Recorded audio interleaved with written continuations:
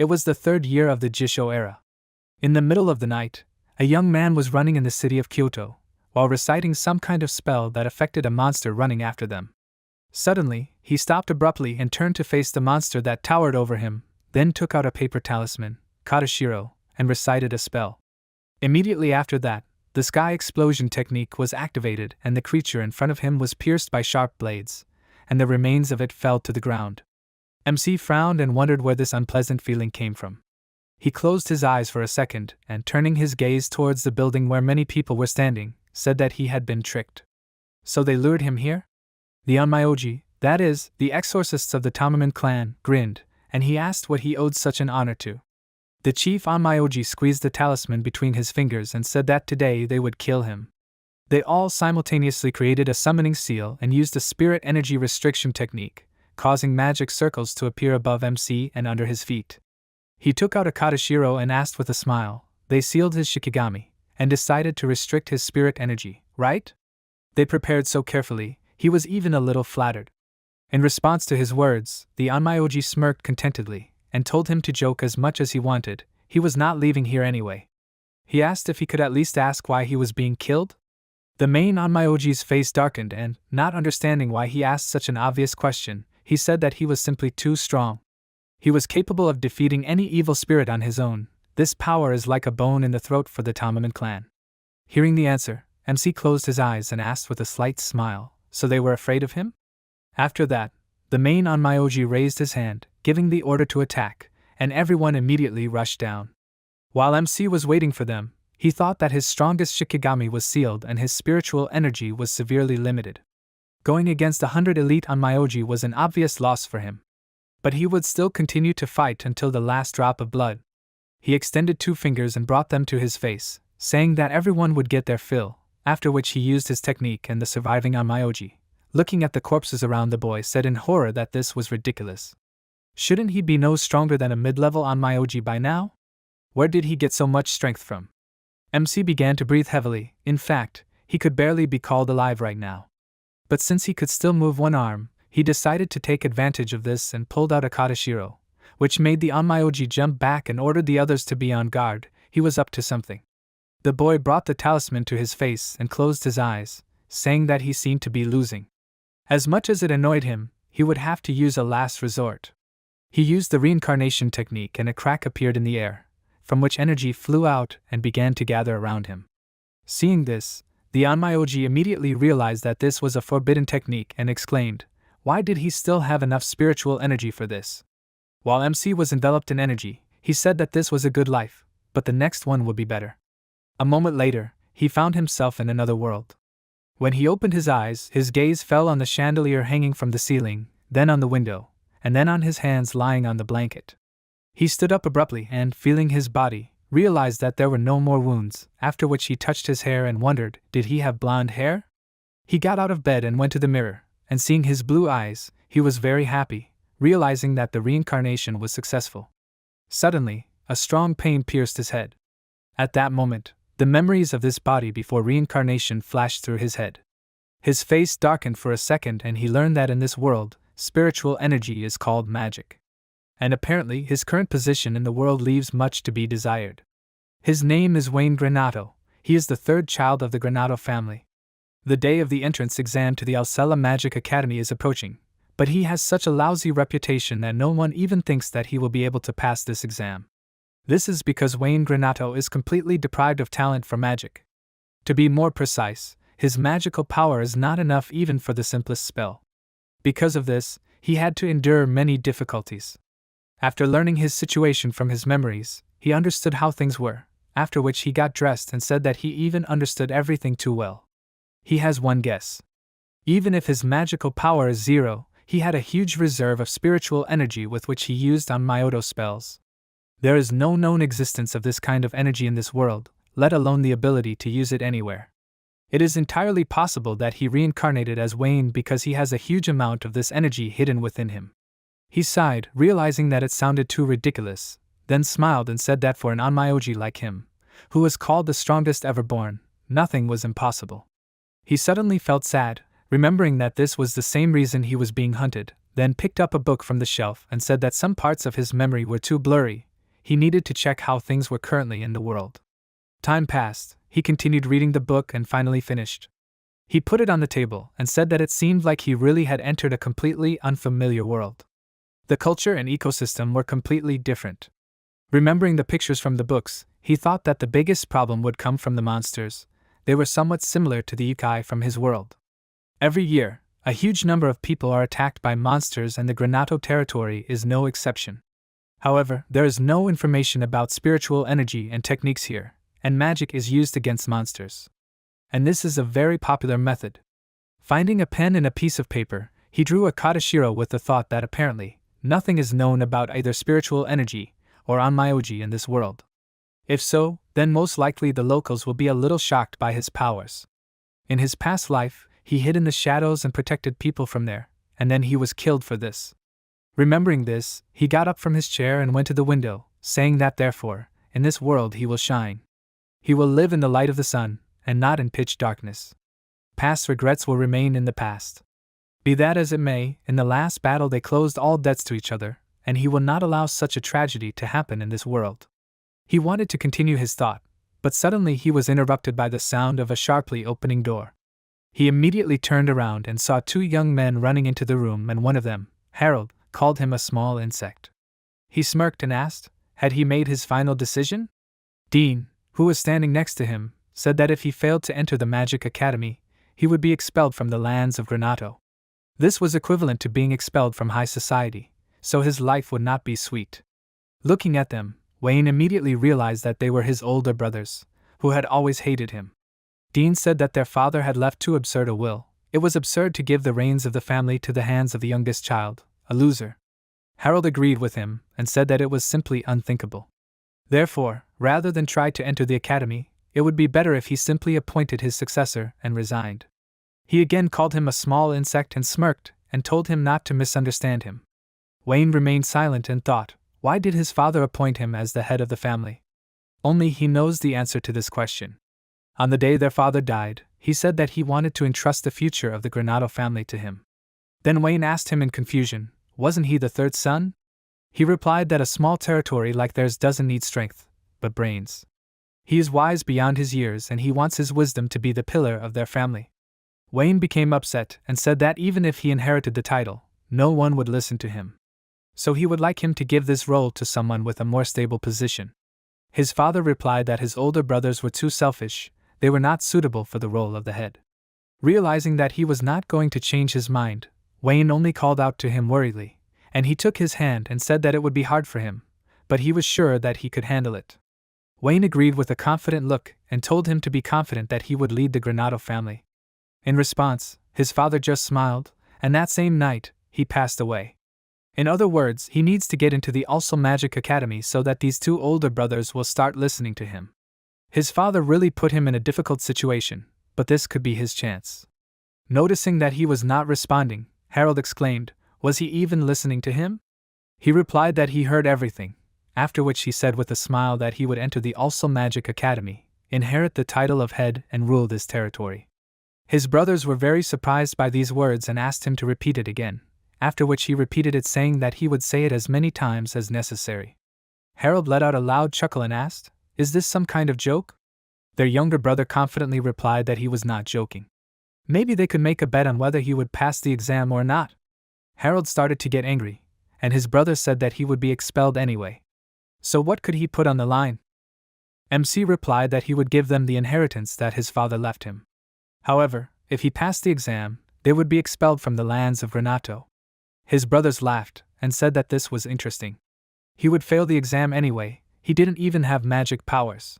Harold called his younger brother an idiot and asked if he decided to dig his own grave.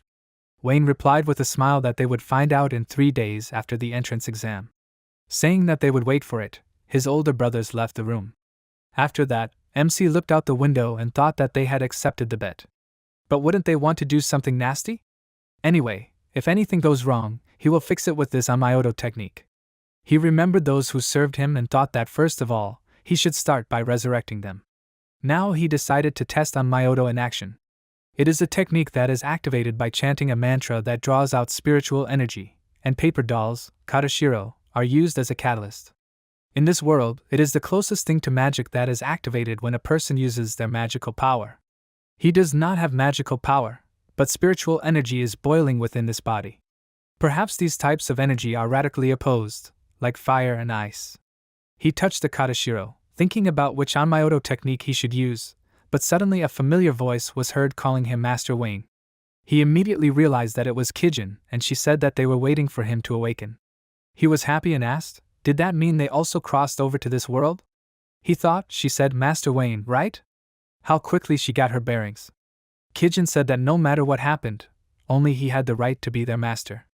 Besides her, the other 12 divine Shikigami generals were also safe and sound. MC sat on the chair and asked with a smile, so that's why she decided to talk to him on their behalf? She confirmed his words and he said that he was glad that even after reincarnation, she would serve him. She replied that it was her honor, and he said that there was no better reason to try on Myoto. He threw the Katashiro into the air, then brought it to his face and summoned the 12 divine generals. A glow appeared under his feet, and bright streams of energy appeared around him. The 12 divine Shikigami generals are a rank considered the highest Shikigami. In other words, these are his strongest services. All the Shikigami appeared in the room and stood around him, and he looked at them thoughtfully, and said that it seemed that the Anmyoto technique worked so well in this world that he could easily summon them. Suddenly, most of them evaporated and only 3 remained. Seeing this, Wayne sighed with a smile and said that he understood everything. This means that this body is not yet able to release enough spiritual energy to support 12 Shikigami at a time. Of the remaining ones, there are Kijin, Suzaku, and Dain. All 3 knelt before him, and Kijin, smilingly calling him master, said that a lot of time had passed since their last meeting. Suzaku, the Scarlet Sparrow, turned to the master with a smile and said that his awakening was an incredible happiness. Dain, the Great Mystery, said that he had become even more charming, he radiates the spirit of youth. Kijin immediately called her out sternly, saying that it was rude, and she replied that she was just making a compliment. MC sighed with a smile, saying that he was glad that they had not changed at all. After that, the Shikigami stood up from their knees and Kijin looked at them, asking why exactly they had kept their form. Suzaku confidently answered that it was obvious, among the 12 divine generals, they were chosen to serve. Dain threw up her hands and laughed loudly, saying that they were the chosen 3. MC said that it was an accident. His spiritual energy was still increasing. When that happens, he will be able to maintain the forms of all the Shikigami as much as his heart desires. Until then he will have to be patient. Kijin bowed her head and asked him to accept their gratitude. The other Shikigami were also happy to hear it. By the way, it seems that the exam that will allow him to become the head of the house will be held very soon. Wayne confirmed her words and, taking a book from the shelf, said that they will start with this. Dain said that these stupid brothers of his irritate her so much that she wants to quickly look at their defeated faces. Suzaku agreed with her and added that he really wanted to tell them to go to hell. MC said that all this would come back to haunt them soon. After all, he only needed a passing grade to enter the Magic Academy. Dain happily threw her hands up again and exclaimed that he was so cool, and Suzaku added that this was expected of their master. Looking at them, Kijin laughed and said that they hadn't been summoned together for a long time. Everyone was tipsy. Her face became serious and she turned to the master, asking if he was sure that these brothers would accept defeat so calmly and agree to exile without any resistance. He replied that they would never have dreamed in their worst nightmares that he would pass the exam. Most likely, they would make a scandal, but that is not important now. What is important is that after enrolling in the academy, he must get rid of the image of a loser who is unable to use magic as soon as possible.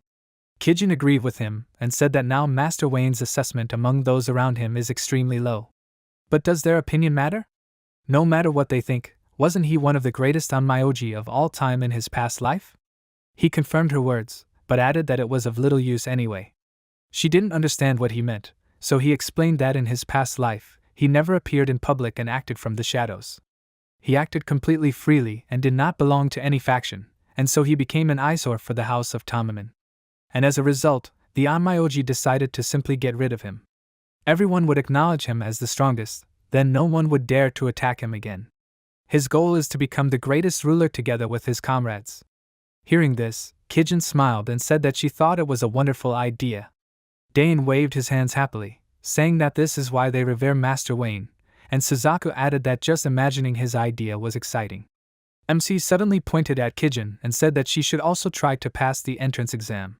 She didn't understand why, and he explained that he would feel better if at least one Shikigami helped him. With her help, he wanted to take first place. Dayan was upset and said that it was unfair to ask only her for such a thing. He patted her head and said that among the 12 divine generals, she was the smartest. Let her accept it. She puffed out her cheeks in response, and Kijin laughed and said that she understood everything, she would be happy to help him.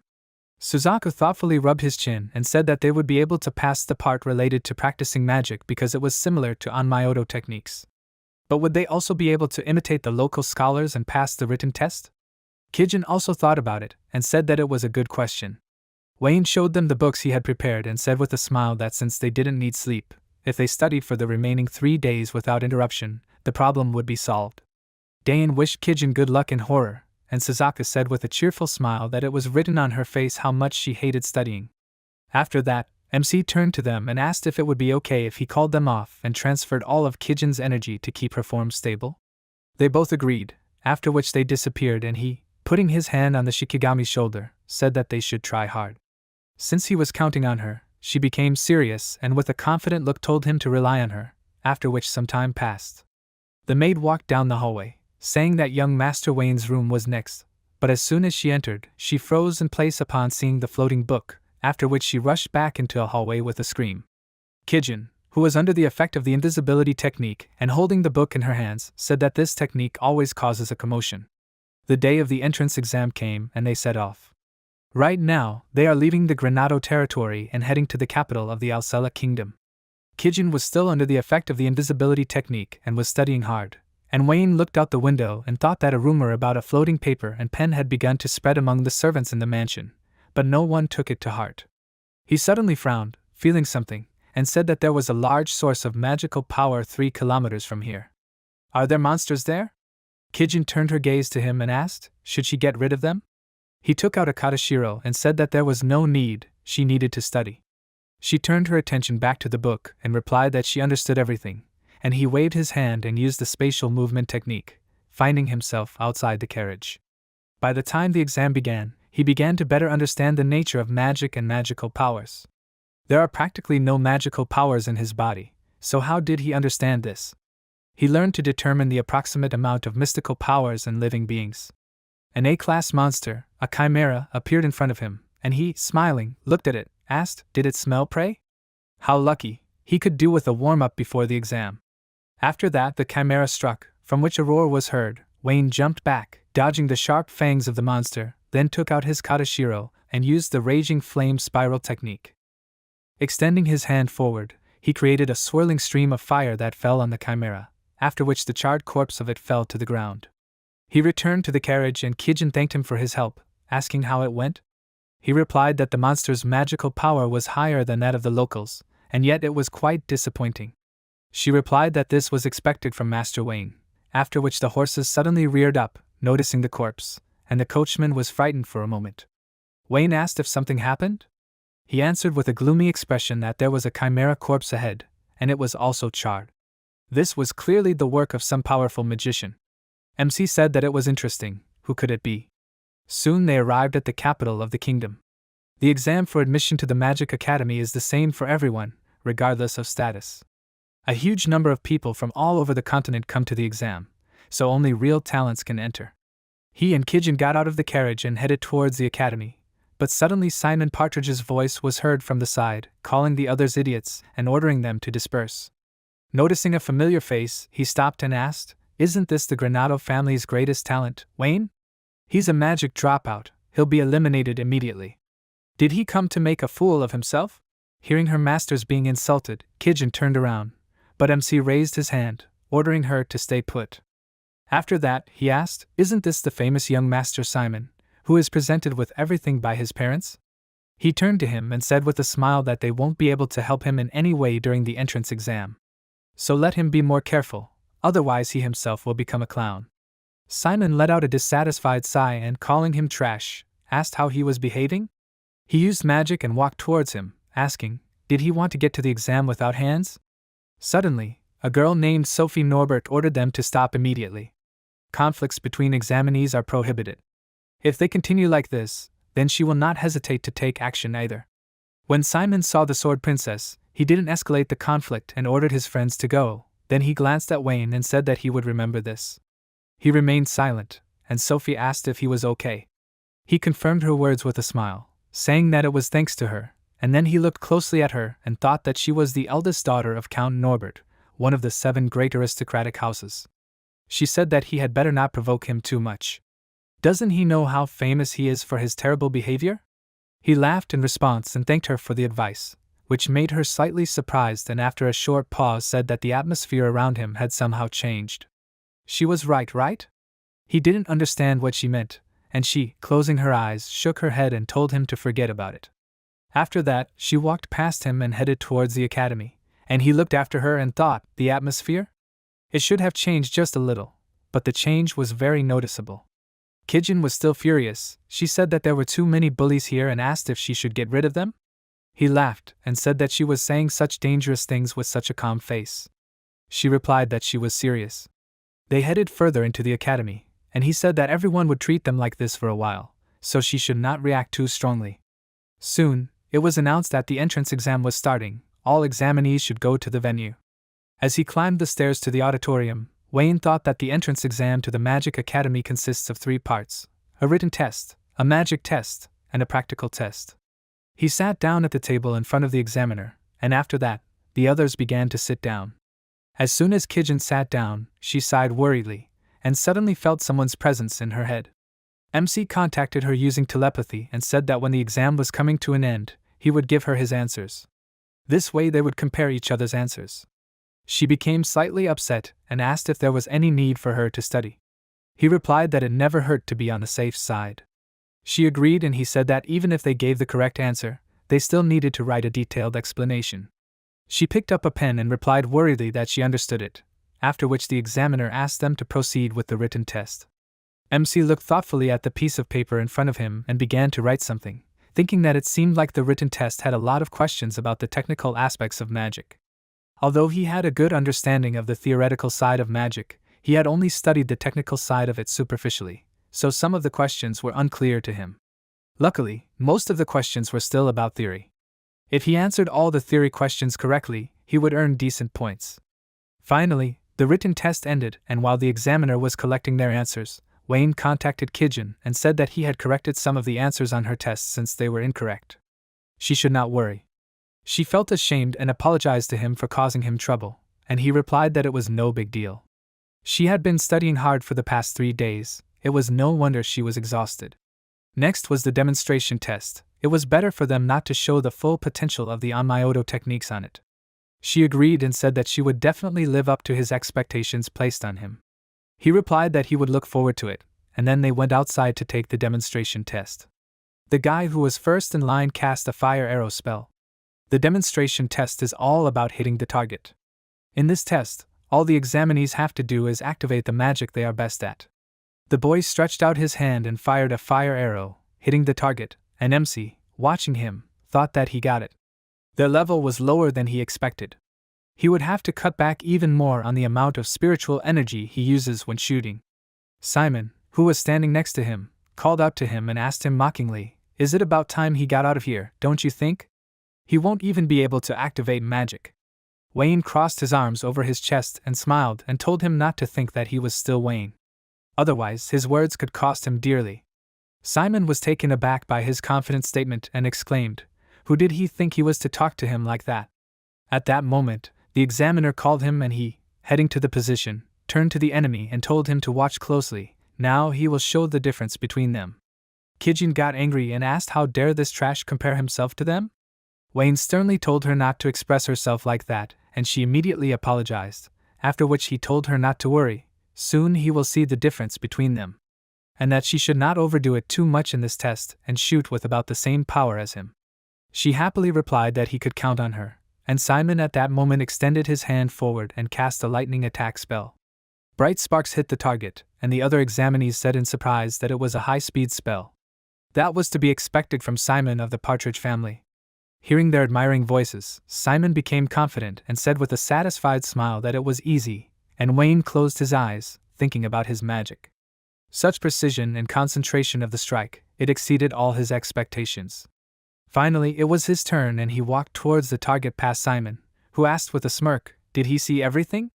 That's the difference between them. MC remained silent and took a position, then put his hand in his pocket and touched the Katashiro with the thought that unlike magic, Onmyoto techniques cannot be used without a Katashiro, so he hit it safely in advance. The shot should be a little stronger than Simon's shot, and it wouldn't hurt to imitate the pronunciation of a speed spell. He extended his hand forward and cast a fireball spell, after which a flash of fire flew forward, turning blue, and a second later hit the target, smashing it to pieces. Wayne realized that he had overdone it, and the other examinees were very surprised by his magical power and did not even understand what happened. MC meanwhile touched his face in annoyance and thought that he had slightly lost control of his spiritual energy. It was still difficult for him to fully control this body. Simon pointed his finger at him and exclaimed that he was a cheater. He did not have an ounce of magical power, so he could not have pulled off such a powerful spell. The others began to whisper and one of them asked, "This is the same Wayne Granato who has no magical power, right? How did he pull off such a spell? So Simon is right?" The examiner raised his hand, ordering everyone to remain silent, and then said that the Academy will conduct an investigation based on the records of all the tests and find all the cases of cheating, but this will only happen after the exams are over. After that, he called Kijin and MC thought that now they should leave him alone.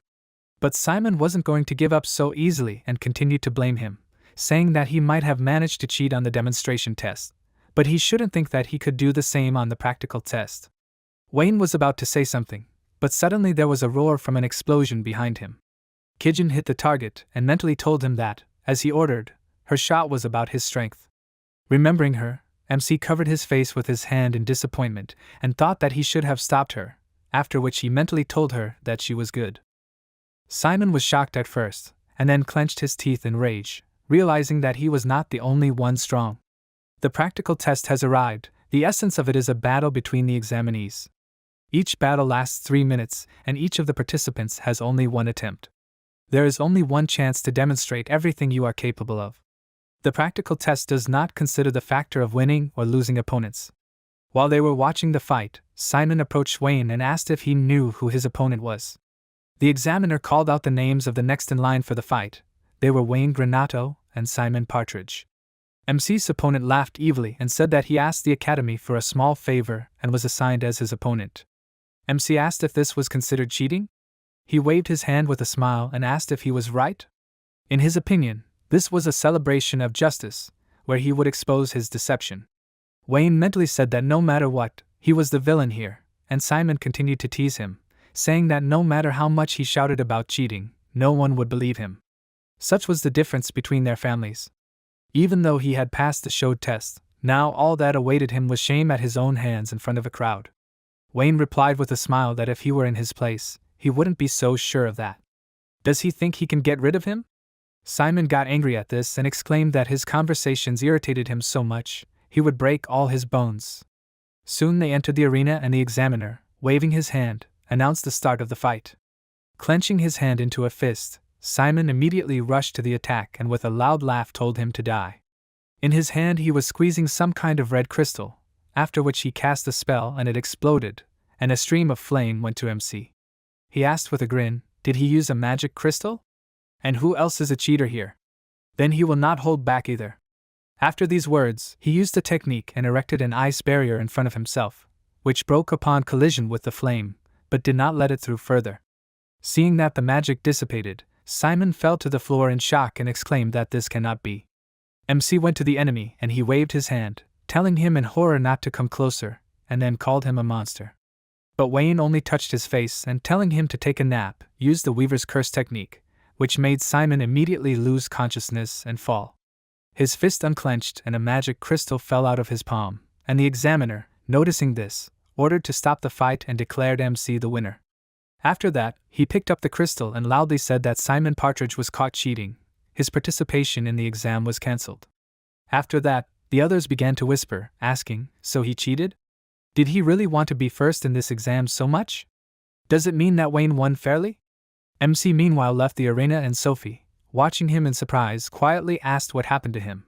Noticing the approaching master, Kijin was glad and said that he performed well. This rude man was able to feel the difference between them on himself. He agreed with a smile and told her to act the same way as in the last test. She needs to focus on his level when using techniques. It will be better if her attacks are a little weaker. She said with sparkling eyes of admiration that she understood everything. He can count on her. MC smiled wryly and her words began to torment him with vague doubts. As soon as the fight began, she created such a powerful explosion that her opponent was thrown into the air, and as soon as everything died down, she was immediately declared the winner. The rest were very surprised, and Wayne again covered his face with his hand, because he assumed that this is how it would happen. At this point, the entrance exam came to an end and the results of all the examinees were brought to the director's office. He was especially interested in Wayne and said that he was able to conjure an unknown spell and at the same time did not have an ounce of magical powers. And there is no evidence of cheating on his part, on the contrary, he figured out another cheater. He laughed and said that he is such an interesting specimen. He stroked his beard and decided that he needed to talk to him in person. 3 days after the exam, Wayne was back at the academy. Walking down the hallway, he wondered why he was the only one invited to a private conversation. Even Kijin hadn't received such an invitation. He knocked on the door and an old man's voice came from the office, allowing him to enter. MC went inside, apologizing for disturbing him, and the headmaster of the academy said that he must be Wayne. He smiled and said that his name was Rollo Vistav. Hearing this name, MC was surprised, because in front of him sat the strongest mage of the Alcela kingdom. He is the creator of more than 100 spells and is known as the father of modern magic. The strongest and greatest mage, I think that's what they call him. If he didn't know this, he would have taken him for a good-natured old man. Rollo waved his hand, pouring him tea, and apologized for making him travel so far. But he was eager to learn more about his magic. MC became nervous and thought that these were Onmyoto techniques. What should he do? Rollo said that he thought that it wasn't magic at all. Hearing this, MC realized that this old man was not so simple. Apparently he had no chance to hide his Onmyoto techniques from the eyes of the great wizard of the kingdom. He rubbed his chin with a grin and thought that he didn't plan to hide it. This was the right moment. He sighed, telling the wizard that he was right. He couldn't use magic because he didn't have the strength to do so. Instead, he used Onmyoto techniques. Rollo thoughtfully stroked his beard and said that he had never heard of such a thing. He replied that he had never heard of it because it was his personal invention. The old man became interested and asked a personal invention at such a young age. Leaning on his staff, he got up from the couch, deciding to get straight to the point. After that, a magic circle appeared under their feet. The old man used a teleportation spell and they were transported to the arena, which surprised Wayne and asked, "Spatial transfer of 2 people at a time even without saying the spell out loud?" Rollo laughed and said that it was very simple. The magic that he showed in the practical test, or rather the Onmyoto techniques, could he show it to him? Wayne shrugged, easily agreeing to this, and the old man said with a smile that whether he would enter the Magic Academy or not would depend on what he showed him. MC thought that it seemed like the 4th entrance test had just been imposed on him. Although he was considered the strongest mage in the kingdom, he was already an old man. He would try not to hurt him using Onmyoto techniques. With this thought, he took a Katashiro out of his pocket, but suddenly 3 burning stones unexpectedly flew towards him. He quickly reacted and blocked the attack with the small shields, and Rollo asked, "Did he put up a barrier?" MC turned his gaze to him and asked indignantly, "Why is he attacking so suddenly?" He stroked his beard and replied that he was too relaxed, so he decided to cheer him up a little.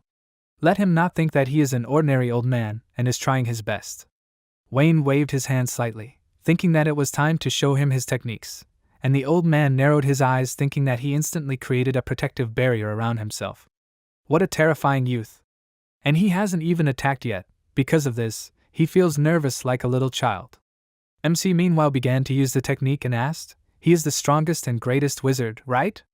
These words distracted the old man from his thoughts, and his small opponent, covering the air around him with sparks, said that now he understands that he has this title for a reason. He will show him how serious he is. His eyes sparkled and he, using the absolute phantom flame technique, waved his hand, squeezing Katashiro between his fingers. Immediately after that, he waved towards the old man, sending a fireball at him, which even surprised him for a moment. The fireball collided with the arena stands and an explosion occurred.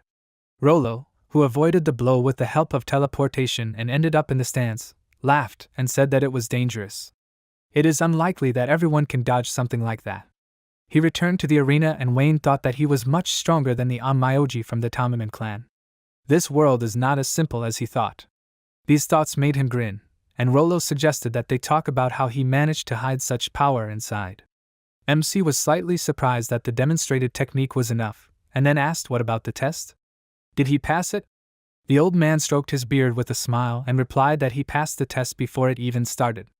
Wayne didn't understand what he meant, and Rollo said that the exam he took 3 days ago was passed successfully.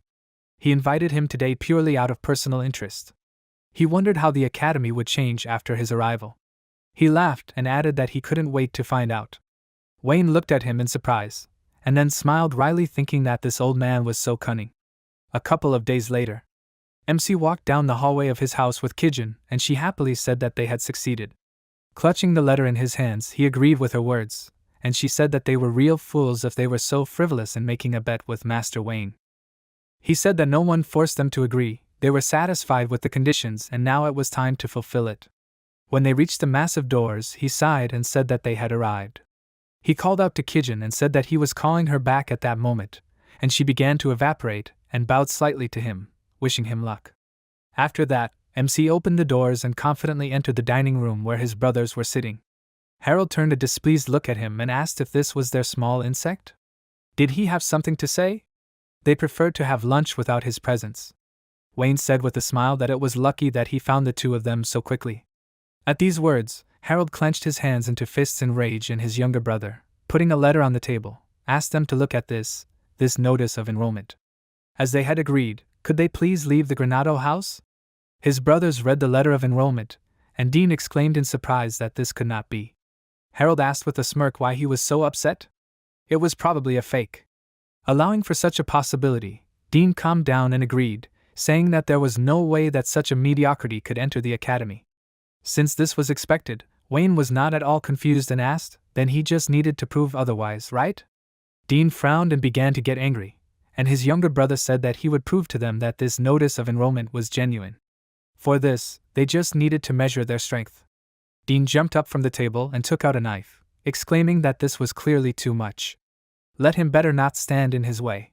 But when the blade was in Wayne's face, he easily stopped it with 2 fingers, which surprised his brother, and said that he could not move it. MC moved the knife aside and smiled, telling Dean that he should stop standing aside. This made his brother angry, and he, casting a spell and enveloping his hand in flames, told him not to overestimate himself. He cast a fire spell, sending streams of fire at MC, and the flames lit up the entire dining room. Harold fell to the floor, and seeing the flames raging where his little brother was standing, he laughed loudly and said that this would be his lesson. Dean grinned contentedly. But contrary to their expectations, their little brother stood in place safe and sound. They were very surprised and confused by this, and then Wayne threw a knife in their direction, and it cut off a strand of Dean's hair and stuck into the wall. After that, he smiled and said that this should have been enough for them. He passed the entrance exam, which means that he is now the head of the house. He officially expels his older brothers from the Granada house, so he asks them to pack all their things and leave the house tomorrow. After these words, he left the dining room, and Harold turned to his brother in shock and asked what they should do now. They only just managed to get rid of that annoying father. The substitution of the drugs alone cost them something. Dean called out to him with displeasure, telling him to think about where and what he was saying, and he excitedly admitted his guilt in response. After that, Dean gritted his teeth and said that since things had come to this, they could only play their trump card. Time passed and they went to some tavern, handing over a bag with 10 platinum coins to a hired killer.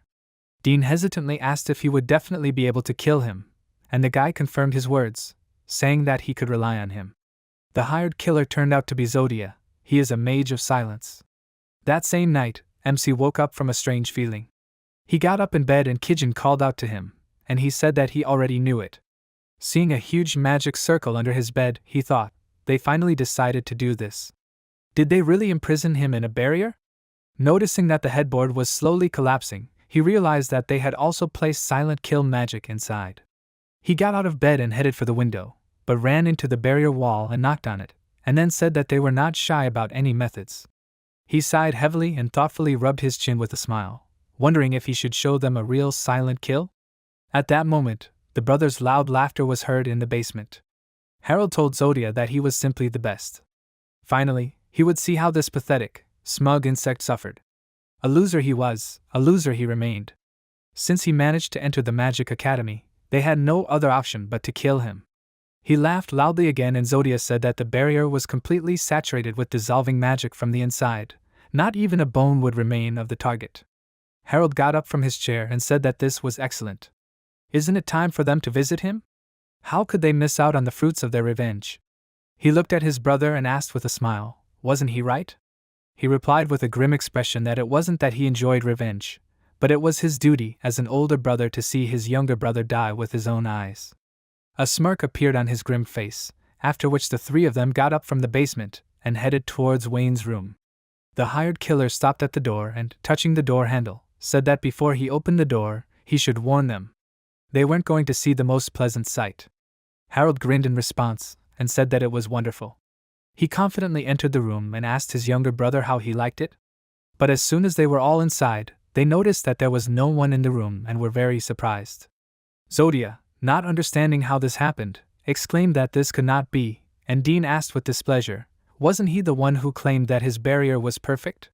He excitedly confirmed his words and said that this type of barrier was created from 2 magic circles installed in different parts of the mansion. Because of this, it is impossible to get out of the barrier. Harold turned to him in rage and exclaimed, then why is he not here? Suddenly, their younger brother's voice was heard behind them, saying that he was here. They immediately turned around and Dean called out to him in surprise, and he said that now he should clarify the situation a little. Immediately after activating the silent killing barrier, he got out of it and found them. This surprised his brothers and began to wonder how he did it, and at this time he said with a smirk that they did not even make sure the target was dead or not, but already almost had a feast and made a lot of noise. Zodia frowned and asked what he meant.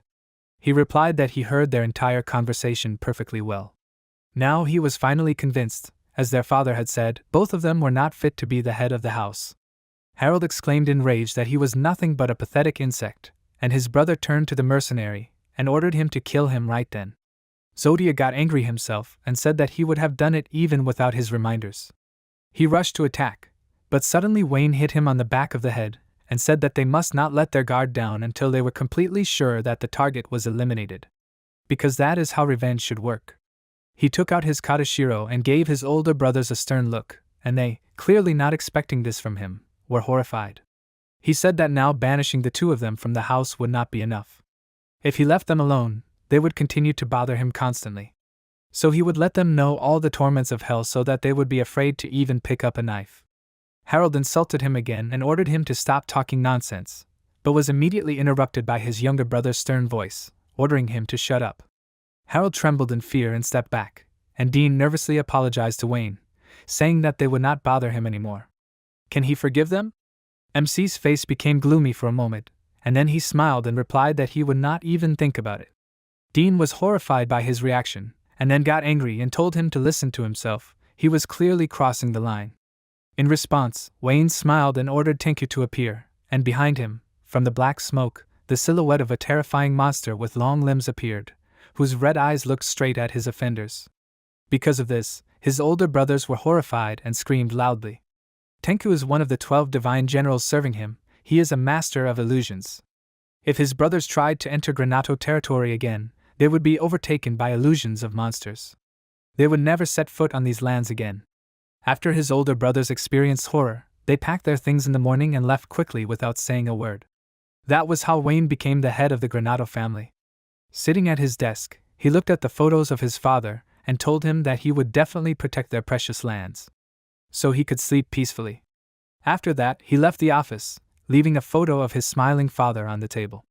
Soon, the new students of the Magic Academy arrived for their first classes. All the first-year students gathered in the cafeteria to greet their representative. The man asked Wayne to go on stage, and he thought that he himself would never take first place in the exam. Did someone really try? He immediately remembered that cunning old man, and then headed to the stage and clenched his hand into a fist, confidently thinking that the most important thing for him was not to repeat the mistakes of his past life. So he'll just take this chance. When he got up on stage, he saw the other kids below and heard them start whispering, asking, "Is this the loser?" It didn't bother him at all, and he put his hand on his chest and decided to express everyone's gratitude for this magnificent entrance ceremony with a smile. Now he'd like to move on to an absurd topic. Since he doesn't have magical powers, he's unable to use magic, however, instead he's able to use what's called Onmyoto, which is similar in nature to magic. The other students and teachers at the academy were surprised, and Kijin thought that from now on everyone would have to reevaluate Master Wayne. MC meanwhile said that Onmyoto requires spiritual energy to use instead of magical powers, which he luckily has. And being an Onmyoji, he can confidently say that he's superior to any of the magicians present. The first years started to get angry at his self-confident words, and he continued by saying that they would be able to fully verify this during their time together at the academy. His Onmyoto techniques would completely change their worldview. He gave them a final bow and apologized for his speech being so smug. He hoped they would have a great time together. The first years were clearly dissatisfied with his speech, but Kijin was very happy and thought that she expected nothing less from him. The director of the academy, who was watching the ceremony at that time, said with a smile that he really did it. One of the teachers asked if he liked the performance so much. He replied that it was not bad. In this academy, ability is everything, and Wayne has every right to express himself like that. The teacher began to doubt, and asked if this was really true. It was time for their first classes. The first years took their seats in the classroom and had already split into groups, but Wayne was left alone. He noticed that they were blatantly ignoring him, but it didn't upset him at all, and he thought that it was part of his plan. Sophie came up to him and said that his speech earlier was quite provocative. He asked if she didn't think it was good. She asked him blankly, was he serious? His statements only provoked anger among the students, didn't they?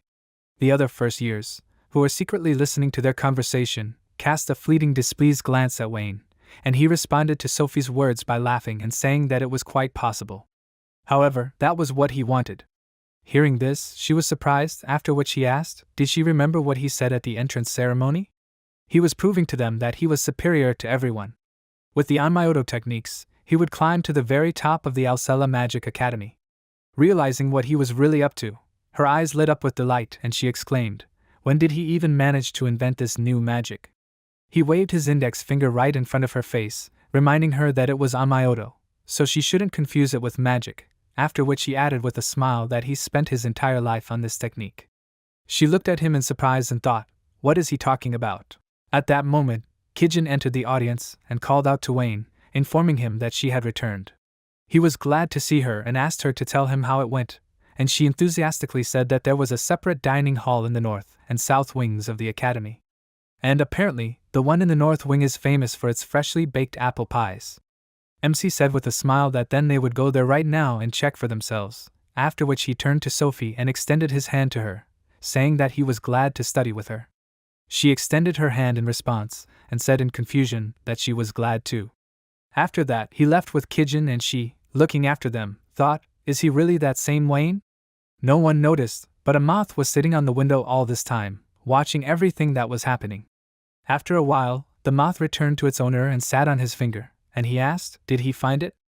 As expected, the students of the academy will make excellent genetic material. He ran his hand over Sophie's photo attached to the wall and asked his little assistant, does he feel that she has the potential to awaken?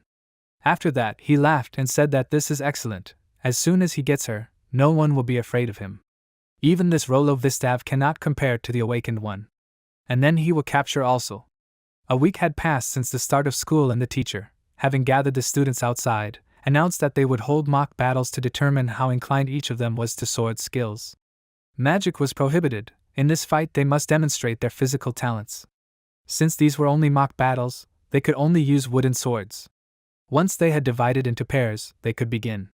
He clapped his hands, giving a sign to act, and one of the students approached Sophie and shyly asked if she could be her sparring partner. She answered with a smile that she would be happy to fight her, and MC, hearing this, clearly became interested in the upcoming fight. Kijin called out to him and asked if he wanted to team up with her. He turned to her and replied that he had planned to do so, after which she suggested that he start quickly, but he raised his hand and said to wait a little. First he wanted to watch Sophie's fight. He turned his attention back to Sophie, and Kijin, upon hearing this, became slightly upset and said that she understood everything. After this, the fight began. Sophie lunged forward, forcing her opponent to step back, after which she delivered a quick blow, knocking the weapon out of the girl's hands, which made her flustered and confused, and then fell to the ground.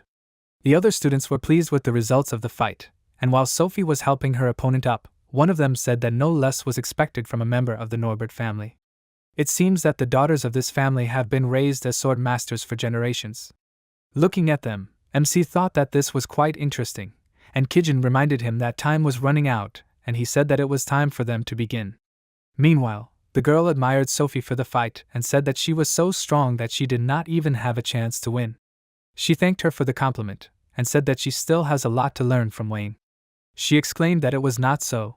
It was not for nothing that she was called the Princess of the Sword. Even though Wayne got first place in the exam, but if it was a test of fencing skills, she would have taken first place. Sophie thanked her, and then suddenly heard the sound of a blow and turned her gaze to the side, seeing how Kijin and Wayne entered into battle.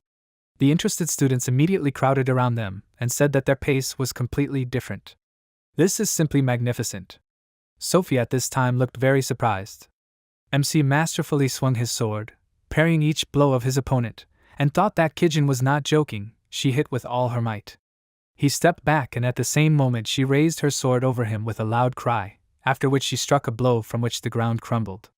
But MC was already behind her. He brought the wooden blade to her neck and said that they would end the sparring at this point, after which he smiled and lowered the sword. She turned to him with a smile and said that she knew it, she had no chance against him. She stood up and he said that she was a natural-born actress. She asked, did he notice everything, right? He put his hand on her shoulder and replied that he noticed only at the very last moment. Next time she should not try to single him out for the crowd, let him fight seriously. She replied that she would take this into account, after which Sophie called out to Wayne and asked if he would mind fighting her. He replied that in fact, he really wanted to spar with her too. They stood opposite each other and decided to fight to the last, and one of the students said that he was interested in who of them would win. At this moment Sophie, like in the first sparring, decided to attack first. She lunged forward and their wooden blades clashed, after which she pursed her lips and thought that he really wasn't that Wayne. His fighting technique wasn't like any of the ones taught in the fencing schools of also. It was a completely unknown technique. It was also an onmyoto that no one knew anything about. She just couldn't understand him, but that was why she wanted her sword to help her get to know him a little better. Watching her movements closely, MC realized that the magical power in her body was slightly unevenly distributed. At this rate, she wouldn't run out of steam for a long time. He smiled and wondered if he should try this then. Just when Sophie decided to attack him again, lunging forward, he dodged a blow and pulled out his katashiro, then used the earth tremor technique, causing the ground beneath Sophie's feet to rise high along with her. Seeing the magic in action, someone exclaimed that this was forbidden during sparring, but Sophie exclaimed that this was an onmyoto technique. She looked down nervously at her opponent, and he confirmed her words, saying that no one had forbidden the use of onmyoto. The ground beneath her feet trembled again, and she thought, why so suddenly? Does he want to win at any cost? Suddenly, Wayne was behind her and raised his sword above his head, asking what she was going to do now. Feeling his presence from behind, she turned around abruptly and blocked his blow, after which she accidentally disarmed him, shouting that he would not live to see this. Seeing how the sword flew out of his hands, she was surprised and he said that it was not bad. He admitted defeat. She looked at him in confusion, and then looked down at the sword that was stuck in the ground nearby and said that it was not so, he could still grab the weapon. He replied that since magic was forbidden, he simply used onmyoto. Doesn't she think that was cheating? He broke the rules, which means he lost. Sophie suddenly felt a change in her body. She looked at her hands and realized that the magic power in her body had stabilized. Was this Wayne's goal from the beginning? He figured out her weaknesses and fixed it. She looked at him with a smile and thanked him, after which he said that he didn't think he did anything worthy of gratitude. After that, he jumped down and approached Kijin, and she thought that from this fight she could only understand one thing about him. She remembered her childhood. That day she cried bitterly, but MC came to her aid and consoled her, giving her a flower crown. He has become much stronger, but he still shows his kindness ineptly. After that, they returned to the classroom. One of the students said that Wayne was bragging about his strength, and in the end he lost so miserably. So what if he used onmyoto and not magic? It was still cheating. He's not that great, is he? Kijin, who was standing next to Wayne, looked at them with displeasure, and he said that everything was under control. Let her calm down. Hearing such conversations, Sophie intervened and said that there was a misunderstanding. He used the onmyoto technique to correct the flow of magic in her body. The girl who fought her recently asked if she was sure she was not mistaken. She confidently answered that it was true. With her fencing skills, he would have easily defeated her without using the technique. She called out to Wayne and asked, "Is she right?" Hearing his name, he turned to her and smiled and replied that she was partially right. He believed that in a real battle, he would not be able to defeat her. But next time he won't give in to her. She smiled at this statement and agreed, saying that she was always ready for a rematch. After that, the atmosphere in the classroom improved and someone asked, "Did he use the technique on Sophie?" Even if she says so, it means it's true, right? Did he also do it during a sparring match? If that's true, then his power is real. Quickly changing their minds, the guys approached him and happily said that he was a great guy. They were wrong about him. They just thought that he was an ordinary braggart. MC laughed awkwardly, not knowing how to react to this, and as soon as the lesson was over, he approached Sophie and said that he owed her. Without her, he would not have become close to his classmates for a long time. She replied that she herself was only happy to help, because if she left everything as it was, he would have been misunderstood. He thoughtfully replied that he understood everything, after which he told her about his desire to discuss this topic with her in a little more detail. If she had time after class, then maybe they could go to his mansion? He would treat her as a token of gratitude. She thanked him with a smile and accepted the invitation. When class was over, they both arrived at the Granado family mansion. They both sat down at a table and Kijin, entering the room with a tray, apologized for the wait, after which she put black tea on the table and MC thanked her. Sophie asked, "So she had been his servant all this time?" He asked in response, "Isn't this a common thing in a magic academy?" She agreed with him, and he decided to move on to the conversation about how he was easily misunderstood. Sophie thought, choosing the right words, after which she said that sometimes he behaves a little smugly. Because of this, classmates try not to cross paths with him once again. He asked thoughtfully, "Was he acting smug?" She asked, "Didn't he realize it himself?" He confirmed her words and said that he had never thought about it from that angle. He thought that maybe that was also one of the reasons why the Tamaman clan wanted to get rid of him. He thought it was completely normal to be confident in himself. Maybe he should act a little more modest if he didn't want to repeat the same mistakes. Sophie excitedly waved her hand and said that if they resolved all the misunderstandings, then people would immediately understand what a good person he was. He replied that it was a problem that needed to be solved in the future. What would he do without her? She offered to help him get closer to the class, and he asked in surprise, was she sure about that? She confirmed his words with a smile, and said that he had already helped her during the ring. Besides, she wanted to get to know him better. He closed his eyes and thanked her, after which they continued drinking tea, and when the evening came, they were forced to say goodbye. Sophie waved her hand at him one last time and left, and he looked after her with the thought that it seemed like she had become his first friend at school. As Sophie walked home, she thought that she had not talked to anyone like that for a long time.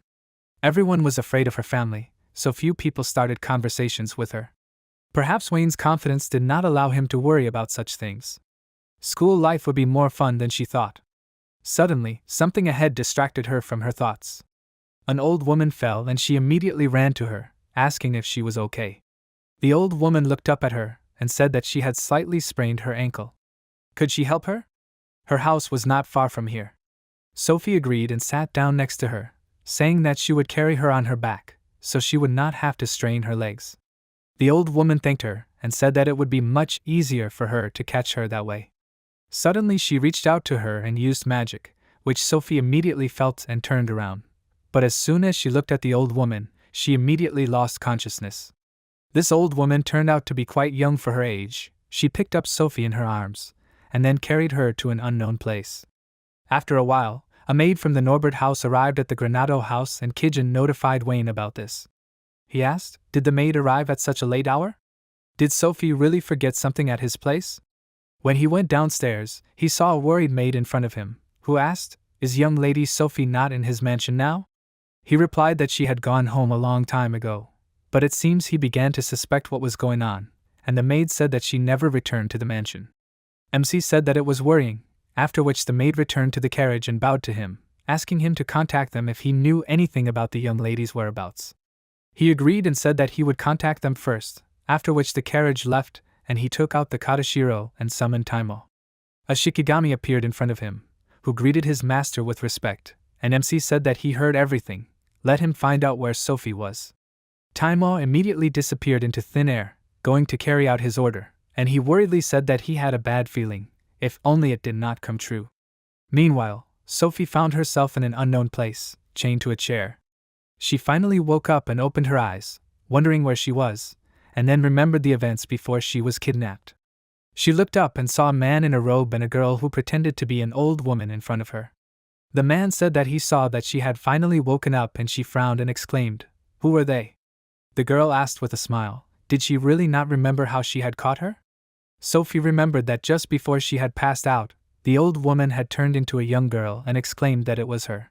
The man walked up to the table, starting to look at some papers, and the girl said that she was glad that she remembered her. Sophie became very angry and, trying to break free from her shackles, asked what they wanted from her. The man asked her not to be rowdy. It would be a shame if she died too quickly due to physical overexertion, wouldn't it? She didn't understand what he meant, and then he pulled the lever on the wall, and the crystal above Sophie activated. It began to forcibly feed magic into her body, and she screamed in pain, exclaiming, "What did he do?" He asked, "Does it hurt?" This is because highly concentrated magical power is being poured into her body. This is a necessary sacrifice if they want to extract her magical factor genes. She asked what this meant. He simply said that she was talking too much in response, after which he came closer and lifted her face by the chin, saying that if she wanted to live a little longer, then she should sit and be silent. After looking at him closely, she realized something and said that they were from Renadiori. Hearing this, the girl was very surprised and thought, how did she know about them? The man walked away, and Sophie said that Renadiori is the name of the organization they belong to. They are a radical opposition force, hostile to them, the aristocrats. She is right? The man smirked and said that he was flattered, which means the 7 great aristocratic houses already know about their existence. Then he will enlighten her about the goals of their organization. They will cleanse the world that the aristocracy created with such difficulty, from rot and a system built on bloodline.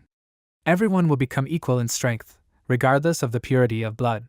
From her magic factor, he is going to create a potion that will enhance magical potential. With this medicine, all the weaklings and losers will receive a bit of justice. In exchange for the potion, they will serve Renadiori forever, and as soon as they displace all the aristocracy in this country, a new world will be born. An exhausted Sophie said that no one would allow such a thing, and he again lowered the lever and exclaimed, how could she, a gifted one, know this? The crystal began to nourish her body with magic again, from which she screamed loudly, and the man said that soon they will begin extracting the magic factor gene. Once they are done, he will let her go. However, she will remain disabled. Meanwhile, Taimol was already here and watched everything from the ventilation. He thought that it would be difficult for him to take Sophie with him right now. He noticed the girl and thought that she could cause them problems. It would be better if he immediately reported everything to Master Wayne. After that, he disappeared and returned to the Granado estate, informing his master that he had found out the location of Miss Sophie. He asked, and where is she? He replied that she is in an abandoned castle to the west of here. MC asked, and why is she there? Taimo explained that Renadiori is using her in their experiments, and MC, starting to worry, asked what her condition is. He replied that she is currently resisting. After that, Wayne got up from his seat and said that they will go there right now, to which the Shikigami bowed, ready to carry out the order, and he left the office and ordered him and Kijin to follow him. After a while, they arrived at their destination and saw a castle standing on the shore.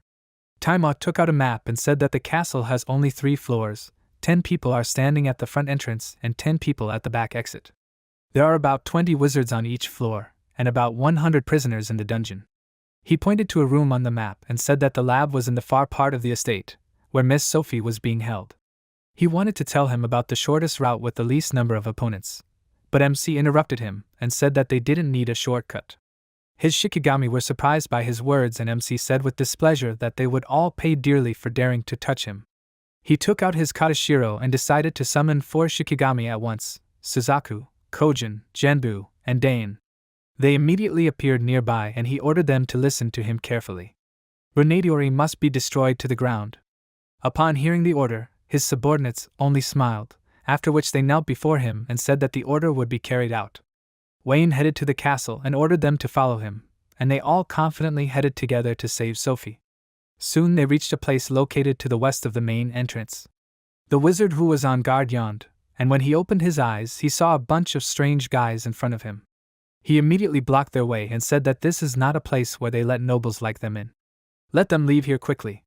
But MC just ignored him and walked past, and the wizard grabbed him by the shoulder and exclaimed, "Is he even listening to him?"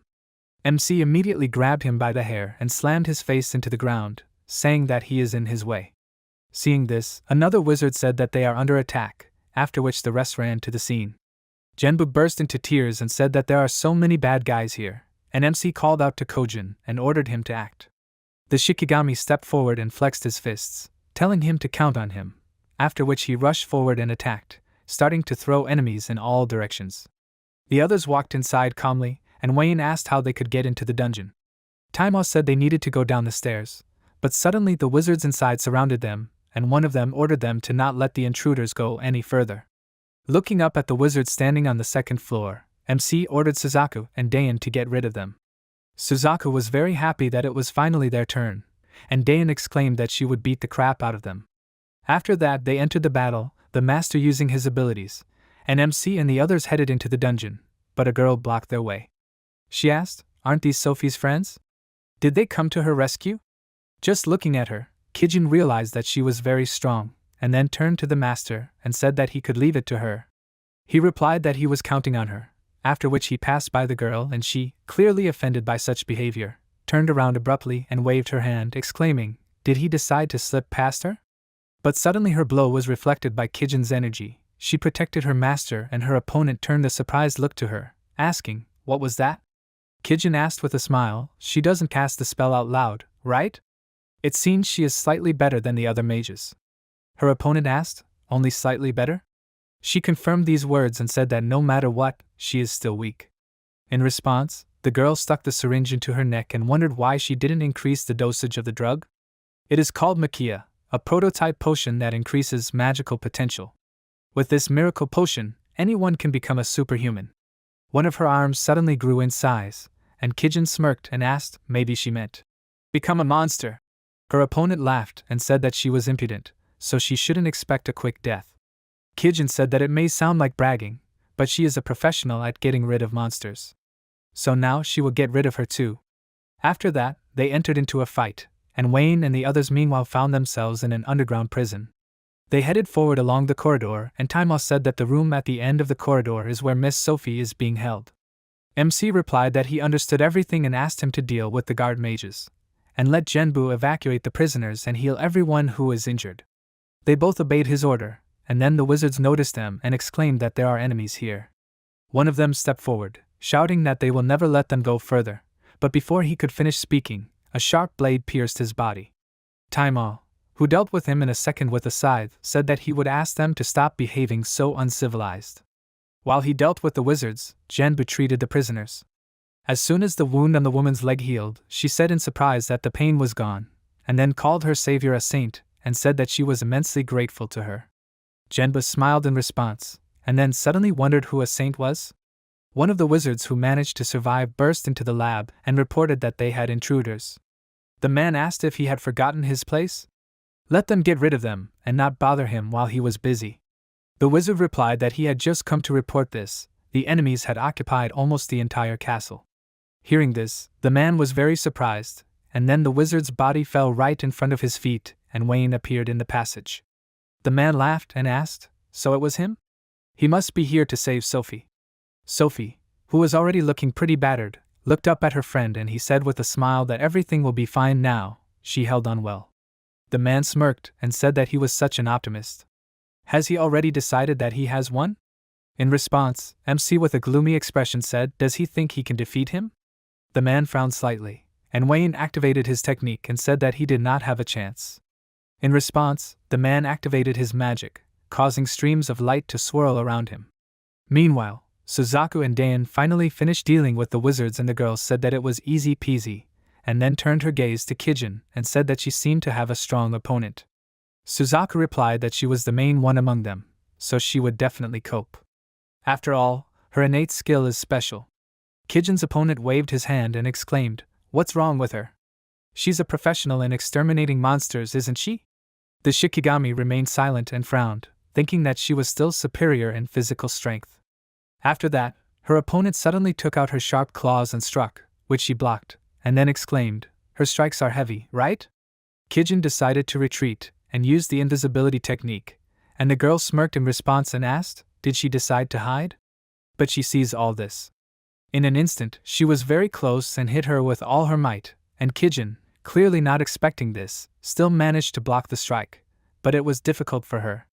Kijin gritted her teeth and increased the distance between them, and the girl asked, who else were they going to save? At this rate, she and her friends will soon go to the grave. She decided to turn around and, seeing a pile of wizard corpses on which Dain was standing, was very surprised and exclaimed, how did they do that? Suzaku turned to Kijin with a smile and asked how long she was going to play around. They had finished with their other half a long time ago. The girl smirked and said that her assistants were thick-headed. First, she would finish off this girl, and then she would deal with them. Suzaku and Dain only laughed at her in response, and said that it was a funny joke. She should realistically assess her strength. She smiled and said that she understood everything, then she would just shove the facts in their faces. After that, she rushed to the attack and mentally told them to just watch her take her victory. She waved her hand with a wide smile on her face, wishing her to die quickly, but she responded by saying that she would die here.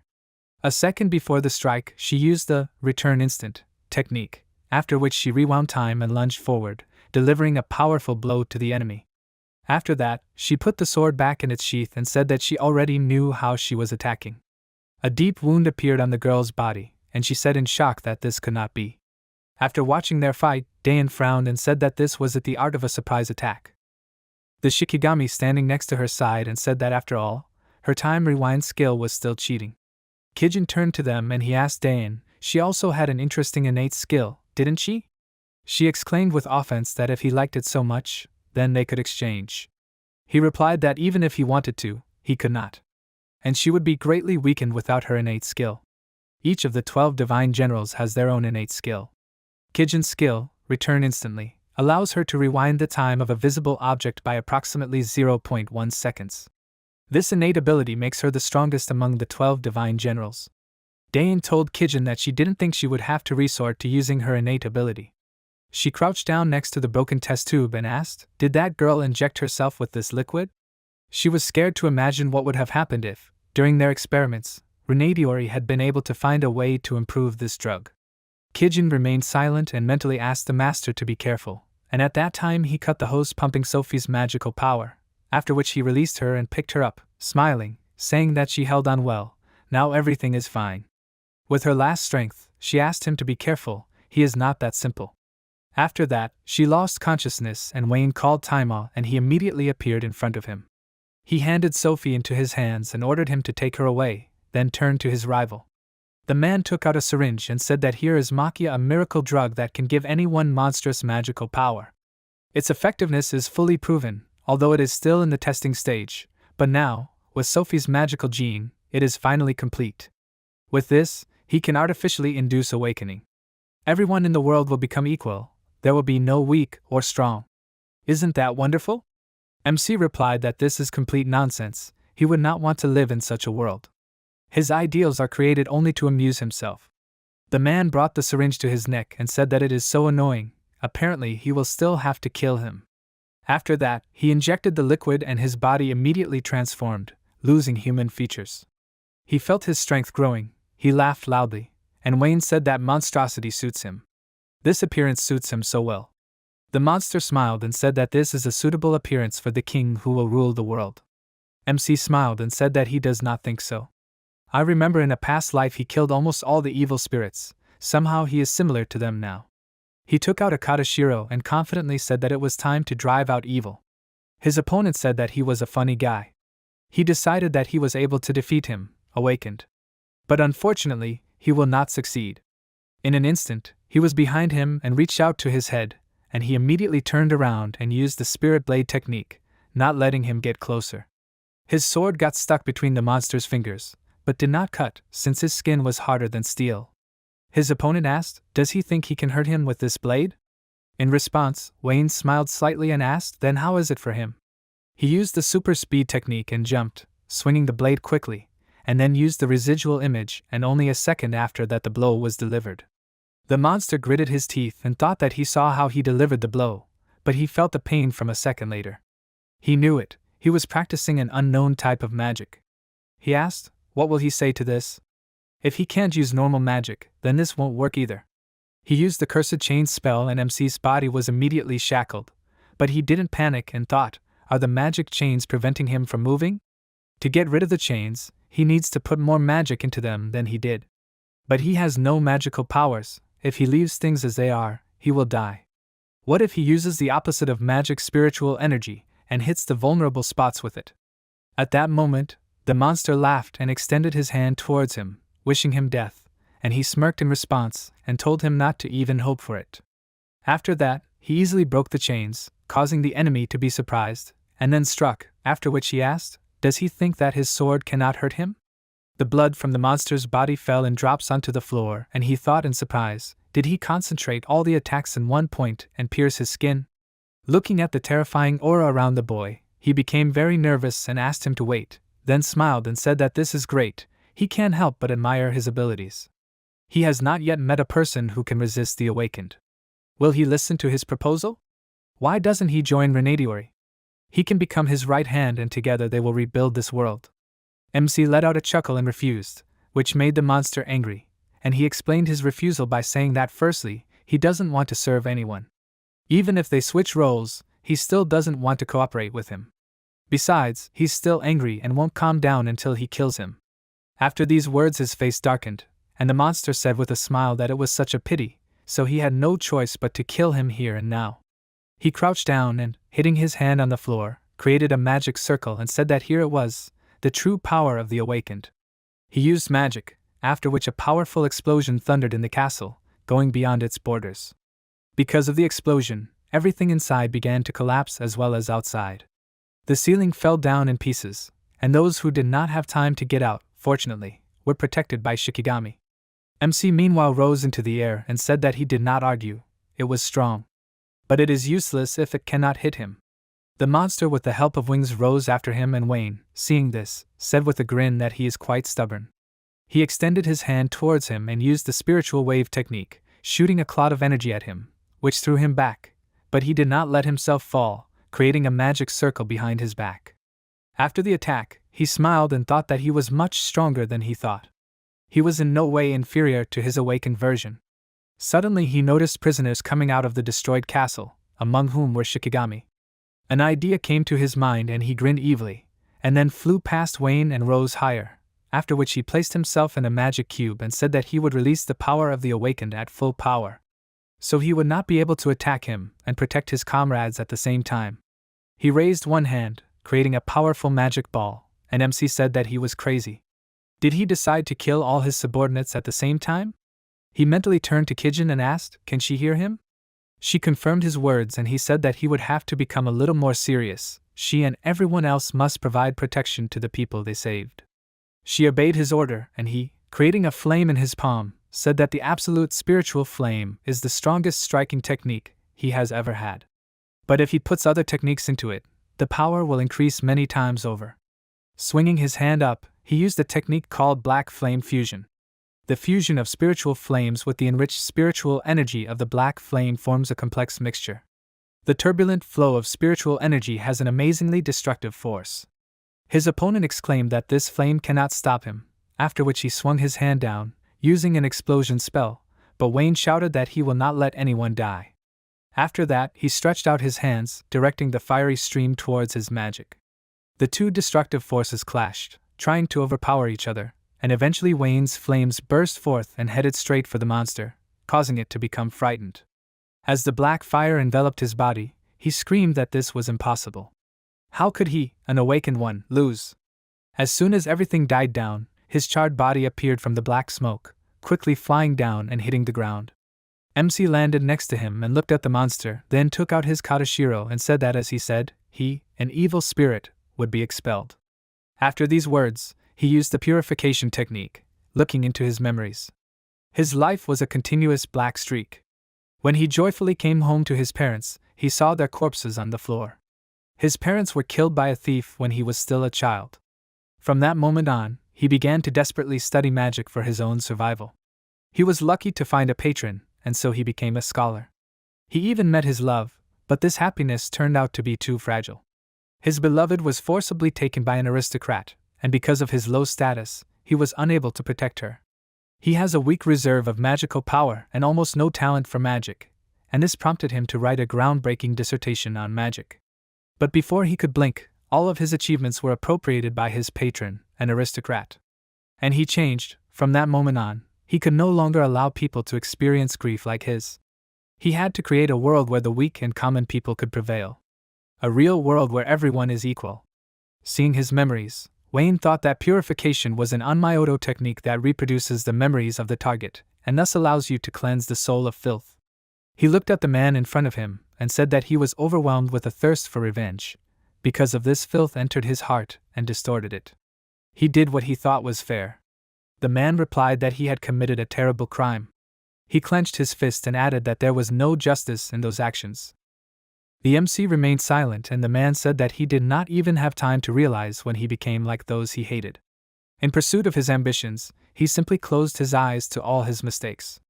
He wished he could atone for his crimes. Now that he was defeated, that was all he could think about. The MC said that based on his past, he could not say that he was a villain to the core. If he wanted to atone for his sins so much, then let him join him. A glimmer of hope appeared in the man's eyes and, looking up at the smiling boy, he asked what he meant. The MC replied that he had the right goal, but he chose the wrong implementation. This time, with the right approach, his dreams could come true.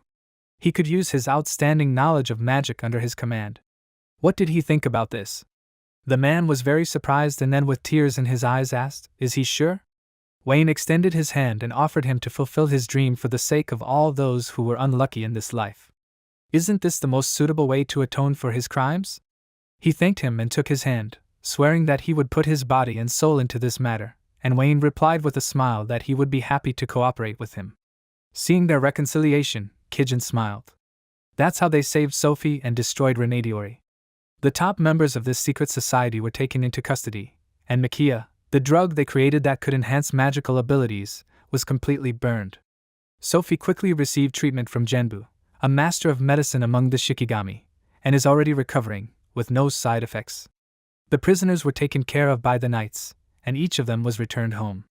When Wayne saw them off, they were very grateful to him. Before, he saved people in secret, so this is all new to him. This incident quickly spread throughout the city and soon made it to the front page of the royal newspaper.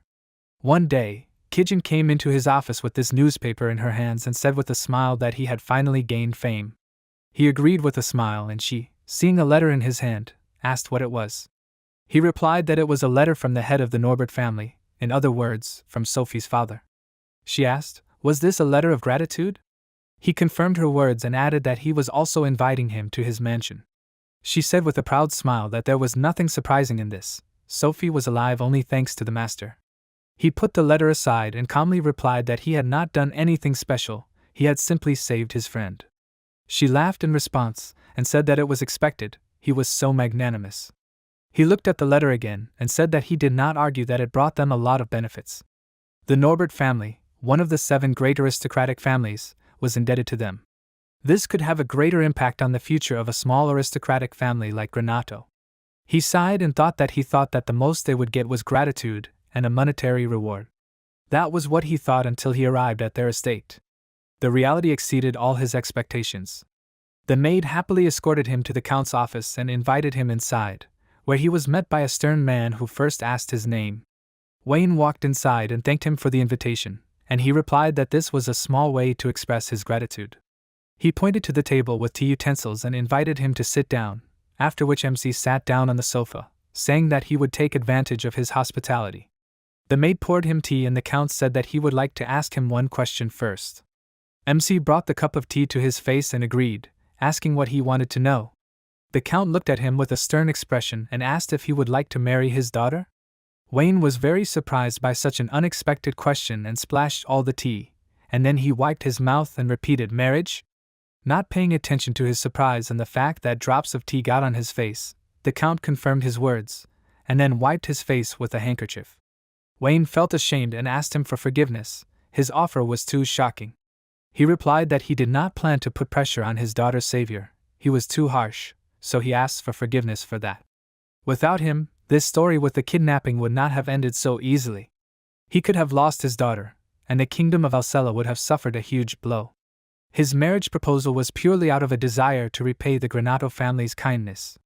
So he asked again, would he like to marry his daughter?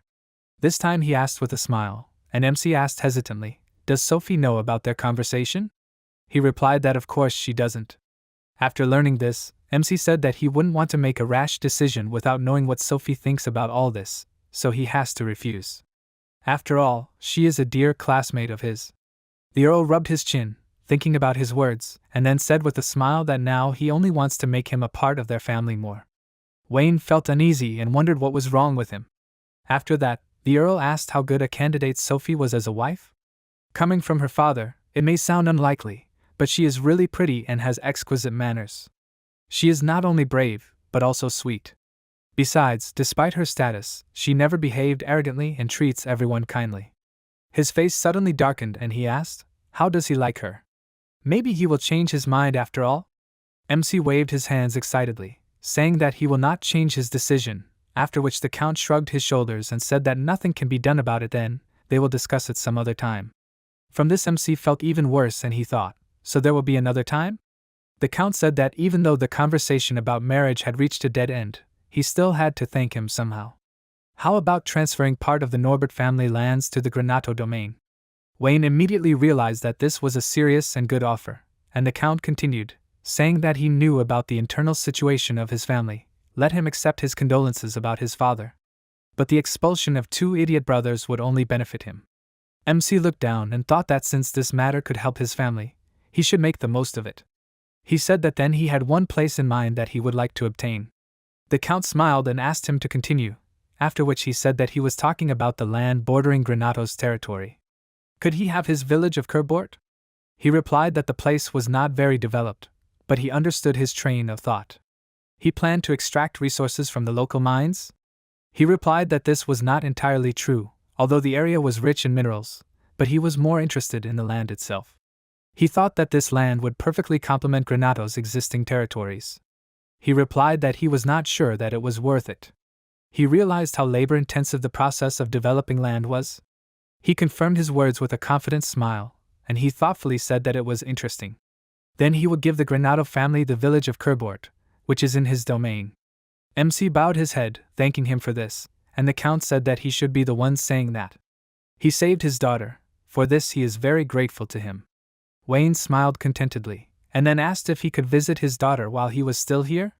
He agreed and, waving his hand to the maid, asked her to accompany him to Sophie's room, after which she asked him to follow him, and they left the office.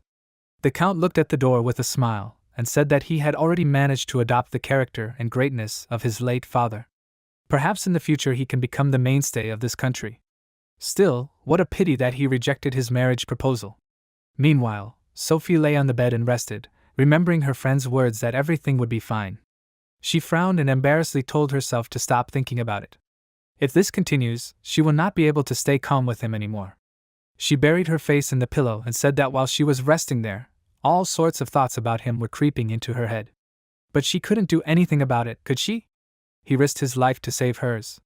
Would he do that for a simple friend? Maybe she was much more than a friend to him. Surprised by her own words, she stood up abruptly and exclaimed that these were 2 hasty conclusions. He had always been a kind person. He definitely wasn't the only one who felt this way about her. She got out of bed, deciding that she needed to stretch her muscles, and then headed for the door, thinking that fencing would relieve her of unnecessary thoughts, and she would stop thinking about him. But as soon as she opened the door, the object of her thoughts immediately appeared in front of her, staring at her with a surprised look. She jumped back in surprise and loudly said his name, and he greeted her with a smile and apologized for his sudden arrival. He wanted to know how she was feeling. She got excited and asked happily, so he came to see her? He replied that she was very exhausted when he saved her, so he was very worried about her. She looked away in embarrassment, and replied that she understood everything, after which she suddenly realized that she was standing in front of him in her underwear, and abruptly closed the door in front of him. He called out to her in bewilderment, and she apologized, saying that she still felt weak in her body. He replied that everything was fine, that she should take it easy and get well soon. After that, he left, and she fell to her knees and thought that she did it. He saved her, and she treated him so rudely. Tears appeared in her eyes, and meanwhile MC walked down the hallway and thought that he barely escaped trouble. This meeting with Sophie helped him to be convinced that refusing to marry was the right decision. If he had agreed without her opinion, she would have been very upset. Part of the Norbert family's land is an unexpected benefit. It would be a sin not to take advantage of it. Soon he arrived at the Granado villa, which was located on the outskirts of the capital, and Kijin happily greeted him, after which he said that they were immediately returning to the Granado lands. She happily clapped her hands, obeying his order, after which they walked along the corridor and entered a room in which a huge disc was located. He stood in the center and said that the Shikigami is a calculation disc that displays a simplified structure of the world. By pouring spiritual energy into it, he can more effectively use large-scale Onmyoto techniques. His subordinate said that it was good that he prepared this in advance, and he agreed, saying that the Granado lands were far from the capital. He activated the disc and, seeing a glow under his feet, said with a smile that with this he would get there in the blink of an eye. He held it out in his hand and used the spacious passage, causing the disc to glow even brighter, and then they found themselves on exactly the same disc, but in the Granado estate room. He looked around and said that it seemed like they had succeeded, and Kijin agreed with him, after which he left the room and said that he was interested in how well Rikugo was doing with his task. He headed to the office, but suddenly the maid behind him called out to him in surprise and asked when he had time to return. He replied that he had just arrived and asked if Rikugo was in the office. She confirmed his words and he, thanking her, entered the office where Rikugo was. Seeing his master, he asked if he had really come. Had something happened? Wayne replied that he had received new lands into his possession, so he thought he should return home and tell him about it. He replied with a smile that this was great news, after which MC said that most of his spiritual energy had also returned to him. This meant that he would summon all 12 Shikigami, and they would begin an accelerated development of the lands of Granado. Rikugo thought for a second and said that he thought this was a good idea, and Kijin nodded, saying that she did not dare to object. MC took out a Katashiro, saying that he would now summon them all and distribute tasks. Using a paper doll, he summoned all 12 generals, which caused a magic circle to appear under his feet, and then the Shikigami appeared around him, and he said that he now had enough spiritual energy to maintain their form. From now on, each of them would be used. They all answered in unison that they understood him, but suddenly one of them named Tuda pounced on Wayne from above and swung his leg, saying that they had not seen each other for a long time. MC turned around, giving him a straight face, but his punch was blocked by Bayako, who displeasedly told him not to dare to act so impudently with their master. Tuda frowned, calling him an idiot, and told him not to get in his way, after which he calmed down, and MC said with a smile that as he saw, he had not changed at all, he was still the same troublesome guy. Tuda confirmed his words with a smile, and said that this is how great he is. His master said that he would fight him some other time, but for now, he should be quiet. He doesn't want him to recall his physical form, does he? Tuda involuntarily sighed, not daring to contradict him, and then Soraya laughed, and said that it was like she was back in the good old days. Tenko, standing next to her, agreed, and their master said that now that they were finished, he would assign them tasks. With their efforts, the Granado lands will reach unprecedented heights. They all happily supported their master, agreeing to carry out any order, and he said that there are several reasons why the Granado lands are considered a weak territory in the Alcela kingdom. Population, military strength, financial situation.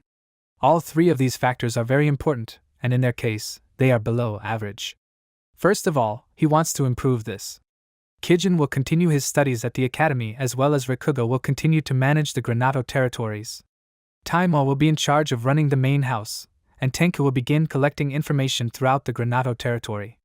Kojin will take on the role of an instructor for the knights, which will strengthen their military power.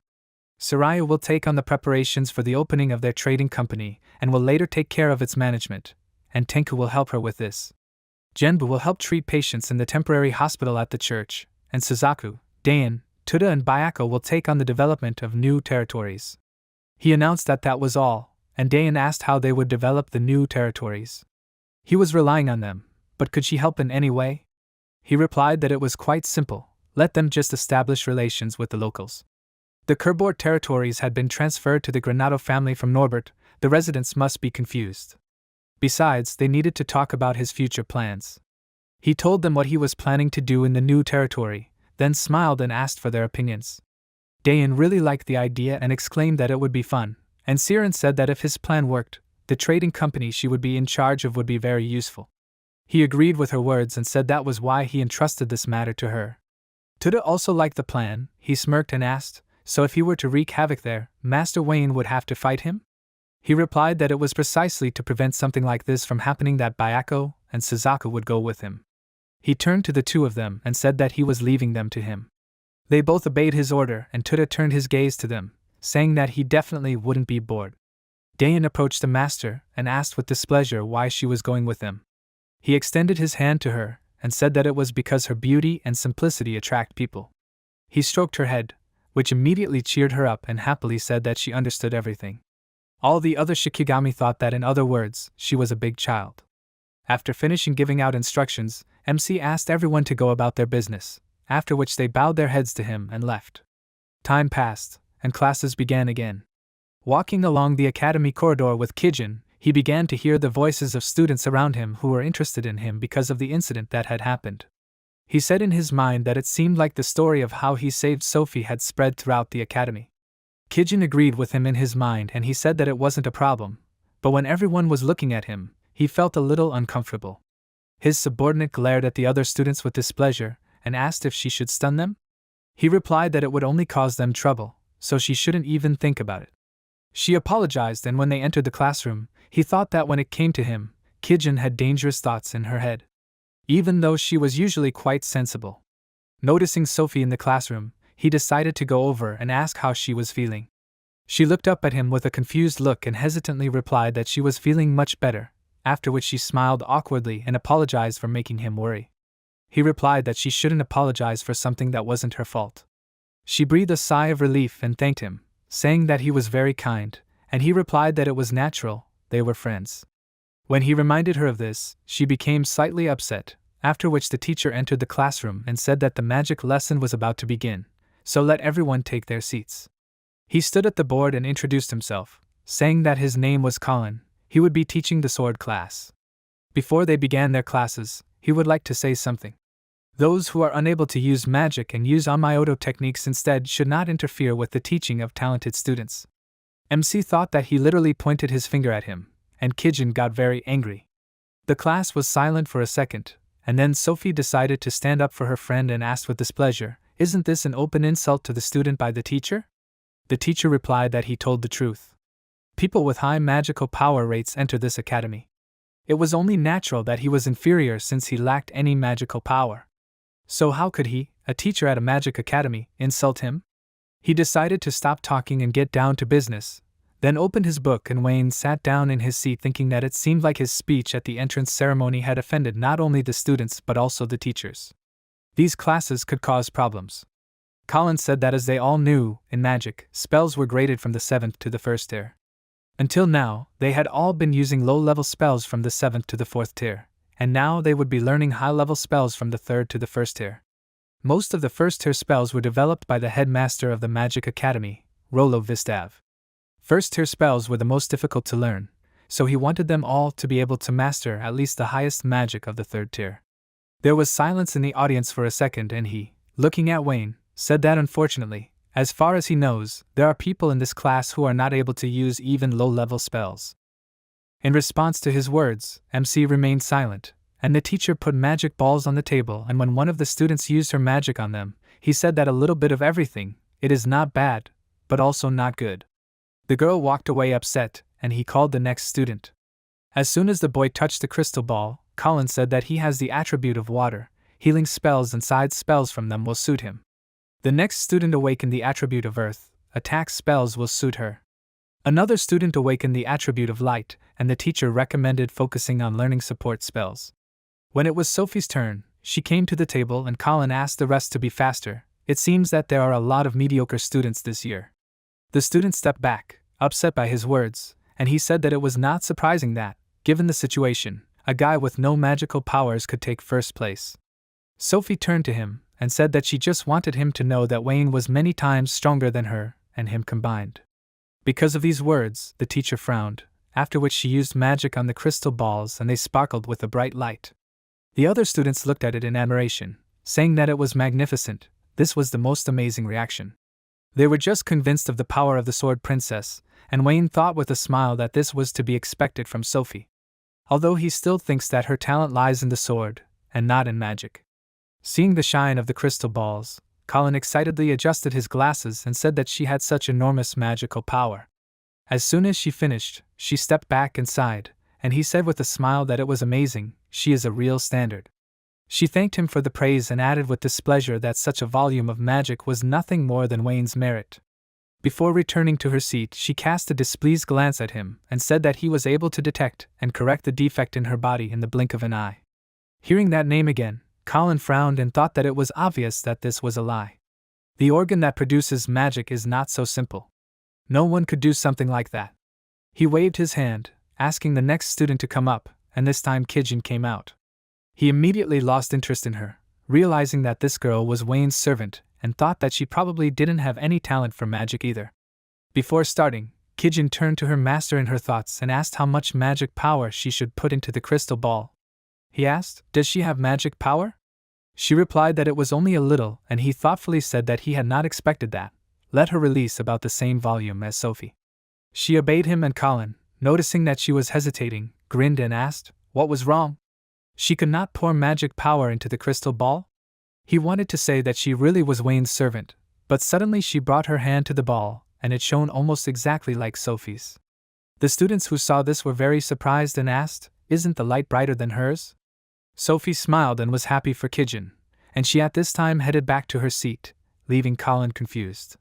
He quickly collected his thoughts and called the next student, after which MC headed towards him. Seeing this, the teacher smirked and thought, did he leave after all? His target in the study of magical powers was Wayne, who does not have it at all. Now he will be disgraced in front of everyone. It seems that Master Rollo has become interested in him, but this is only temporary. Soon he will show everyone what he really is. Meanwhile, MC thoughtfully looked at the crystal ball and wondered what he should do. He does not have magical powers, so the result is obvious. But he wonders what will happen if he pours spiritual energy into this ball. He touched the crystal ball, and the teacher, seeing that there is no effect, was happy and began to mock him, saying that he has no magical powers. He also said not to interfere with his classes. Does he have anything to justify himself with? But Wayne didn't listen to him and thought, did the spiritual energy he poured in have no effect? Suddenly, the crystal ball began to turn black, and one of the students pointed at it in surprise, telling everyone else to take a look too. Colin turned around to check what was going on and saw the crystal ball gradually filling with darkness. He thought, is this the color of the darkness attribute? He had never seen such a jet black color before. Wayne noticed that the spiritual energy had finally manifested itself, and he wondered what would happen if he added a little more. He poured some more energy into the crystal ball, and when it was completely filled, it cracked, after which it immediately broke, making him and everyone else very surprised. The students jumped up from their seats in shock and exclaimed, did the ball break? Colin became excited and exclaimed in displeasure, what did he do? Wayne waved his hands in confusion and apologized, saying that he accidentally broke it, and the teacher's face darkened with anger, and one of the students said that it seemed that since the Academy's foundation, no student had ever had so much magical power that even the crystal ball couldn't withstand it. Colin rushed to the door and told the students that he was going to get a new crystal ball, so they should sit there and wait quietly. After he left, MC apologized to everyone else for causing them trouble, but they were just happy and crowded around him, enthusiastically saying that his technique was incredible. Besides, he caught the teacher off guard. They were pleased to see him like this. Wayne smiled nervously and wondered why everyone was praising him. Sophie meanwhile looked at him with a smile and thought that she was so pleased to see him getting closer to the class, and then continued to watch them. Meanwhile, one student named Henry, who was sitting by the window, sighed nervously and thought that he was next. Also, Teacher Colin was now in a bad mood because of Wayne. He looked out the window and thought that he was definitely finished. Finally, the teacher returned with a new set of crystal balls and began to mumble discontentedly about how these savages who did not possess magic were nothing but trouble. Let's remember that Henry was next in line. He asked him to come out and pour his magic power into the crystal. The boy hesitantly agreed, after which he went to the ball and tried to pour magic power, but the light was dim. Colin crossed his arms over his chest and looked at him sternly, asking, is he not even going to try? His hand trembled and he nervously replied that this was all he could do, after which Colin thoughtfully said that he had been working as a teacher at this academy for 5 years, but this was the first time he saw such a dim glow. Suddenly he laughed out loud and said that he thought that Wayne was the only talentless person in this class. Let him at least try not to drag the whole class down with him. After that, Henry returned to his seat, and the other students began to whisper, saying that he looked so upset, you can't look at him without pity. MC became interested in this student, and thought that the teacher made fun of him for his low level of magical powers. Does this mean that he was able to pass the entrance exams due to his other talents? In other words, he is an outstanding talent in a field unrelated to magic. Soon the classes ended and the teacher sighed with displeasure, saying that since one vandal student broke the crystal ball, he is forced to end their class. That's all for today. The next class will be practical. During the practice, they will have to get to the finish line through a forest inhabited by monsters, splitting into pairs. They will find out the details before the practice, but for now let them find a partner. After that he left and one of the students asked, practical classes are held every year, right? Another sighed heavily and said that he wanted to team up with someone stronger and more popular. Right after that, several students approached Sophie, offering her to team up with them, and she confusedly asked them to give her some time to think. She thought that while she was surrounded by her classmates, she would not be able to offer Wayne to team up. MC, meanwhile, was thinking about the fact that everyone had decided to quickly find a partner for themselves, and Kijin asked who he would like to team up with. He replied that he had one person in mind. She assumed it was Miss Sophie? He replied that it was Henry, and she, turning her gaze to him, remembered what had happened recently. Henry, meanwhile, sighed heavily, after which, with a gloomy expression on his face, he walked towards the exit of the classroom and Wayne followed him, mentally saying that this was a good opportunity for a conversation. His subordinate agreed with him, after which he went to the cafeteria for his classmate. Henry sat down at the table and began to eat sadly, thinking about his partner. It was unlikely that anyone would want to team up with him after everyone found out about the extent of his magic. He quietly said that it would be better if he never came here, but suddenly someone touched his shoulder, distracted him from his gloomy thoughts. Wayne came up to him with a tray in his hands and asked if he could sit down. Henry was surprised to see him in front of him, after which MC sat down next to him and said that the apple pies in this cafeteria are simply delicious. He always gets this when he comes here. He awkwardly asked if there was anything he could do to help him. Wayne replied that he just wanted to chat with him. He guessed that in a way they were in the same boat. At this, Henry became sad again and said that it was not like that at all. He did have on Myoto, didn't he? He confirmed his words and said that that was where the difference ended. The boy looked at him in surprise and he explained that they both had no talent for magic, but they both managed to enter the Alcela Magic Academy, which has one of the most difficult exams. In other words, their talents are far from being in the use of magic. Or is he wrong?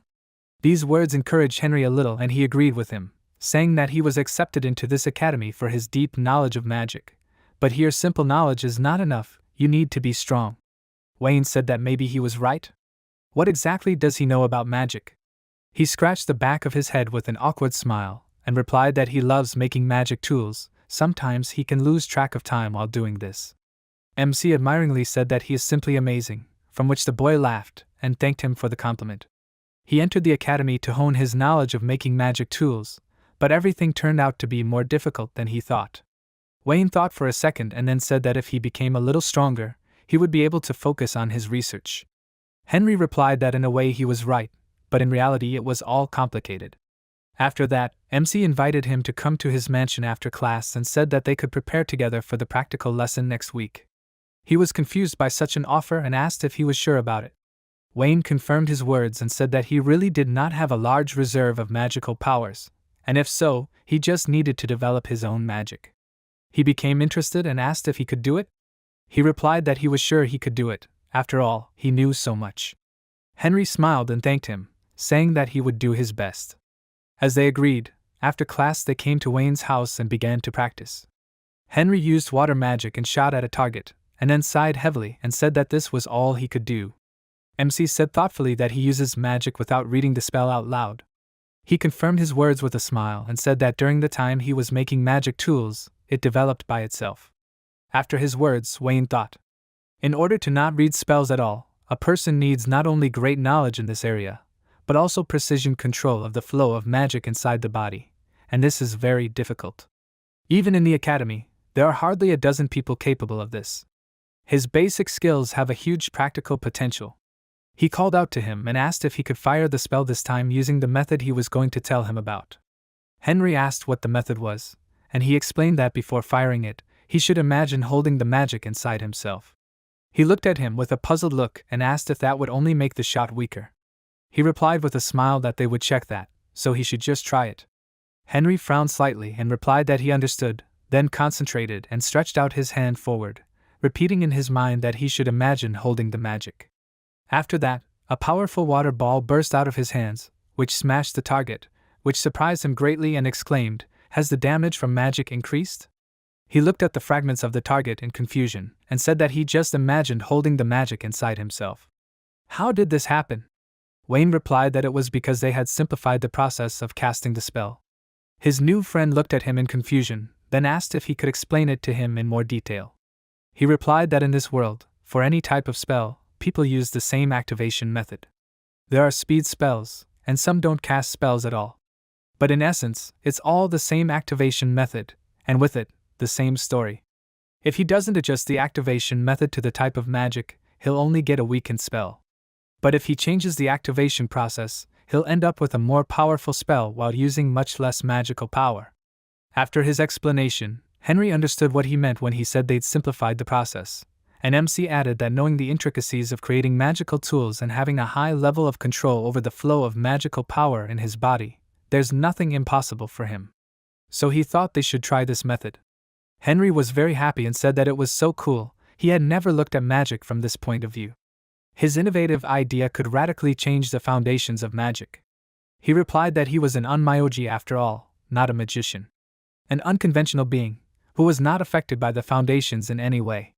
With this, the number of cold looks in his direction would be significantly reduced.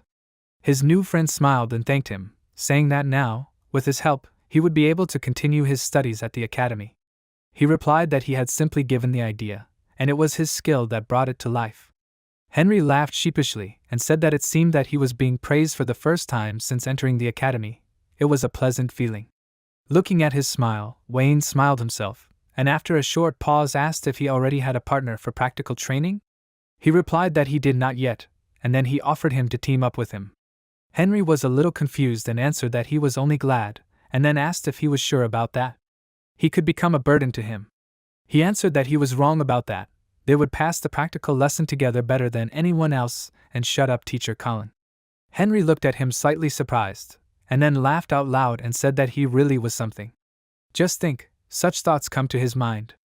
He replied that he could not just let it go that he was being made a fool of, it was not in his character.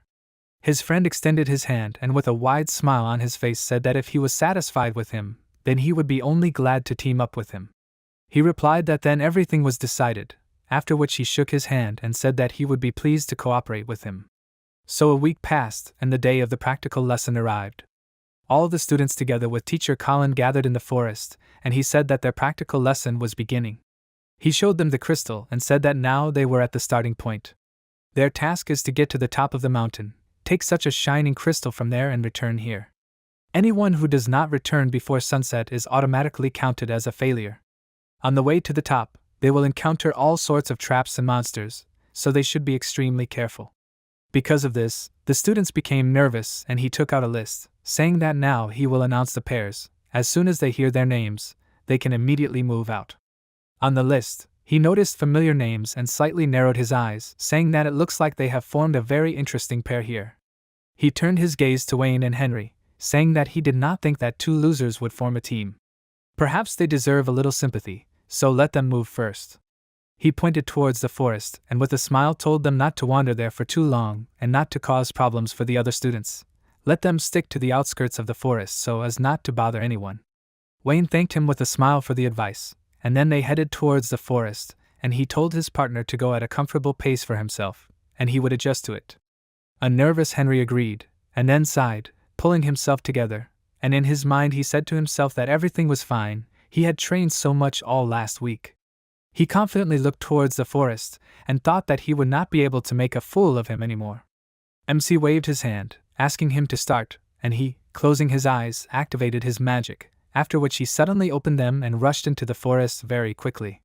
MC ran after him and thought that he was doing well. His control of magical power was simply incredible. The rest of the students, including teacher Colin, were quite surprised by their start, and Kijin thought with a smile that this is her master. Sophie at this time was also surprised and thought that Henry did not have enough magical power for such a powerful spell. But it was something similar with her. Wayne is a real pro at nurturing people's talents. Coming to his senses, Colin began to get angry and hissed through his teeth, "How the hell did they do that?" Regaining his composure, he looked down at the list and said that before he announced the next pair, he would give them one piece of advice. There is a barrier set up in the forest, which they should not go beyond. There may be monsters waiting for them there, which they will deal with now. Fighting them could cost them their lives. They should not go directly to the mountain, but rather go around the edges of the barrier. Hearing this, Sophie was horrified, and then exclaimed indignantly, "Shouldn't he have told them about this before the first pair left?" He replied that indeed, he should have done so, but he remembered about it only now. Sophie clenched her fist in anger and asked him not to forget about such moments again, and he, smiling, looked at the list again, agreed and said that if there was a next time, he would definitely tell her all the details in advance.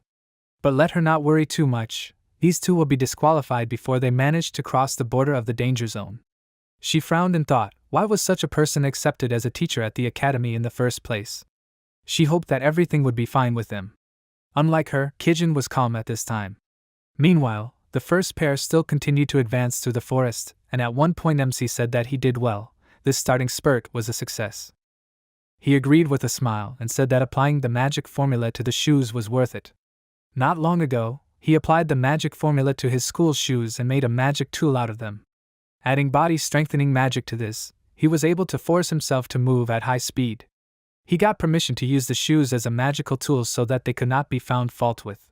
When he asked the director about it, he gave him permission, and he, remembering this, said that it was not that it was forbidden, but still, they'd better play it safe and get his approval. He decided to collect his thoughts and told himself that it was not the time to be in the clouds. The most important thing is only ahead. Henry agreed with him and said that they need to concentrate, after which he saw something strange ahead and abruptly stopped, telling his friend to do the same. He listened to him and turned around, asking what was the matter. After that, Henry crouched down, picked up a pebble, and then threw it forward. As soon as the stone touched the ground, the illusion disappeared and they saw that there was a deep hole ahead. Then the illusion was restored and Henry said that he knew it was a trap. Wayne thanked him for the warning, and then thoughtfully asked, "Is this one of those traps that the teacher talked about?" He didn't even notice. Henry awkwardly scratched his cheek and said with a smile that he had helped him with everything so far, so he was glad to be of help too. Although he thought he would have managed it even if he hadn't said anything. He replied that it wasn't so. Since there were traps further on, they needed to slow down a bit before moving forward. His partner agreed with him, and they continued on their way. They kept running into traps and fighting off monsters. This happened until they reached the path to the top of the mountain. They both froze in front of the path and Henry saw a shimmer ahead and said that it was a magical barrier. MC frowned slightly and thought, I think Kijin said something about this, right? He remembered how she contacted him and told him about the upcoming threat and that the teacher intentionally kept silent about it. Henry noticed that something was wrong with the barrier and said that there was a terrible magical power here, they should go around. Wayne objected that going straight is the shortest way, which surprised Henry and said that this could end badly even for him. It could be a trap, and they were climbing into it on purpose. MC went to the barrier and replied with a smile that everything was fine, let him believe him. After that, he passed through the barrier and his partner excitedly asked him to wait and ran behind the barrier after him, left with no choice. As soon as they passed through it, they saw a huge tree in front of them and Henry, starting to get nervous, said that he could not get through the barrier. MC replied that apparently, it is impossible to exit the barrier the same way as you entered. At that moment, a huge eye appeared in the tree trunk and Henry, pointing at it with a nervous smile, asked if it was his imagination or if the tree was a monster. After that, the tree came to life and started waving its branches, which made poor Henry scream in fear, but Wayne remained calm. He examined the monster carefully and said that it looked like a Trent. He thought that its magical power was much weaker than the chimera he fought before the entrance exams. His partner said that this monster had terrifying magical power. And they need to defeat this guy if they want to get out of here alive? That's just impossible. MC took out his sword from its sheath and told him to leave the monster to him. He had already worked hard while they were getting here. After that, the monster with a loud squeal pointed its branches at him, but he used the hidden fire technique and they immediately burned, unable to get to him. After this action, he pushed off the ground and jumped high into the air, then raised his sword above his head and told Henry not to think that he would let some tree get in his way. He swung his sword from top to bottom, delivering a powerful blow that cut the tree in half. After the death of the monster, the barrier collapsed and MC, noticing this, suggested that his partner move on. Henry looked at the corpse of the monster in surprise and confusedly agreed, after which they headed towards the mountain. Finally, they reached the very top and Henry, realizing this, was very happy and Wayne said that they definitely got here first. Noticing a shining crystal in the very center, they took it and exchanged smiles with each other. Some time passed, the teacher was waiting for the students at the starting point and glanced at the time, and then suddenly looked up and noticed two silhouettes approaching. He wondered who these fast students were, and once he saw their faces he made a displeased face and thought, why them of all people? The students approached the teacher and MC said that they brought a crystal, and he then handed it to him, and asked if he thought they had successfully completed the practical lesson right? Colin said that he hoped that the two of them hadn't cheated. Even though they had entered the forest first, they had done it too quickly. He gritted his teeth in rage and thought if they had decided to go around the perimeter barrier?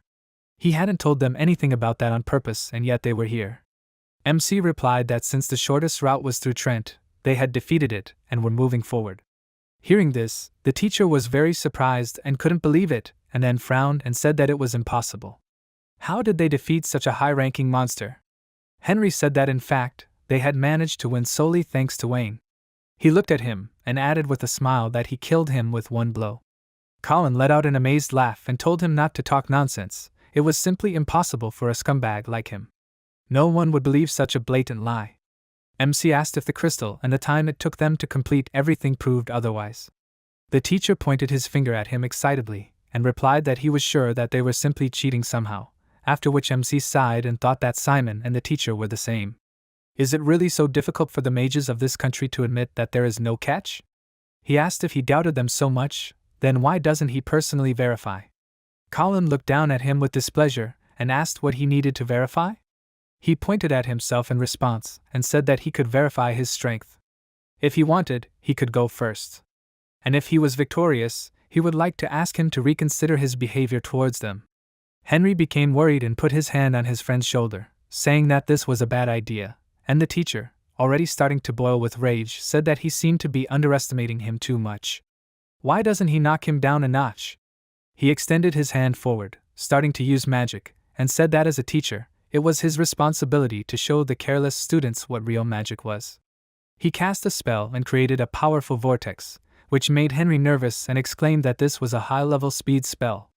After that, Wayne was swirled into this vortex and his friend called out to him worriedly, after which he turned to the teacher and exclaimed that it was too much.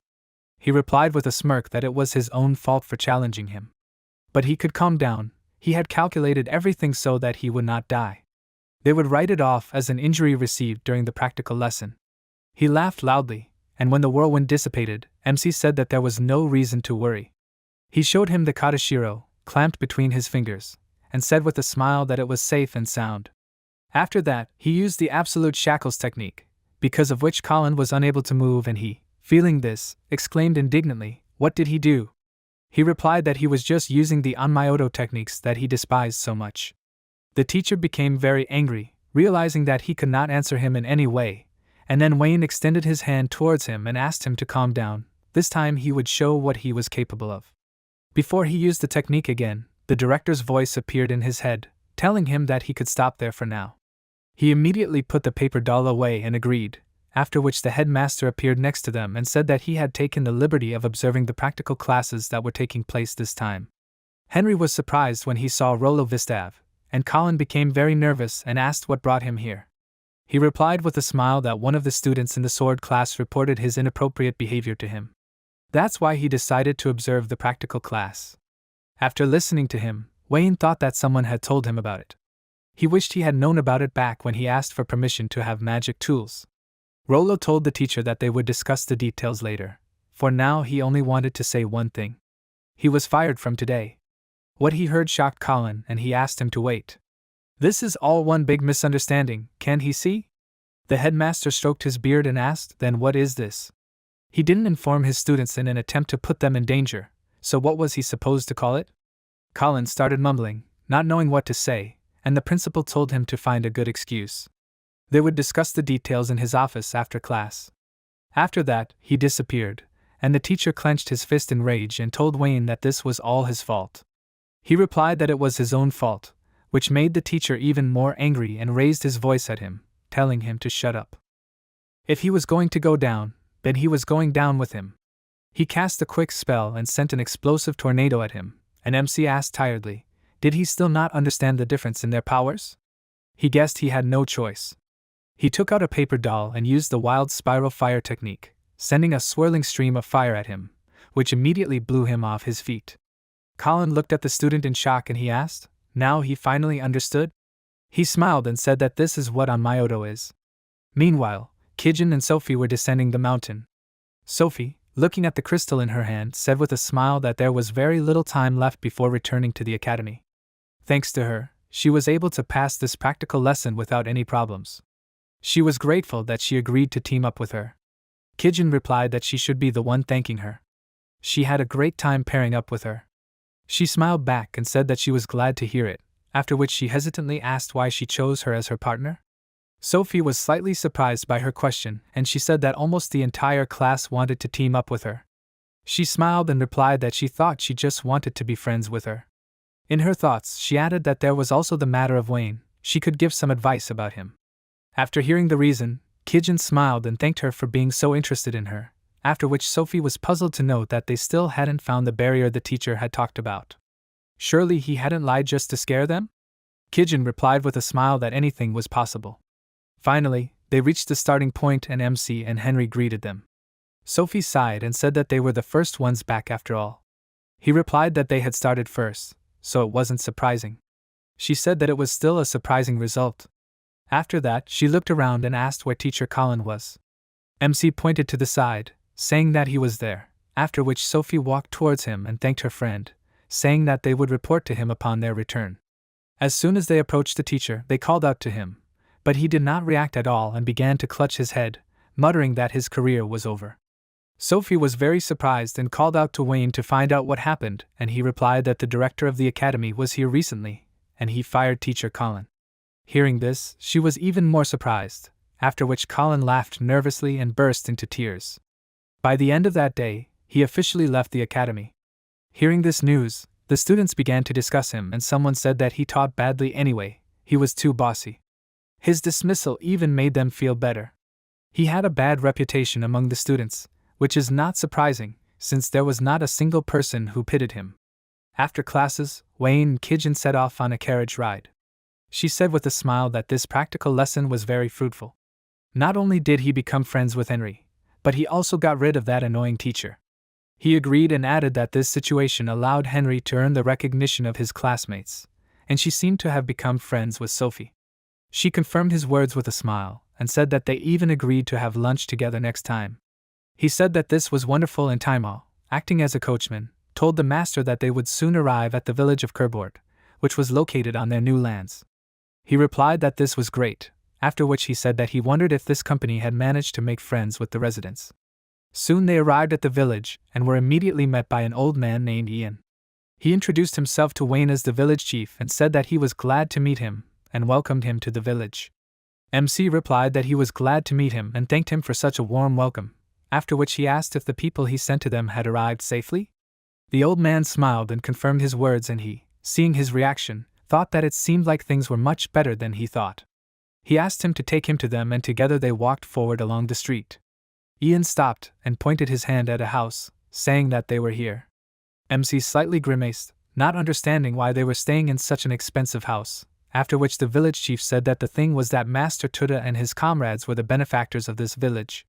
It was only natural to give them the best. Wayne was surprised by the way he called them, after which they both entered the house and went up to the second floor where Tuda lived. Seeing his master, he waved his hand and greeted him, asking how he was doing. Wayne smiled and asked if it was just him, or if he had become even more insolent. He responded with a chuckle and said that he was a celebrity here now. Suzaku walked up to his master and whispered in his ear that it was not like that at all. Since they arrived at the village, he hadn't talked to any of the locals once. All he'd done was fight the monsters that roamed the area. although he thought it was even better this way. In the end, he'd saved the village that had been under the oppression of monsters for years, and they'd started treating him like a savior. He looked at his comrade, who was sitting relaxed on the couch, and told the master that he'd ordered them to establish contact with the villagers and make friends with them. Although they'd achieved this, Toad's self-esteem had also increased. He'd barely listened to them before, and now he hadn't listened at all. Dayan ran up to the master and asked him to do something about Toad with a displeased expression. He said with a smile that he'd gotten the gist of the story. He'd expected a little less from them, so it was a good result. The villagers almost revere them, so they'd be happy to help them in the future. And he had a way to make Toad listen, and it would be quick. He walked up to his subordinate and called out to him with a smile, asking if he wanted to fight him. Upon hearing his offer, the Shikigami smirked, then quickly pushed himself off the couch and rushed to attack with his fist, but he easily prevented it. Toda was delighted and said that he had finally decided to fight, and he confirmed his words with a smile. In order not to destroy the house, they moved to a quiet place by the mountain river. They stood on rocks opposite each other, and the other Shikigami climbed a tree to watch their fight. Some of them wondered how Master Wayne found such a good place, and someone answered that he was not sure, but most likely with the help of Onmyoto techniques. He could always find a use for these techniques in any matter. Dayan added that, besides, he was the strongest and greatest Onmyoji. Meanwhile, MC said that it had been a long time since they had fought, which brought back memories. Toda laughed, saying that he had been waiting for this moment so much. Then he moved forward and exclaimed that he would definitely kill him this time. Suddenly, he disappeared from his place and a second later appeared behind his master, after which he raised his leg and bent it at the knee, and then delivered a blow, but Wayne blocked it. A second later, Toda appeared behind him again and decided to do the same trick, but before he could deliver a blow, MC took out a paper doll and abruptly rose into the air. Toda raised his head, following him with his gaze, then jumped up, and as soon as he approached him, he swung his hand and began delivering quick blows, which he dodged or blocked. Continuing to attack, the Shikigami frowned at the thought that he blocked his attack, and then smiled at the thought that this only made him want to kill him more. He jerked back sharply, and then swung his leg, using the wild flame stop technique, and thought that one move would be enough for him to block his strike, but he would use something else. He opened his eyes wider, using the Snake King Eye technique, which made Wayne freeze in place, and he thought that this was his innate skill that allows him to immobilize anyone he looks at. This time, nothing can help Master Wayne. After that, he struck, sent a stream of fire at him, and smiled at the thought that victory was his. But contrary to his expectations, MC did not get hit by the blow and was already behind him, making him surprised. He said with a smile that it was such a pity. If he had fought him right after his reincarnation, he would have been able to win. Toda turned around in surprise, and then MC hit him on the head, causing him to fly down and fall into the water. Coming to his senses after the blow, he gritted his teeth and cursed quietly, and then Wayne pointed his hand in his direction, which made him nervous. Gathering a cloud of energy in front of his palm, MC used the soul crossbow technique and created a powerful beam that he sent at his opponent. From the blow, all the water splashed out and a deep hole appeared next to Toda's head. He looked at his master in shock, and then a hot fountain gushed out of this hole, and one of the Shikigami asked in surprise, "Is this a hot spring?" The water immediately flooded the river, and Toda said discontentedly that it was hot, while Dayan laughed happily and said that she knew their master would win. Bayako said that it was a pretty easy victory. Every day he gets closer to his original strength. This concerns them too. Since the fight was over, Wayne returned back to the ground and extended his hand to his subordinate, saying that he tried hard, he barely managed to win. But disappointed with his defeat, Toda did not accept his help and waved his hand away, saying that this time he lost, but next time he will definitely kill him. After that, he got up himself and headed somewhere to the side, and MC looked after him and said that he does not change. For some time, he will still become obedient. Dane came down to him and happily hugged him, saying that he was good, and he thanked her and patted her on the head. Suzaku delightedly told his master that he won and found a hot spring. It seems he began to understand why he chose this place for a fight, and Wayne said that he was right. Upon hearing this, Dayan exclaimed that it was very cool, and MC said that the hot spring near this village was discovered by Kijin and Taimo, who were unable to come with him. Suzaku smiled and said that he now understood why he suddenly used Onmyoto to explore the surrounding area. MC confirmed his words and turned his gaze to the hole, saying that the hot spring's key will attract tourists to them. People from all over the kingdom will want to visit Kerbort village. Dayan really liked the idea and exclaimed that it sounded fun, and Suzaka said that he doesn't think like a minor noble at all. This is just like him as always. Wayne was glad that they liked the idea and asked why don't they all work together to develop the local tourist area. They all agreed and headed back to the village. The first step in developing the village was to build a bathhouse. If everything works out, then this place will become a tourist area. They will start small and then expand the bathhouse complex based on the number of tourists. The villagers also showed a lot of interest in the construction. This is mainly due to Toad and the others who established contact with them. Some time passed, and Kijin came to her master to report that the bathhouse will be finished by the end of the day. But suddenly she froze in place, seeing the serious face he was looking at the building. Distracted from his thoughts, he looked at her with a smile, and said that it seemed like the construction was going smoothly. She noticed that something was bothering him and asked, what happened? He replied that he needed to go on one thing, it was a complete routine. Saying that he would be back by night, he went to the mines, where an unfamiliar magician was wandering around at that moment. Going deeper into the mine, he found himself in a spacious cave and waved his hand, casting a spell and asking the spirits to grant him the source of their power. A magic circle appeared under his feet, and at that moment Wayne appeared in the cave. The magician immediately turned around and he asked, "So there is something sealed in these springs?" The unknown did not answer and MC asked, "Will he remain silent?" The magician turned sharply towards him and waved his hand, casting a flame explosion spell, and sent a powerful stream of purple flame at him, from which he immediately defended himself and moved behind him, saying that he would not allow him to rampage on his lands. Creating a paper doll over his head, he used the consciousness shutdown technique, and the unknown man immediately fell, losing consciousness. While he was sleeping, he removed his hood to look at his face, but it turned out to be a stranger to him. After that, he tied him up and thought, who was this guy trying to free? Maybe he should tell Tenku to explore these mines a little later? He will give this guy to the capital knights, let them figure it out themselves. He turned his gaze to the magic circle, then sat down and started doing something. As soon as he finished all his business, he returned to the village and stopped, seeing his subordinates in front of him, who were glad of his return. He asked in bewilderment, what happened to them? Kijin said with a smile that the bathhouse was ready. They were waiting for him so that he could try it first. He smiled and asked, is that what it was? Dayan started pushing him and said that he had to quickly enter this bathhouse, she would go in right after him.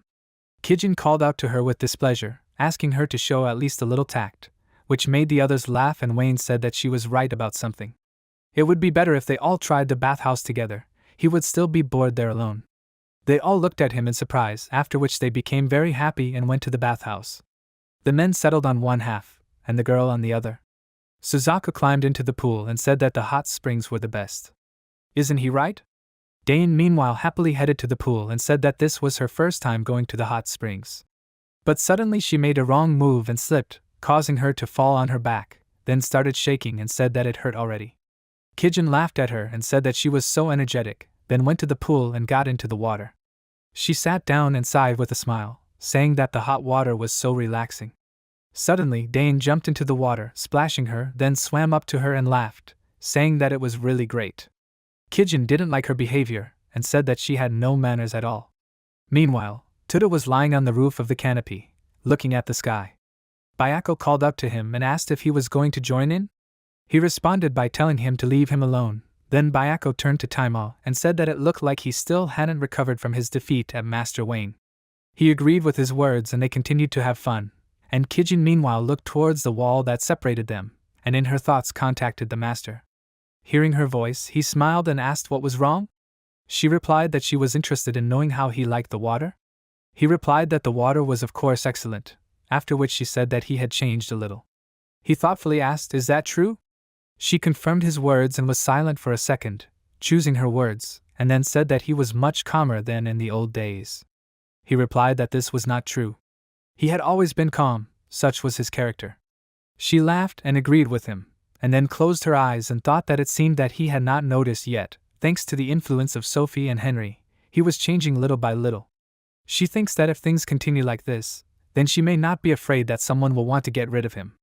Rather, she is just glad that he has found friends who value him so much and support him. The next day came. An excited Kijin burst into her master's office and reported that something bad had happened. He looked at her in surprise and asked what had happened, and she reported that the wizard he had caught yesterday had died. He thoughtfully replied that nothing could be done about it, after which he decided to look at his corpse. He went with her to the dungeon and looked at the corpse lying in the prison cell, after which he went inside and touched it, noticing clear traces of dark magic. It looked like he had been killed by a spell. He saw a magical crest on his chest and thought that it was a drawing that secured the effect of contract magic. To activate it, you need to enter into a contract and fulfill certain conditions. The crest had already been activated, which meant that he had simply been gagged. Maybe he was a member of some organization. In the end, he still hadn't figured out his real purpose, and that's what worries him. He left the prison cell and told Kijin that they would go to the mines. He needed to investigate it. She agreed, and Bayako asked if he would let him go with him. He replied that he had nothing against it, after which he thanked him and they went to the mines together. Entering the mine, they headed forward, lighting their way, and as soon as they reached the place where MC found the mage, he said that this was where he had cast the release spell. Perhaps someone was sealed here, but the question was what the intruder wanted to achieve. Maybe they should remove the seal. Bayako asked if it wasn't too dangerous. After all, that was exactly what the mage wanted. Wayne replied that they wouldn't solve the problem with just thinking. Moreover, in his current state, he could handle any unforeseen situation. Both Shikigami agreed, and he suggested breaking the seal. Looking down at the floor, he thought that every spell had its weaknesses. If he hits that place with spiritual energy, the spell will dissipate. In other words, the seal can be broken not only by release magic, but also by the Onmyoto technique. He crouched down and touched the seal under his feet, after which it collapsed and cracks appeared on the ground, and he said with a smile that he wondered who would come out to him. The crack grew even larger, and a hole filled with lava appeared in the floor. A huge monster's head immediately appeared from the fire. It climbed out, and Wayne asked, "So the sealed salamander was here?" Bayako stepped forward, asking him for permission to deal with this, and he allowed him to do so, asking him not to kill him. He needed him for research. His subordinate agreed, and at that very moment the salamander spewed flames from its mouth, leaving a scorched mark on the ground. MC thought that it was getting hot in here. The situation would be unfavorable for Bayako. His subordinate clapped his hands using his technique, and then covered the monster in ice. He swung his paw, about to attack, and at the same time Bayako jumped up, ending up above his head. He looked down at him and said that he couldn't defeat him with just fire and brute force, and then hit him hard on the head, causing him to lose consciousness. MC praised him for quickly dealing with the monster, and Kijin said that he really is the strongest of the 12 Shikigami generals. Wayne asked if he was feeling okay. Bayako turned around and said that he was fine, and then his master approached the monster and said that it was time for him to examine it now. Suddenly a cloud of smoke appeared in front of him, causing him to be slightly surprised, and immediately dispelled it. In place of the huge monster, he saw a small monster clutching its head. They came closer and Kijin crouched down, saying that it had shrunk and now looked so cute. She wanted to touch it, but suddenly the small salamander fell on its back and wagged its tail, asking them not to kill it. Wayne came closer and said in surprise that it was a talking monster. What the hell was that? Salamander calmed down a bit and said that it was a spirit, not a monster. MC picked it up by the scruff of the neck and asked, "So spirits can talk?" He replied that they are directly connected to the human race, that's why it speaks. MC was puzzled and said that he didn't understand something. Why did he attack them right after they freed him? He replied that he was just a little out of sorts after waking up. After listening to him, Wayne said that it seemed like he had no choice but to believe him, and the spirit laughed happily, thanking him for that. Kijin asked if he was sure about that. He confirmed her words and said that it was partly his own fault for removing the seal and waking him up. He turned his gaze to the small spirit and said that since they were done with this, he wanted to ask him many questions. The spirit became excited and agreed, and Wayne found out who he was after listening to his story. He is a spirit named Salamander. Due to his long sleep, he barely remembers anything from his past, but he does remember that he is one of the 4 great elemental spirits. Before he was sealed, something happened to all 4 spirits, but he does not remember what exactly. MC frowned and said that he did not give much useful information. The spirit covered its head in fear and apologized to him, and Kijin looked at it suspiciously and asked if it was true. It replied that it didn't think so. There was a high probability that it was true. Salamander is one of the 4 great elemental spirits, which means that it is not the only one. Were the other spirits sealed in the same way as it was? Salamander replied that it did not know, and Byako discontentedly called it a useless lizard. The spirit grabbed its head again in fear and apologized to them, and then said that it could find out the location of the other spirits. MC became interested and asked how it would do that. It replied that each of the spirits was given the power to control one of the 4 elements. They sense each other's presence even if they are in different parts of the world. Wayne said that then they would be able to find out what happened to them if they followed the trail that it sensed. At the same time, they would find out what those magicians were up to. Kijin said with a smile that it was a good idea, and the spirit thoughtfully rubbed his chin and said that it was very possible. MC said that they now had a great guide, and Salamander asked in surprise, was he talking about him? He confirmed his words and he asked, so he heard right? Wayne replied that he was not some kind of demon after all. As soon as they were done with this problem, he would take care of him. After all, he had been sealed for so long, so most likely those he knew were already dead, right? That's why he wanted to take him under his wing. But of course, only if he wanted it himself. The little spirit was very happy and thanked him, saying that he was already starting to worry about what to do in this world without any memories. He would also like to receive 5 meals a day and a quiet place to sleep. Wayne smiled wryly and hoped that this spirit would still be useful to them. After a while, at the Magic Academy, he came to the principal's office and told him what had happened, after which he said that he wanted to take a short leave from the academy. Rolo stroked his beard thoughtfully and said that it was quite an interesting story. If he weren't the principal of the academy, he would have already joined his investigation. MC asked suspiciously, he wouldn't do anything just to go with him, would he? He replied that he was just joking. But he must say that he knows how to get into trouble. He replied that he was born under such a star. In response to his words, the principal laughed and said that it was well said. He hoped to hear interesting stories from him when he came to visit him again. Wayne agreed and said that it was time for him to leave, after which he left the office and met Sophie in the hallway. She waved at him with a smile and asked if he was discussing something with the principal of the academy. He greeted her and said that he asked the principal for permission to take a leave. She asked him, confused, was he sick or did something happen to him? He replied that he had an urgent matter, so he would have to travel. She was slightly upset and asked if he would be gone for a long time. He replied that it was difficult for him to say, and she asked shyly if she could go with him. He was slightly surprised by her question, and she apologized to him for asking so suddenly. It was just that he always helped her out, and she thought that she could help him with something. He replied that he was only glad of her help, but as he had already said, he did not know how long this would all drag on, so her grades at the academy could drop significantly. She replied with a smile that there was nothing to worry about. She even thought that she would learn much more while traveling with him than while sitting within the walls of the academy. He smiled in response, and said that in that case he would rely on her help, after which they shook hands and entered the director's office. Rolo looked at them and asked what was going on, and Wayne said that it looked like Sophie would be going on the trip with him. So he wanted to ask him to give her a temporary leave as well. The old man narrowed his eyes slyly and stroked his beard, telling Wayne that he was lucky to have the lady of his heart. He replied that it was not as it seemed at all, after which they left the office and he said that there was something wrong with that director. Sophie, overcoming her embarrassment, asked with a smile, would he tell her where they were going? He replied that their first destination was the port city of Nerhieda. He thought that the water spirit should be there. How will this all turn out? As soon as they left the academy, they approached the carriage where Kijin was waiting. Seeing Sophie, she was slightly surprised and MC explained that she was also going with them. Sophie bowed slightly, saying that she was glad to have her company, and Kijin did the same in return. The salamander sitting on her shoulder waved its paw and introduced itself, saying that it was nice to meet you. Sophie was very scared when she saw it and exclaimed, "Is it a talking monster?"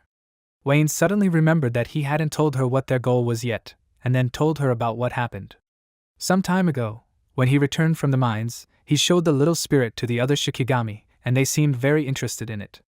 Suzaka looked surprised, and Dayan wanted to roast it over a fire, which scared the little spirit very much. Their master told them to stop and said that there are many things that are much tastier than a lizard. Kijin smiled awkwardly and said that sometimes she doesn't understand him, and then he told his subordinates that he gathered them today because the fire spirit would contact its brethren. Suzaka asked how he would know where they were. Where would they even start looking? He glanced sideways at Salamander and said that he had one way. After that, the small spirit concentrated, and then released small flames from his mouth, and said that these were fire spirits imbued with his power. They would lead them to the other spirits. Dayan was delighted by what she saw and, pointing her finger at one spirit, said that they were not hot at all, he was just great.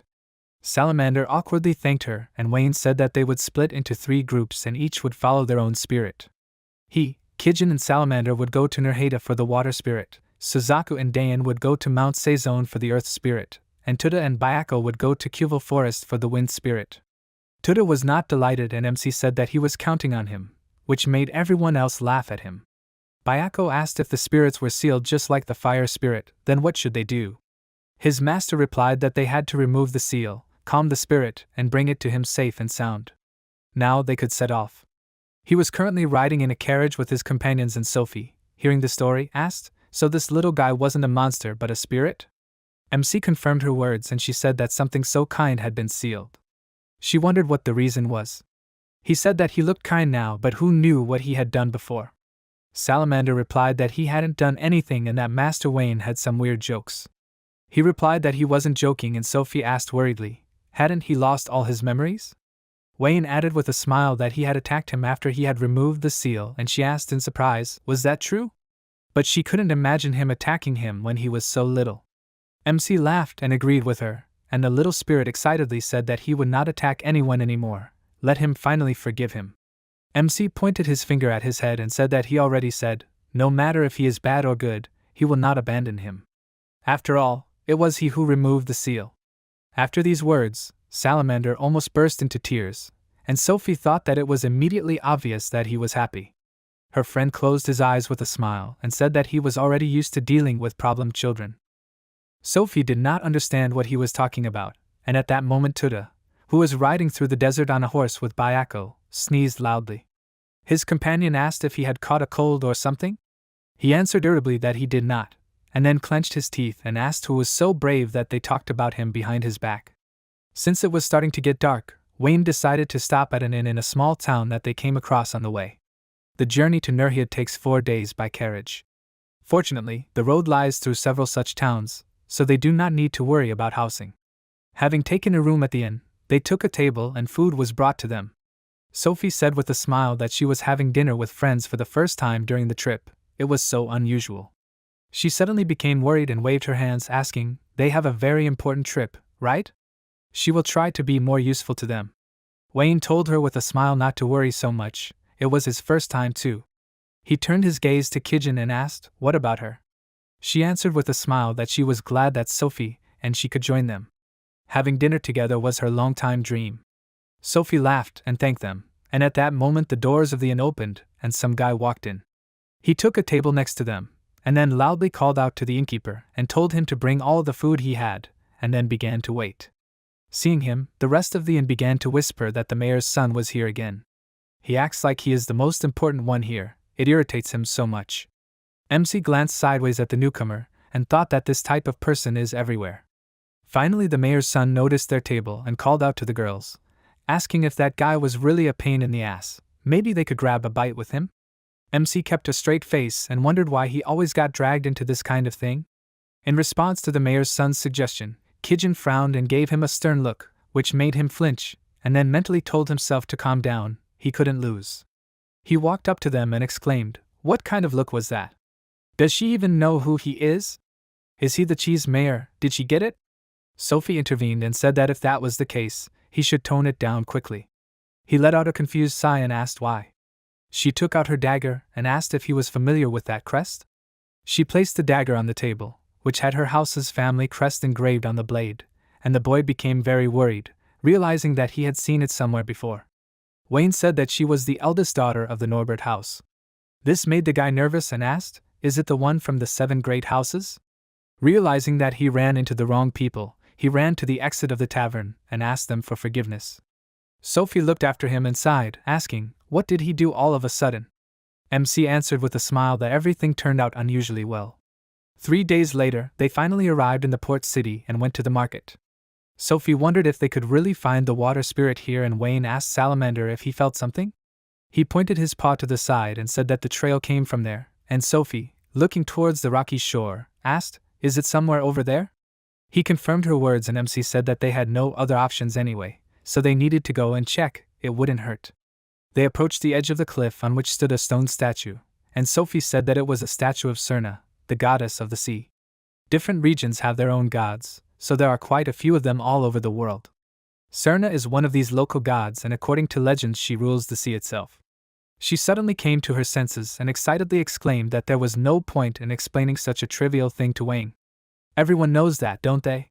He laughed nervously, saying that he would like to refresh his memory, then walked closer to the statue and sat down to examine the inscription. Sophie noticed that this place had not been looked after for a long time, and he said that just getting here was already problematic. Apparently not many are willing to spend their time praying to the goddess under such conditions.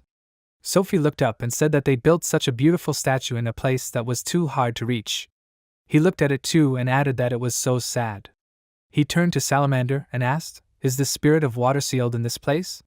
He pointed somewhere to the side and said that from here he could only feel a weak presence, but he thought he was somewhere around here. MC walked around the statue and walked to the very edge of the cliff, asking, "So he's in the sea?" "The spirit of water is sealed in the sea, that makes sense." He rubbed his chin and thought that he was haunted by the fact that he could feel someone else's presence here. There was a faint magical trace coming from the goddess statue. Some kind of spell was cast on it. Maybe he should check it out. He used his technique and walked closer and touched the statue, after which a powerful surge of energy suddenly appeared and MC's face was illuminated by a bright light. An unknown woman appeared in front of him, and when the light died down, he opened his eyes and realized that he was in a completely different place. The woman said that it was nice to meet him, and he asked who she was. Where was he? She replied that she was Serna, the goddess of the sea. In this place, she could appear to him in her true form. He was a little confused and clarified, "Is she really the goddess of the sea?" She confirmed his words and he looked at her more closely, saying that she really did look like that statue. She smiled and asked, "Does that mean he believes her?" He confirmed her words and asked, "Since she is a goddess, shouldn't he address her more respectfully?" She replied that he can speak as he pleases, after which he asked what the sea goddess needed from him. He would not call himself her worshipper. Serna replied that he simply seemed like an interesting creature to her. This was the first time she had met a young man who not only united two souls from different worlds in his body, but also used something completely opposite to magic. He rubbed his chin in confusion and said that it seemed like she knew everything about him. But for what purpose had she brought him here? She replied that there was no special purpose, she just wanted to get to know him personally. He was slightly surprised and she said that he was destined for an important mission and she hoped that this was not their last meeting. He became interested and asked what this mission was all about. She put her index finger to her lips and replied that she could not tell him, only the gods were allowed to know. He said that it seemed he had no choice, and then thought that he did not know what lay ahead of him, but he would try to overcome any obstacles. The goddess said that this was not part of the greeting, but she decided to grant him her power, which was capable of activating the spell cast on the statue. It would also help him in finding their original goal. He smiled slightly and thanked her for her help, since he knew nothing about magic, and she said that after the spell was removed, her power would leave him. Now it was time for them to say goodbye. She smiled at him again one last time, and when he said goodbye to her, he returned to reality, and one of his companions worriedly asked if he was okay. He turned to them and replied that everything was okay, after which he thought it was time to begin. He touched the statue again and used the goddess's power, causing streams of water to swirl in front of it, and they found themselves in an underwater world on the road leading to the castle. MC was surprised and thought that this was an incredible spell, and Sophie looked around and asked where they were. Kijin was also surprised and asked if they had moved. It seemed like the spell cast on the statue had worked. Sophie asked if the spell could be activated so easily, then why didn't he do it earlier? He hesitantly answered that he had cast the spell using the Onmyoto technique, but she seemed suspicious and he said that they would talk more about it on the way home. In his mind, he hoped that she would forget everything, after which the girls said that it looked like some kind of temple built right on the bottom of the sea. Most likely, this is the place from which Salamander sensed the spirit of water. Wayne reminded the spirit that he had said that the water spirit was somewhere here, and he replied that he was very close. After that, they decided to go forward and MC thought that they would finally meet the water spirit. He hoped that this spirit would be able to give him answers to his questions. Meanwhile, a guy named Sadie appeared in front of the statue. Realizing that a spell had been cast on this statue after all, he grinned and decided that he needed to get down to business as soon as possible. After a while, Wayne said, "That's it. Undine was chained in the crystal. The salamander pointed her paw forward and said, "Mr. Wayne. That's the water spirit." Sophie looked at it and said, "So she really was there?" The protagonist replied, "Yes, and she was chained. First, it wouldn't hurt them to break the seal." The salamander said, "Mr. Wayne, it won't be that easy to free her." Sophie put her hand to her chin and said, "That's right. It involves a spell of the second, no, rather first tier." Wayne said, "He will break her seal the same way as hers, there will be no problem." The salamander looked at him in surprise. It laughed and jumped to the floor and said he was joking. Wayne said, "What can you do if it doesn't believe?" "Well, he thinks it would be easiest to show." Kijin came up to him and said, "Mr. Wayne, last time the spirit was extremely aggressive after being released, so let him be careful." Wayne said, "Okay, he will try to be more careful." He went to the mermaid and put his hand on the crystal. Energy began to spread through the crystal, and the chains broke. Undine fell out of the crystal and fell on the protagonist. Sophie and the salamander looked at this in surprise. Wayne asked, "Well, what did he tell them?" "He put the mermaid on the floor and she asked, 'Did he break her seal too?'" "Mr. Wayne, who is he?" The protagonist replied, "He is a very ordinary onmyoji." Kijin frowned and cried out, "Not an ordinary one, the greatest onmyoji." Wayne laughed and said, "Well, that's probably true." Undine opened her eyes and looked ahead. The protagonist asked, "Is she awake yet?" Undine looked at him and asked, "Who is he?" The salamander climbed onto Wayne's head and waved her paw and said, "Long time no see, Undine." She leaned over and asked, "Was the seal removed from this one?" The salamander jumped onto her tail and replied, "Yeah, thanks to that person." Undine looked at it and said, "I see, so it was it that led them there." The salamander replied, "That's right." Wayne folded his arms and thought about how it had changed when it started talking with the same spirit as it. Suddenly a voice rang out, "Thank you for doing all the work." Sadie entered the room and said with a grin, "He never thought they would be able to remove the seal that could hold the spirit." Wayne extended his hand and said to stand. "Let them leave it to him." Sophie and Kijin answered, "They will obey, okay." Undine asked, "Salamander, is this person with them too?" It answered, "No, it does not know him." The protagonist turned around and asked, "Would you mind trusting him for a while?" Undine answered, "Okay." She had just awakened from the seal and had not fully recovered yet. And until she was clear about the situation of both sides, she would prefer to stay away. The protagonist sighed and said, "Then let him stay there." He thought about it, by the way, he did not even notice how this guy was approaching them. Compared to the mage from Kerbit, his stealth is much more developed.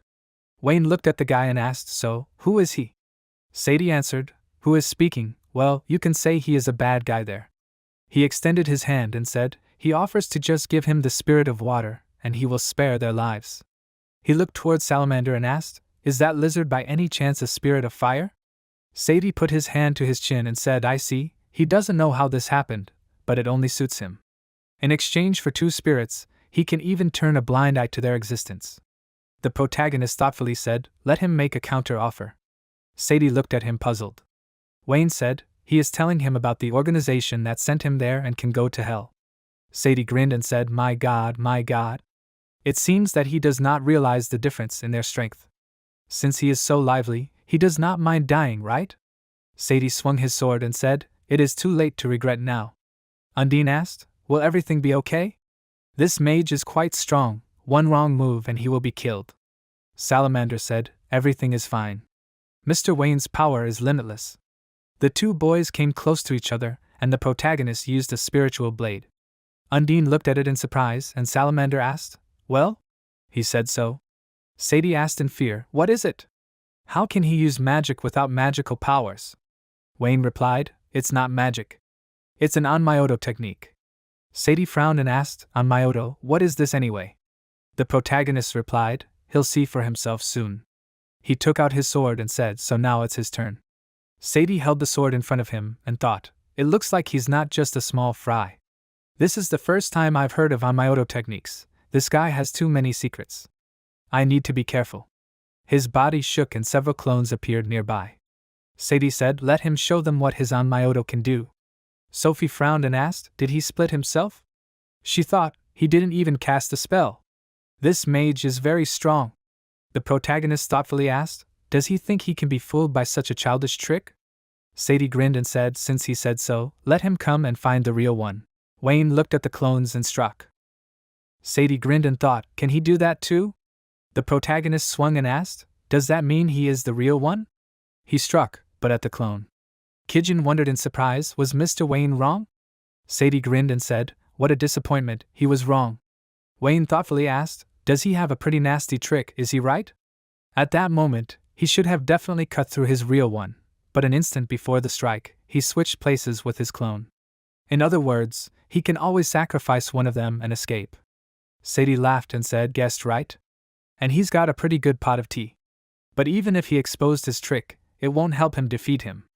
The guy's clones started to surround the protagonist, and he decided to strike him. Wayne dodged and struck the guy. He frowned and thought, he's strong. The clones stretched out their hands with weapons forward and Sadie said, well then how does he like this? He rushed forward and the protagonist did a somersault in the air and said, he thinks, isn't it time for them to finish? Sadie chuckled and said, what's this bluff for? Suddenly he started shaking and thought, where did this chill come from? The protagonist went forward and said, soon he'll understand whether he's bluffing or not. Sadie frowned and thought, what's he up to? No, let him calm down. This guy only defended himself, but never really attacked. He looked at Wayne and thought, so his Anmyoto techniques specialize in defense. He's sure he doesn't have a single offensive technique. His antics are nothing more than a bluff. The protagonist swung his sword and said, let him try to create as many clones as possible, otherwise it will be completely boring. He swung and used endless strikes of lightning strikes. Blood spurted out of the guy's body and he thought, impossible. The protagonist turned away and said, if it is useless to hit one at a time, then you just need to cut them all down. He turned around and asked, well, how is it? This is what Anmyoto is. Sophie looked at him in surprise and thought, he defeated him, what is the real strength of Wayne?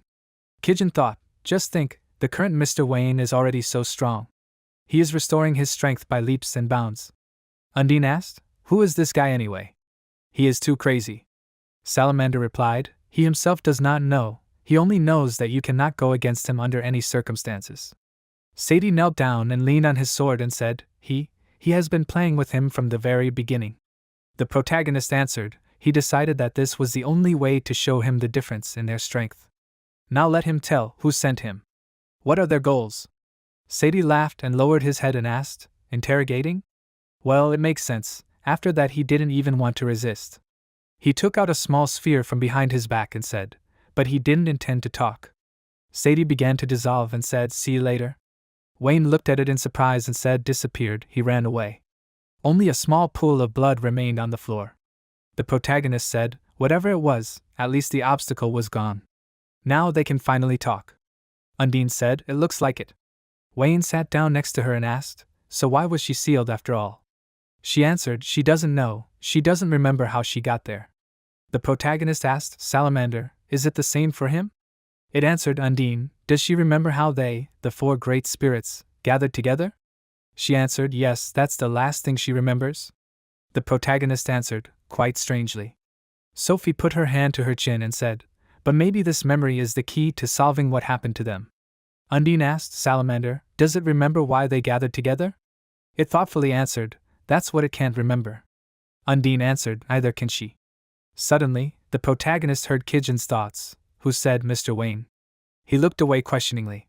She said, it seems that the other Shikigami also successfully found the spirits, they managed to break the seal.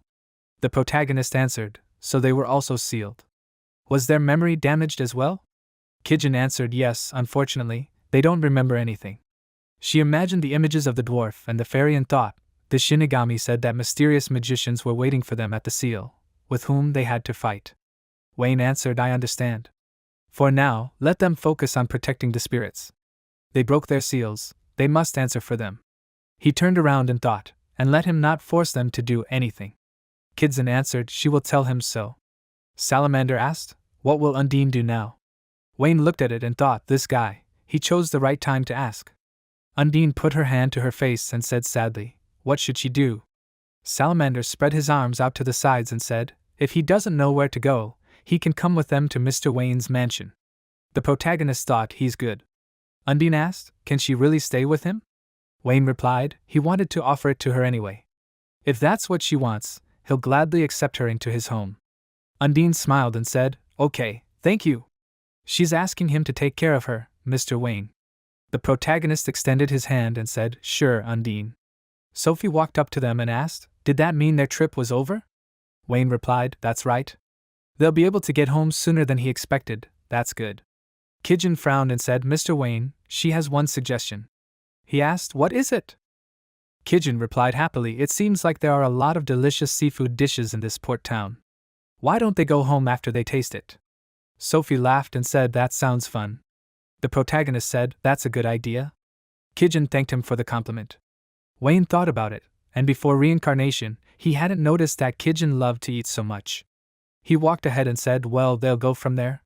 After a while, Sadie teleported to the library and sighed heavily. He put his hand on his head and asked how he managed to escape. At that moment, Mateo was sitting on the chair and asking, so he came back, "Sadie? What about the spirit?"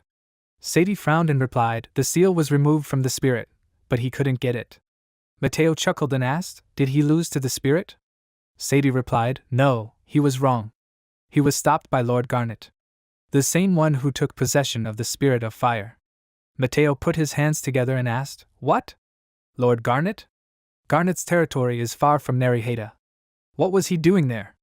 Sadie replied, "It seemed like he had come to the port city specifically to remove the seal from the spirit." Mateo leaned back in his chair and said, "Spirits sense each other's locations. The fire spirit must have led them to the water spirit. Since he lost, that means Lord Garnet is very strong, right?" Sadie replied with displeasure, "Strong is not the word. He couldn't even lay a finger on him." Mateo asked, "Even stronger than him?" Sadie remained silent at first, and then said, all he could say about him was that he was a monster. He imagined his image, and Mateo said with anticipation, after his words, he was even curious. He touched the letter with his hand and said, "There is no doubt he will become a serious threat to them in the future. They will need to rework their plan and take into account the existence of Lord Garnet. He will not allow anyone to stand in his way." After a while, the spirits were sitting on the table, and the protagonist was speaking thoughtfully, so all 4 great spirits were gathered. "What next?" Salamander said, "Let him forgive him. It seems he still did not remember anything." The spirits looked at each other.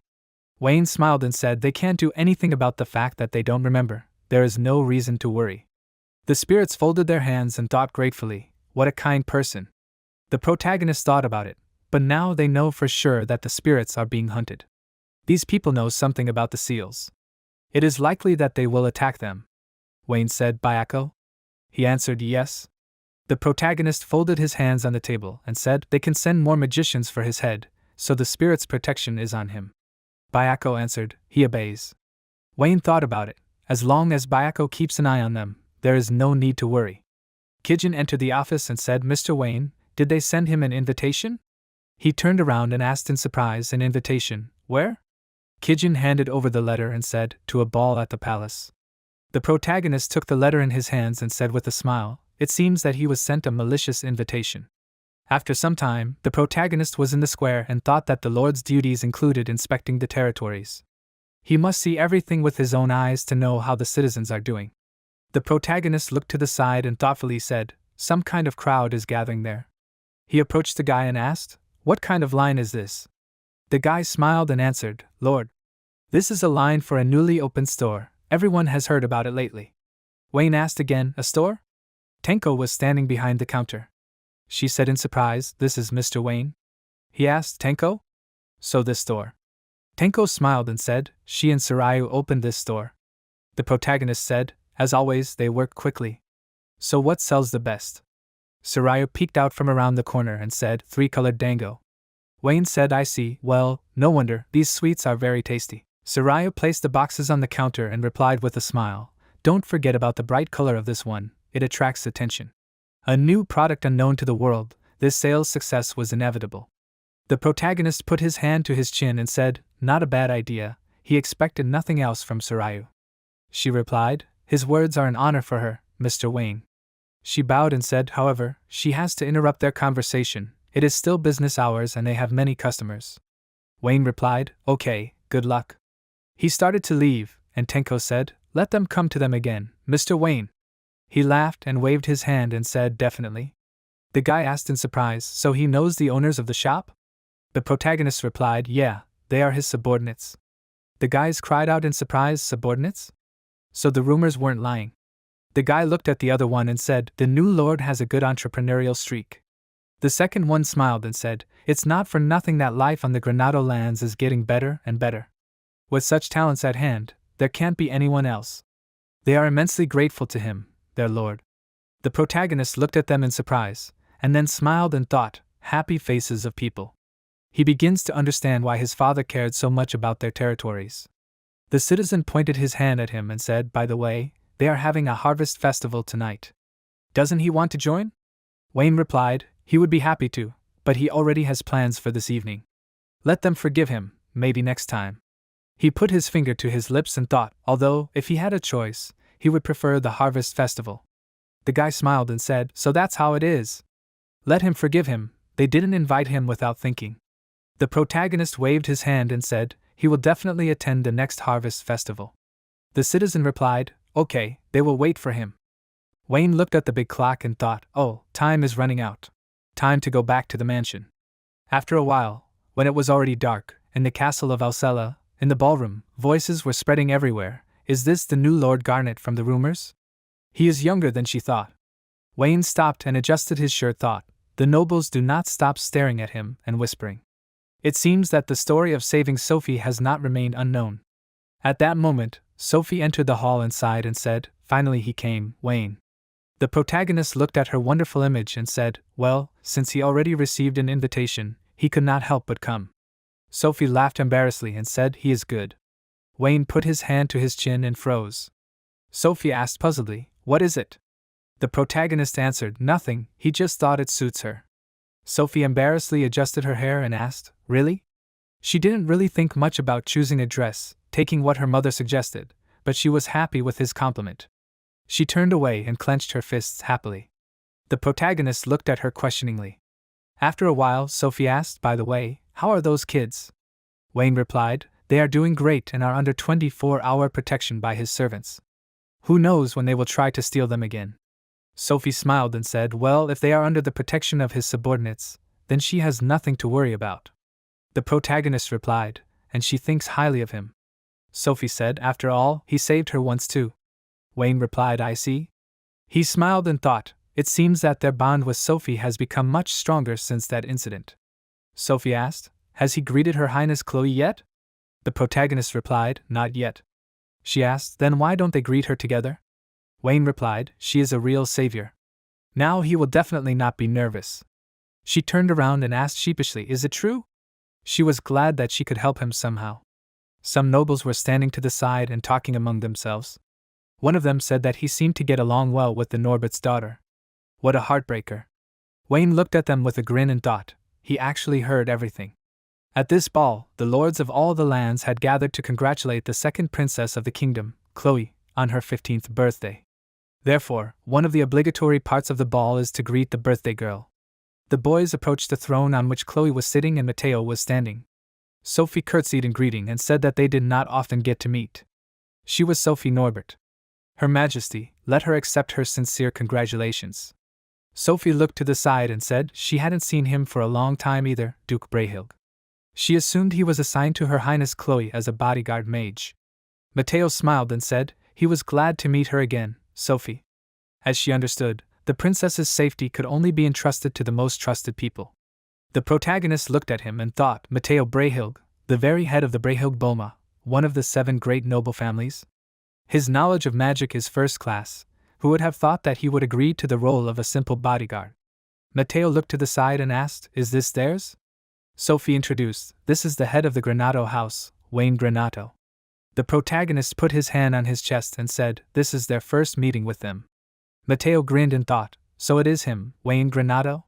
A simple child without a single drop of magical powers.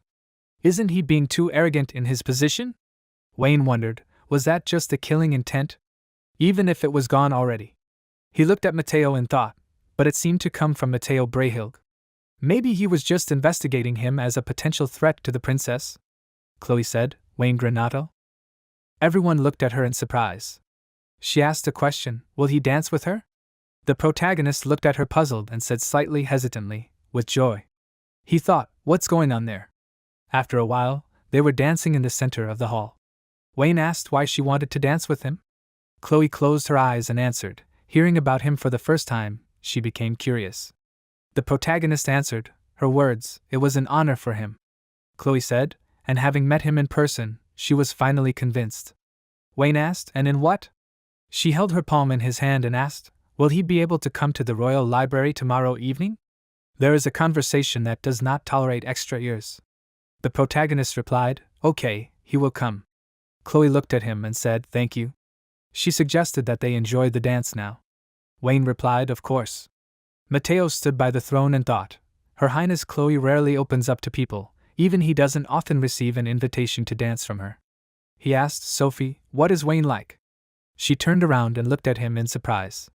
Sophie turned away and replied, Wayne is a powerful person who owns Amayoto techniques, which are completely different from magic. Mateo asked again, puzzled on Mayoto, so this is not fiction? He would like to see it for himself. Sophie looked at the dancing couple and said, she thinks Wayne can demonstrate a couple of his techniques to him. Mateo said in surprise, sounds interesting. He put his hand to his chin and thought, why not show it to him right then and there? Suddenly the lights went out in the hall and everyone looked around in fear. Voices were heard, what is going on? The light went out. A loud scream was heard and a wolf broke the window. People screamed, a monster. Wayne covered Chloe with his body and frowned and said, Your Highness, he asks that she stand behind him. The monster pushed off the window and rushed inside. It opened its fanged mouth and the protagonist used energy. The monster crashed into the stone floor and someone screamed, what was that noise? A large seal appeared in the center and Mateo was standing near the throne. The townspeople looked around and voices were heard everywhere, what? Did he really kill the monster with one blow? It was Lord Granato, right? He was that strong? Mateo rushed forward and asked, Your Highness, is she not injured? Chloe looked at him and replied, No, it's all thanks to Wayne. Mateo looked at him and said, He thanks him. He, their savior. The protagonist smiled and replied, He is always happy to help. Chloe said, Thank you, Wayne. He really is strong. Wayne's eyes widened in surprise and he thought, Really? She heard about it from rumors? Mateo looked at him and thought, Amazing, he was able to defeat the Shadow Wolf with one blow.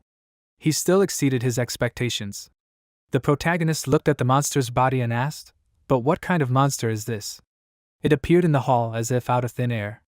Mateo replied, Monsters have no reason to attack this place on their own. Most likely, someone organized the attack.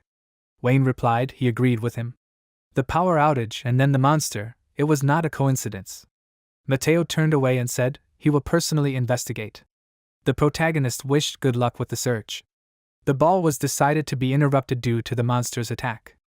The next day, the townspeople gathered in the Royal Library. Wayne approached it and said, he came there as requested, but it looks like it is already closed. Chloe opened the door slightly, on which there was a sign, closed. She smiled and said to come in. The protagonist went inside, followed by her, and she said to follow her. Wayne started looking around and said, yeah. The guys started going down to the basement, and he asked, so there was something like that there? Chloe answered, yes. She turned around and said, in the basement of this library are kept secret books, collected for years by the kingdom of Alcela. Chloe looked out and said, only a few have the right to enter there. Wayne looked around and asked, are you sure he can be there?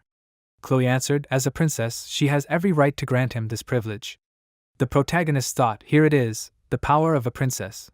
He asked, but still, why does she need it?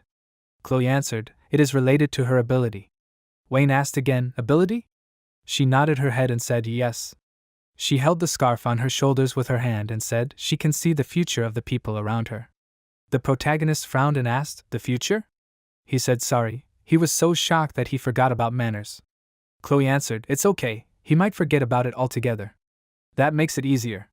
Wayne frowned and asked, so what did she mean when she said she could see the future? Chloe touched her face and answered, her eyes have a special feature, sometimes they are able to show her fragments from the near future.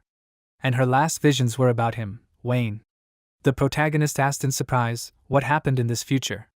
She answered, a giant dragon was destroying the kingdom of Alcela. And he was the only one who decided to challenge it. The protagonist answered, a terrible prediction. But how could it come to this? Chloe went to the bookcase and picked up the book. Answered, she has no idea. She only has small fragments of the future, not the full picture. But she has a theory. She held out the open book and said she wants him to look at this. Wayne asked a question, a giant dragon of disaster and a seal? Chloe replied, it described a story about a giant dragon attacking the kingdom.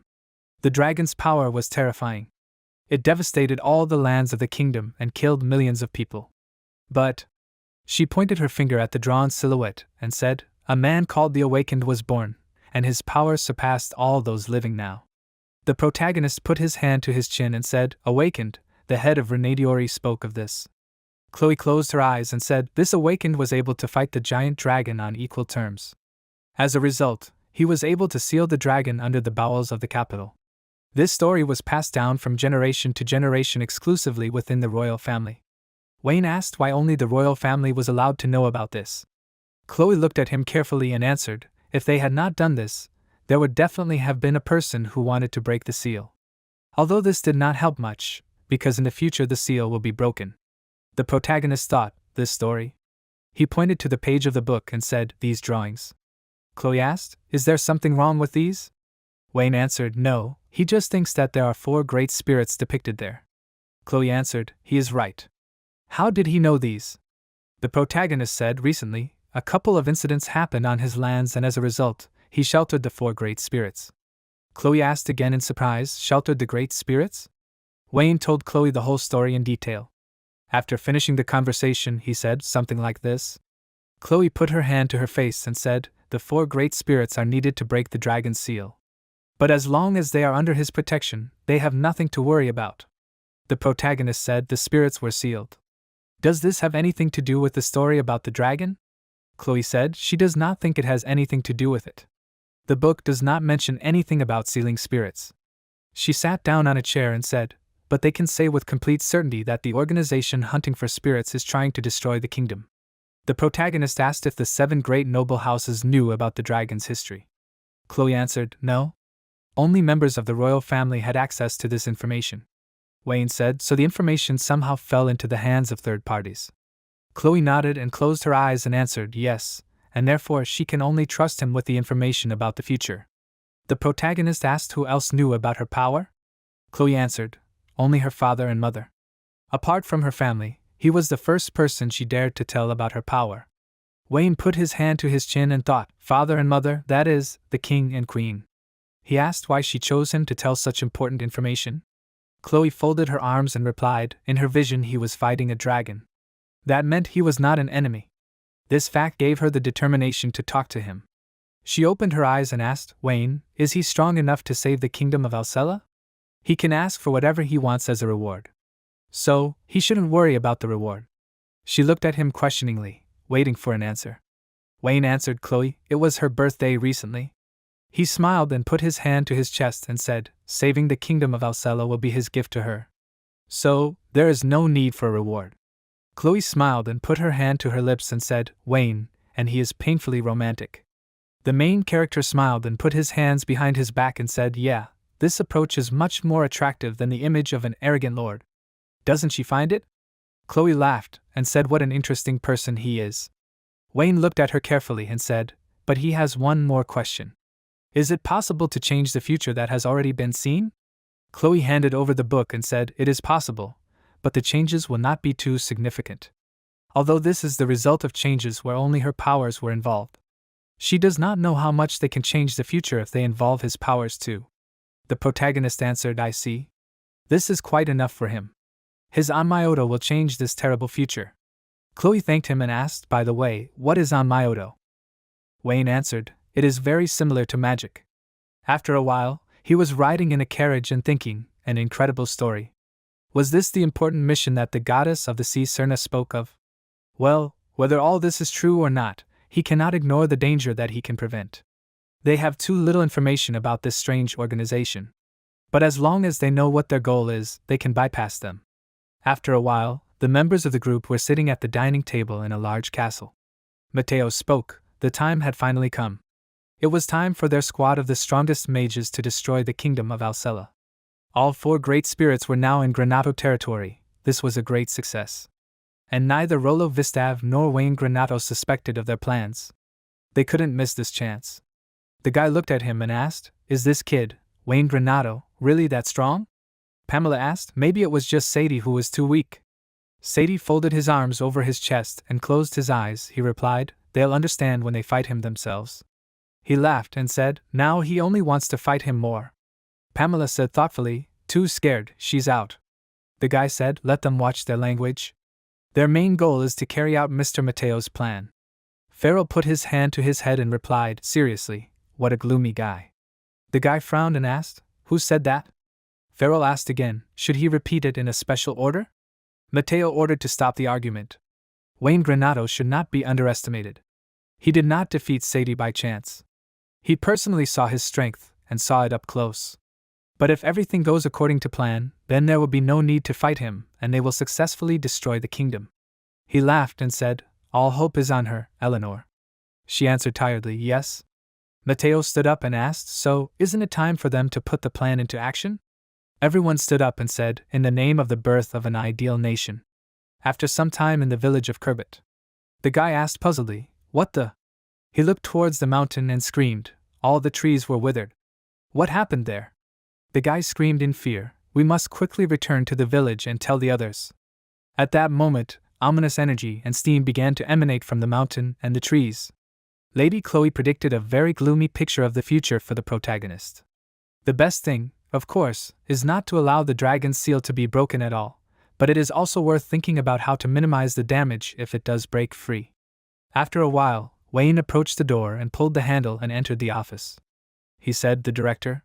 He looked at him questioningly. The protagonist frowned and said, he wanted to discuss something with them. Someone was planning to revive a giant dragon, and for this they needed 4 great spirits. After a while, the director was sitting on the couch and saying, a rather dangerous situation was developing. The protagonist said, "Right?" He wanted to know if he had any information that could help in this matter. The director replied, he had taken on an unbearable burden, Wayne. Although his skills surpassed most of the teachers at the Magic Academy. But he was still young. He reached for the cup and asked why he did not want to ask his elders for help. Wayne said, "Thanks for the advice. But he and only he can figure this out." The director laughed and said that as long as he had this attitude, he could rest easy. Now it was time for him to tell him everything he knew. He had no information about the giant dragon, but he could tell him about the Awakened. An Awakened was an incredibly powerful being whose body had a predisposition to a special ability other than magic. Throughout the history of the kingdom, the Awakened could be counted on one hand. Each of them had accomplished many great things in their lives and remained in people's memories. The protagonist thought, a special ability like Chloe's eyes? And yet, she didn't look too strong. Perhaps she was different from other Awakened. He asked if it was possible to artificially create an Awakened? The director replied he believed that this question was related to the leader of Renadiori, whom he had once defeated. There was a possibility, but based on his stories, he could say that this one's power was far from that of a true Awakened. The protagonist replied, "I see, good." Then another question. The director, "Does he know at least one Awakened person currently alive?" The director replied, "Yeah, he's sitting right in front of him." Wayne asked in surprise, "In front of him? He means him?" The director extended his hand and said, "A powerful being who uses Amayoji, an ability other than magic. Isn't this all about him?" The protagonist smiled and said, "Maybe, but he's just a simple Amayoji." The director laughed and said, "He's joking." Wayne thought, "My God, what an old man." He looked at the director, stood up and opened the door and said, "With this he'll leave him." The director watched him go, then sat down on a chair and folded his hands in front of his face and said, "This is the first time he's met a young man with such a bright future. A giant dragon. Well, maybe he should make a few moves too." The protagonist walked out into the hallway and thought, now he knows more about the Awakened. Although he would be glad if the director had more information about the dragon. At that moment, Sophie called out to him.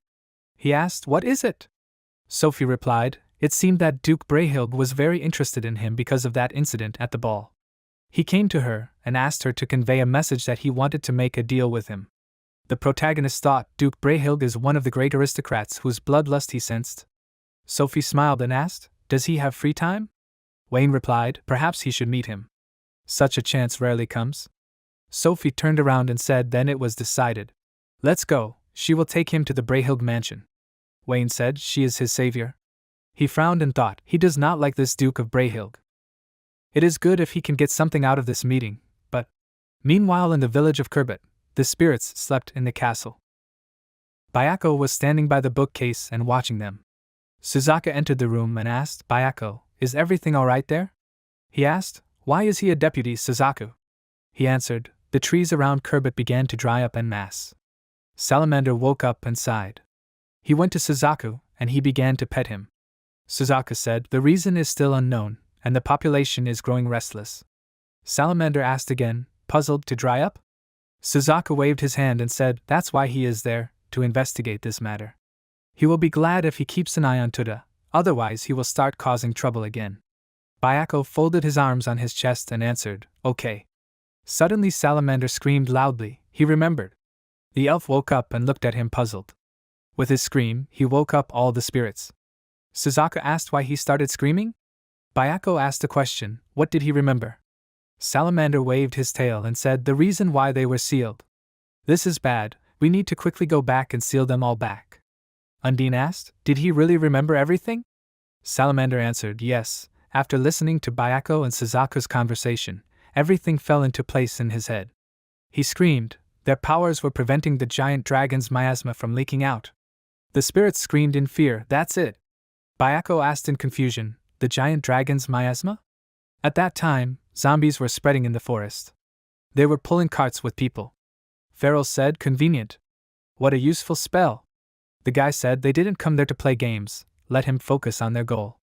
Farrell put his hand to his chin and said displeasedly, yes he knows, let him not whine. The guy looked at him and said that's good, let him try not to be a burden to them. Farrell screamed, let him say it to himself. Sadie put his hand to his chin and said discontentedly, the atmosphere is worse than ever. Pamela said it was true. At least they had a great party ahead. At this time, Bayako asked puzzledly, in what sense did they prevent the emissions of the giant dragon's miasma? Salamander said, a long time ago, in ancient times, a giant dragon appeared on these lands. However, the appearance of this is already a symbol of disaster. After all, it destroys everything in its path. At the same time, the chosen one of the spirits appeared. He managed to awaken their abilities. The battle was long, but with joint efforts they managed to defeat the dragon and seal it in the depths of the earth. But then, poisonous miasma began to leak out from everywhere, absorbing the life energy of any creatures. Undine looked at him and said, on the advice of the chosen one of the spirits, they took on the role of suppressors of miasma, scattered throughout the world and sealed they protected these lands? Bayako asked, in other words, they sealed themselves? Salamander spread his claws in different directions and said, that's right. Undine said, and they need to go back to sleep. Suzuka asked, so the reason for the death of the trees around Kerbet is miasma? Salamander answered, yes. Suzuka put his finger to his lips and said thoughtfully, and they need to seal them again. Although, on the one hand, sacrificing oneself for the safety of an entire country is quite noble, but at the same time, it is very sad. Bayako said before acting, he would prefer to consult with Mr. Wayne. Maybe he will find a way to solve this problem without sacrificing them. Suzuka folded his arms across his chest and said, that's right, that's right. First, we need to go with Mr. Wayne. Suddenly, their eyes widened and they felt energy. The boys went to the window and Suzuka said, enemies are approaching them. Bayako answered, yeah, and there are many of them. At that moment, the man came out onto the observation deck and said in confusion, what the? The zombies were walking forward, and the guys started ringing the bell and shouting, attack! A horde of monsters is approaching them. The townspeople scattered in all directions and shouted loudly, a horde of monsters? Quick, let them hide in their homes. The monsters burst into the city and began to spread energy everywhere. Tuda was sitting on a branch and watching these. He looked thoughtfully to the side, and then jumped up and jumped down. The monsters were scattered to the sides by a strong blow. Pamela screamed in irritation, these were her monsters. Tuda crouched down and said, hello, the great he has come to fight them. The guy looked at him in confusion and asked, is he the guardian of the village of Kerbet? Isn't he alone too few? Pamela pointed her hand at him and shouted, someone let them squash this guy. How he pisses her off. The guy waved his hand and said, he'll take it upon himself, and let them continue moving to Kerbet. Farrell folded his hands behind his head and asked, what is he deciding for everyone? He found a leader, also his. Sadie said, as he wants feral. The prey goes to the fastest. Feral clicked his tongue in displeasure in response. Tuda grinned and asked, hey, they want to put only one man against him? The guy said, he will be more than enough. We need to finish this quickly. Tuda laughed and shouted, he better entertain the great him. Sadie thought, even if they specially chose the time when Wayne Granado was out of town, but it seems that his subordinates are capable of something too. He put his hand to his chin and thought, God, they got a tough task. And at this time, Wayne was standing in the garden near the gazebo. Mateo said, thanks for accepting his invitation. He would like to try his on Myoto. The protagonist held a wooden sword in his hands and said that it would be a great honor for him to spar with him, Duke Brahilg. Mateo smiled and said that they needed to discuss a few rules. Magic and on Myoto were allowed, their swords were only wooden. But deadly techniques were strictly prohibited. Winning or losing there did not matter, the fight ended when one of them announced that he or she was surrendering. Wayne replied, I understand. Mateo said then they would begin. Sophie, let her give the signal to begin the fight.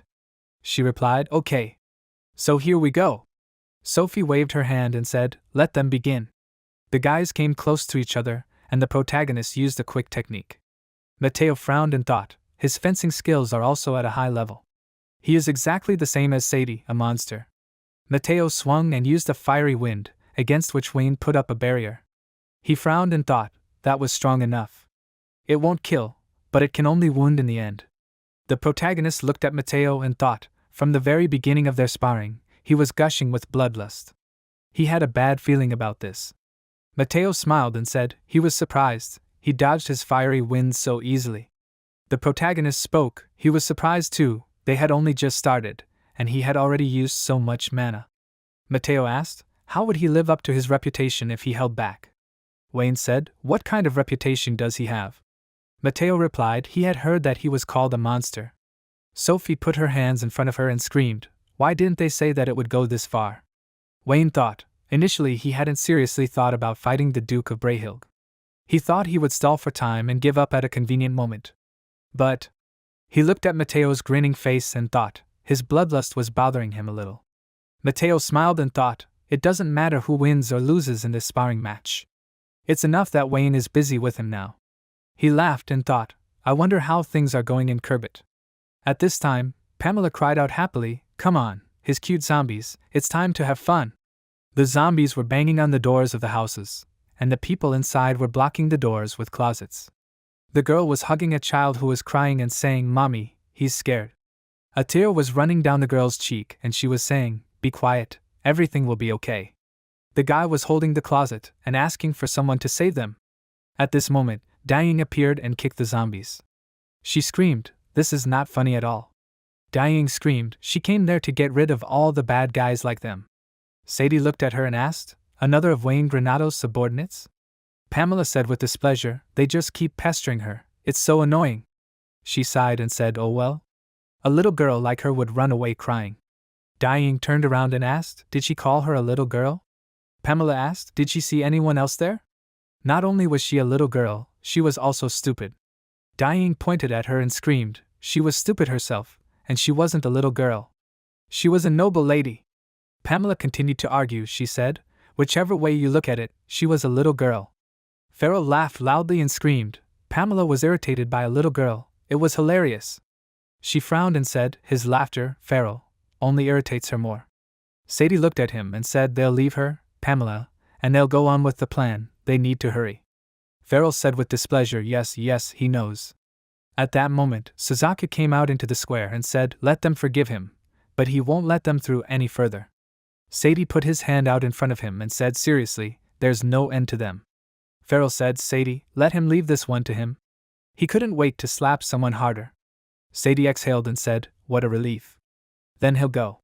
Suzuka was covered in energy and said, he said he wouldn't let them through, didn't he get it?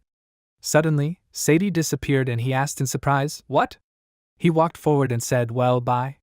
Farrell laughed and shouted, loser. Dayan pointed her finger and laughed loudly. She shouted, Suzaku, he's been tricked. He told her not to get distracted. Suzuka frowned and said, well, Bayako will meet him further, so there's no need to worry.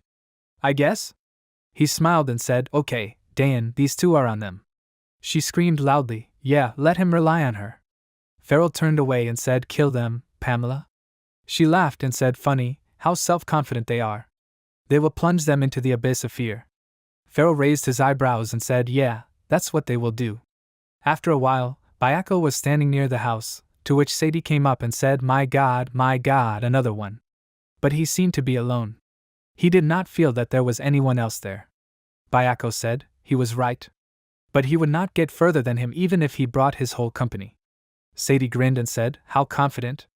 His knees were shaking from that. It seemed he was not bluffing. But he would try. They would see who would laugh last. Bayako said, "Got it." Then he yielded the first move to him. Sadie drew his sword and said not to regret it. He swung and shouted, "He's starting." At this time, the protagonist blocked Mateo's strike and thought, he's not even trying to hide his bloodlust. I wonder what the Duke is up to. At this moment, he was given information, "Mr. Wayne, trouble." He asked what happened. The voice said, "Kerbit Village is under attack. 4 Shikigami are trying to fight off the attack." The protagonist's eyes widened and asked, "What?" Mateo swung and said, "He's not done yet." Hellish explosion. A large stream of fire headed towards Wayne, but he blocked it. Mateo cried out in confusion, "What the?" He defended himself so easily from the hellish explosion. Wayne put his hand to his chest and said, "Duke Brahilg, forgive me, but he has urgent matters to attend to. He begs for forgiveness, but he must take his leave." Mateo cried out, "Let him wait. Why is he leaving so suddenly?" The protagonist pushed off the ground and disappeared. Mateo clicked his tongue in displeasure and asked, "Did he run away?" Sophie looked at him and thought, Duke Brahilg? Something about his behavior seemed strange to her. At this time, the protagonist was already running forward.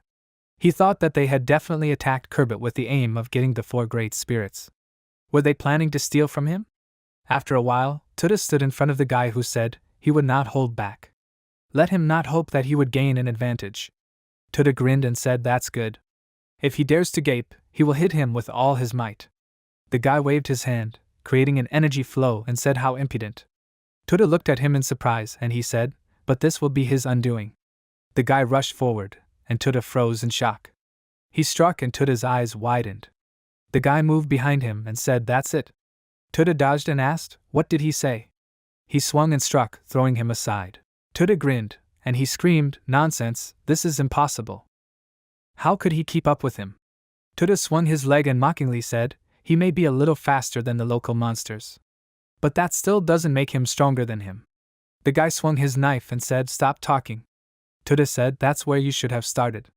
The guy rushed forward and thought, he'll put 100% of his strength into his next strike. He won't survive. He tried to strike and thought in surprise, didn't it work? Tuda jumped back and asked, "At this speed it's easy to lose sight of your surroundings, right?" He jumped and struck the guy.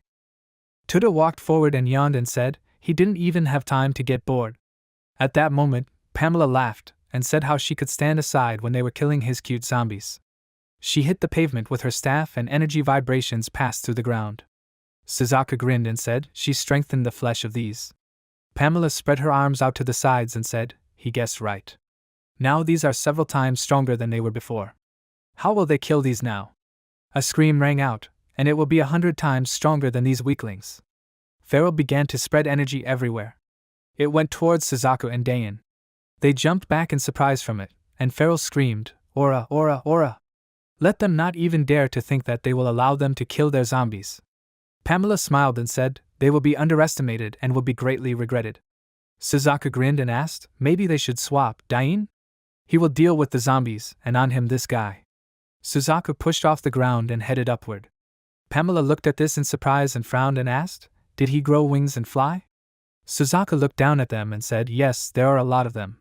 He looked at the many zombies in the square and said, "Although getting rid of these is a matter of 5 seconds, maybe even less." Suzaku swung and used the fragments of rainbow wings. Many colored streams were directed at the bodies of the monsters. Pamela grabbed her face in fear and screamed, "Her cuties are zombies." Dayan clenched her fists and screamed, "He likes to hit from afar, which means he is weak in close combat." She aimed her fist at Pharaoh's face. He jumped up and swung his arm and screamed, "How could she handle such a weakling?" Dayan jumped back and looked at it in confusion. Pharaoh asked, "Does she think a young girl like her can defeat him?" Dayan frowned and said, "Well, since she is a child to him, it's time to get serious." She closed her eyes and applied the true dignity of a maiden. Her pink hair fluttered in the wind and Diane asked, "Did she tell him?" "She is not a child." Farrell shouted in displeasure, "What is this?" Pamela turned around and said, "She turned from a child into a girl, she is even older than her. It's a simple shape-shifting." Farrell jumped up and angrily ordered him not to think that this will help her. Diane dodged his blow and said with a smile, "She did not just change her appearance. She hit Farrell in the face with all her strength and said, 'In this form she is much stronger.'" After a while, Pamela was lying on the ground and saying, "It's her fault, please forgive her." The boys leaned over her mockingly and said, "No. They've done their job, so now they can play." "That's right, she was trying to make fools of them." Pamela looked at them in fear and breathed heavily. Suzuka grabbed her and screamed, "Tickle punishment." Pamela started screaming with tears in her eyes, and Dayan tickled her and laughed. Pamela begged them to forgive her. At that time, Sadie was standing in front of Bayako.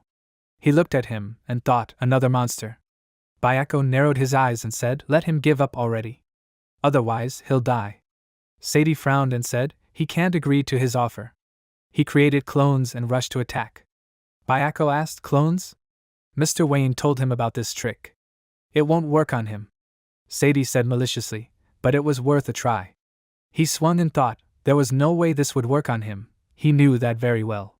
He clenched his jaw and thought, but he needed a little more, he needed to buy himself some more time. Bayako looked around and thought, until he took out the clones, pinpoint attacks were pointless. Well then.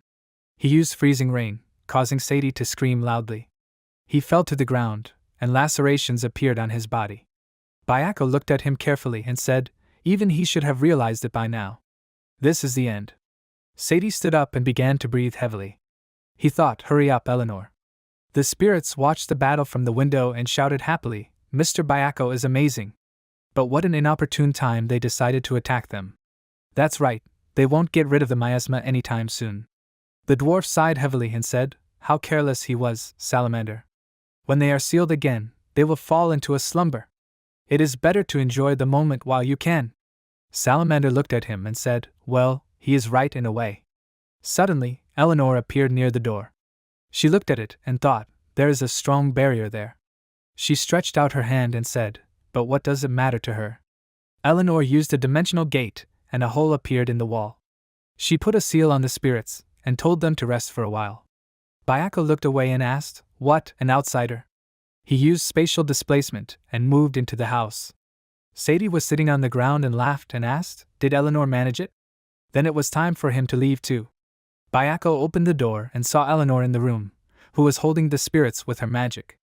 He screamed loudly, "So that's their goal?" Eleanor began to disappear and said, "It's over." Bayako tried to catch her, but it was too late, his hand grabbed the air. He screamed, "Escaped?" At this time, Sophie was standing in the garden and said, "Wayne, I wonder what happened so urgently." Mateo grinned and said, "Indeed, very interesting." He sighed and said, "What a difficult task." Suddenly Sadie appeared in front of them, and Sophie screamed in displeasure, "He!" Eleanor showed the spirits and said, "For great spirits they caught them." Sophie screamed loudly, "Salamander, Undine!" Sadie looked in her direction and asked, "Is she the lady he saw with Wayne, right?" Sophie's eyes widened and she said puzzledly, "Duke Brahilg, is it really him?" Mateo approached her and said, "Right, this is all his doing." He plunged the knife into Sophie's body and she said in fear, "How?" Mateo said, "Thank her, Sophie. Thanks to her, they were able to detain Wayne. But now she was useless." Sophie fell to the ground face down. Mateo smirked and asked, "Well, should we begin?" The birth of their ideal state was just around the corner. At that moment, the protagonist activated the energy card. He used spatial movement and moved to Diane. She saw him and screamed, "Lord Wayne!" The tied-up bandits were sitting in the center. Wayne looked at them and asked, "So they were the ones trying to steal the 4 great spirits?" Bayako answered, "Yes." The protagonist asked, "Are the spirits safe?" Bayako lowered his head and said, "He sincerely regrets, they were kidnapped." Wayne came closer and said, "Well, nothing can be done about it." Suzuka said 2 of them escaped with the spirits, but they managed to find out the name of the organizers. The protagonist frowned and asked, "Who is it?" Suzuka answered, "Mateo Brahilg." Wayne said, "So this sparring was to keep him away from the village?" "There's only one thing left, they need to save the spirits as soon as possible and prevent the dragon from resurrecting." Bayako looked at him and said, Mr. Wayne, they found out new details about the giant dragon. The 4 great spirits were sealed in order to prevent the dragon miasma from spreading. The protagonist folded his arms and frowned. Bayako said the salamander was unsealed and now the Kerbit village is gradually being destroyed by the dragon miasma. Wayne looked down and asked, so they decided to sacrifice themselves to save the land from destruction. Bayako answered yes. And they planned to go back to sleep to prevent the dragon from escaping the seal. The protagonist put his hand to his chin and said, I see, so they don't need to prevent the dragon from resurrecting. Dayan frowned and asked, seriously? Wayne said he didn't want to seal the 4 great spirits again. And to do that, they need to defeat the dragon and minimize the damage to the capital. Suzaku said, so they will strike at the root of all the problems. Dayan clenched her fists and shouted, Mr. Wayne is right. Tuda crouched down and asked, a giant dragon, huh? This opponent should be at least a little interesting. Pamela looked at him and asked, do they even know what they are talking about? They can't handle this. Even the awakened one from the past couldn't defeat it, and instead just sealed it. The guys looked at her with displeasure. The protagonist smiled and said, so all he needed to do was surpass the awakened one. Pamela cried out in displeasure, it was impossible. Wayne replied, for him and the 12 heavenly Shikigami, nothing was impossible. Pamela turned white and asked, where did you get so confident? She said, it was absolutely impossible.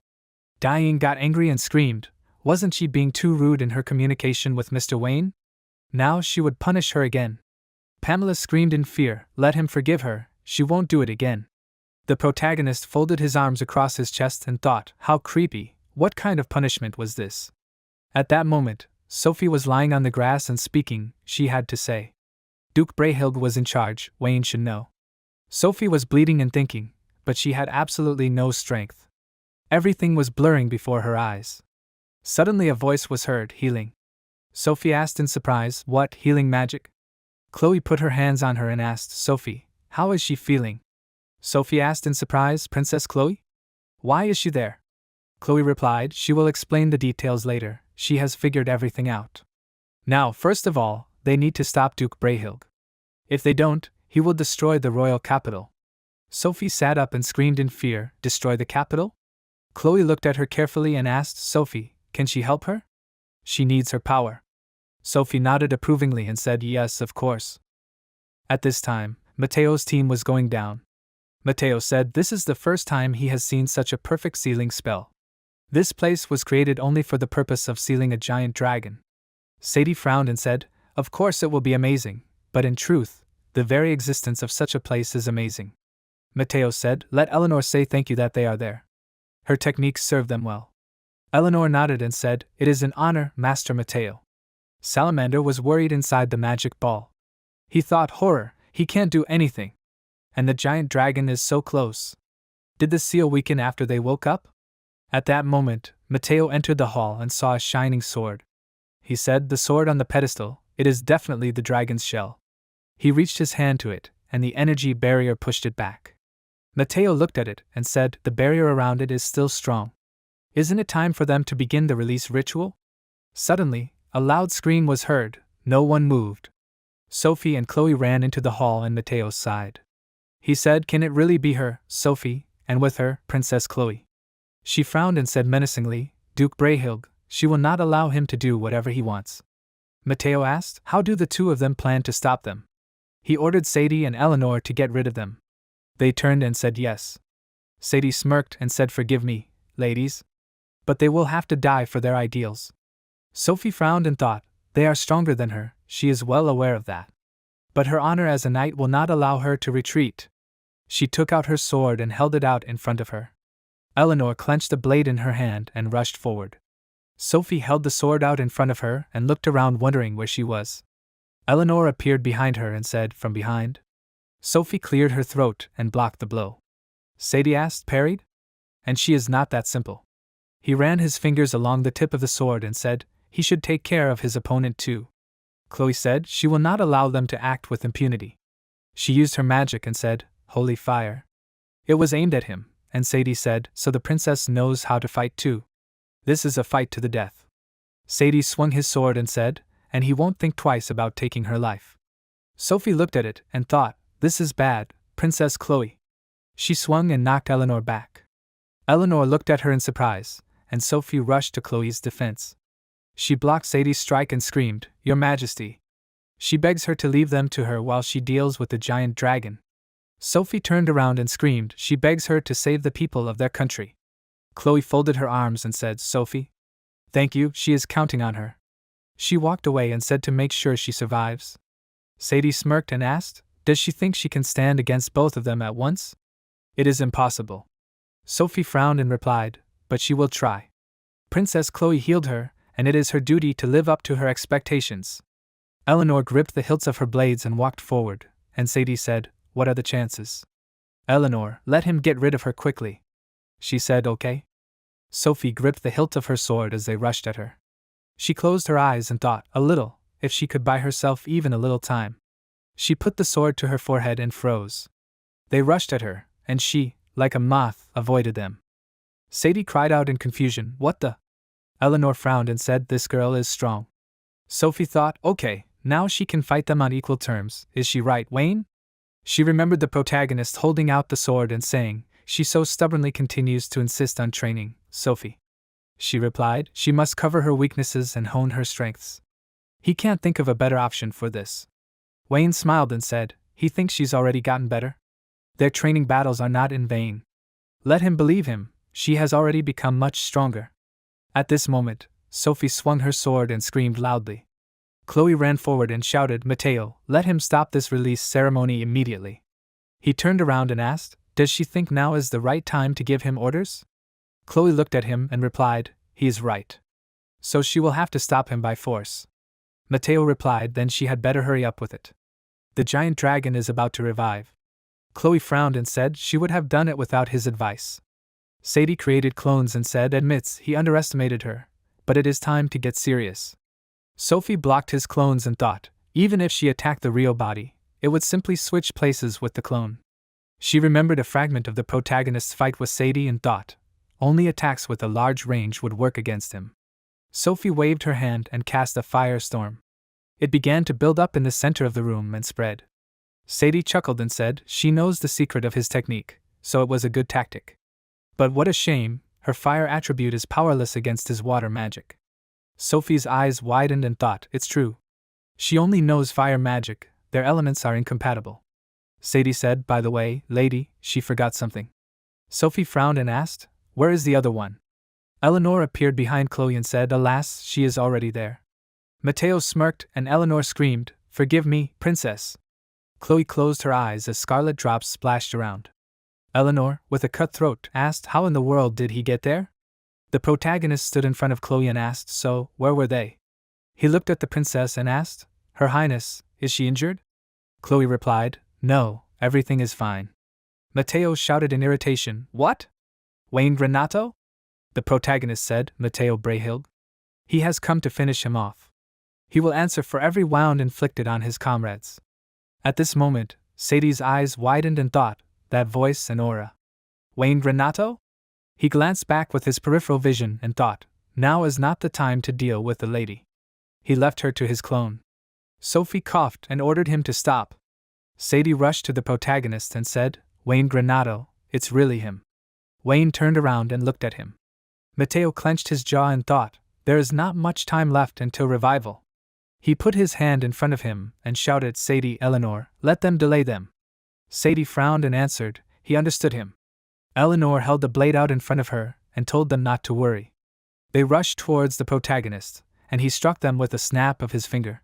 They screamed loudly in pain, and he said, a cleansing spell. Eleanor and Sadie began to lose their creation. Mateo looked at this in surprise and thought, the difference in strength is too great. He said, could it be, he didn't fight seriously last time? Chloe sat on the floor and said, as long as Wayne is there, the advantage is on their side. Let him stop the release ritual immediately, Mateo. He laughed and said, unfortunately for them, the ritual cannot be stopped. Mateo stretched out his hand and said they were late from the start. Chloe said sadly, how so? The protagonist replied, he did not plan to stop the ritual from the beginning. Everyone looked at him puzzled. Mateo frowned and asked, what is he talking about? Are you completely crazy? Wayne looked at the sword and said, this thing has been threatening innocent lives for too long, even spirits have suffered from it. If the root of all the problems is the dragon, then the easiest thing to do is just get rid of it. Chloe looked at him and said, "No, Wayne. No matter how strong he is, he can't defeat the dragon. If it were to revive, the country would turn to ashes." The protagonist replied, "Don't worry, he would never put people and her at risk, Princess Chloe. He has a plan." Chloe said, "Wayne, okay, she believes in him." He smiled back. Mateo laughed and shouted, "You fools!" He began to spread his energy and shouted, since he believed he could defeat the dragon, they might as well test it out. The release ritual is complete. Let it come out, giant dragon. A huge beam of energy shot into the sky. The people on the streets of the city were frightened, asking why the sky had darkened. What was going on? The king stood at the window and said, "Is this really it?" A huge dragon burst out of the mountain. The people looked at it in fear and asked, "What is this?" The king waved his hand and ordered the order of knights and a squad of magicians to be gathered immediately. The servants answered, "Yes." He grabbed his head and said, "It has been reborn. What awaits this country?" At this time, Chloe looked at the energy trail and said, "What a terrifying mana." Sophie said, "It has already flown away, but the pressure is as if she is standing right in front of it." Mateo put his hand to his face and said, "Great, just amazing." In his hand he held a small red sphere and said, "Now he can make his dream come true. He will regret standing in his way, Wayne Granato." Mateo climbed onto the dragon's head and laughed loudly. He shouted, "A great view. A worthy place for him, who received the strongest weapon in the world." The protagonist pointed his finger to the side and said, "Sophie, let him look after the four spirits, and he will kill the dragon."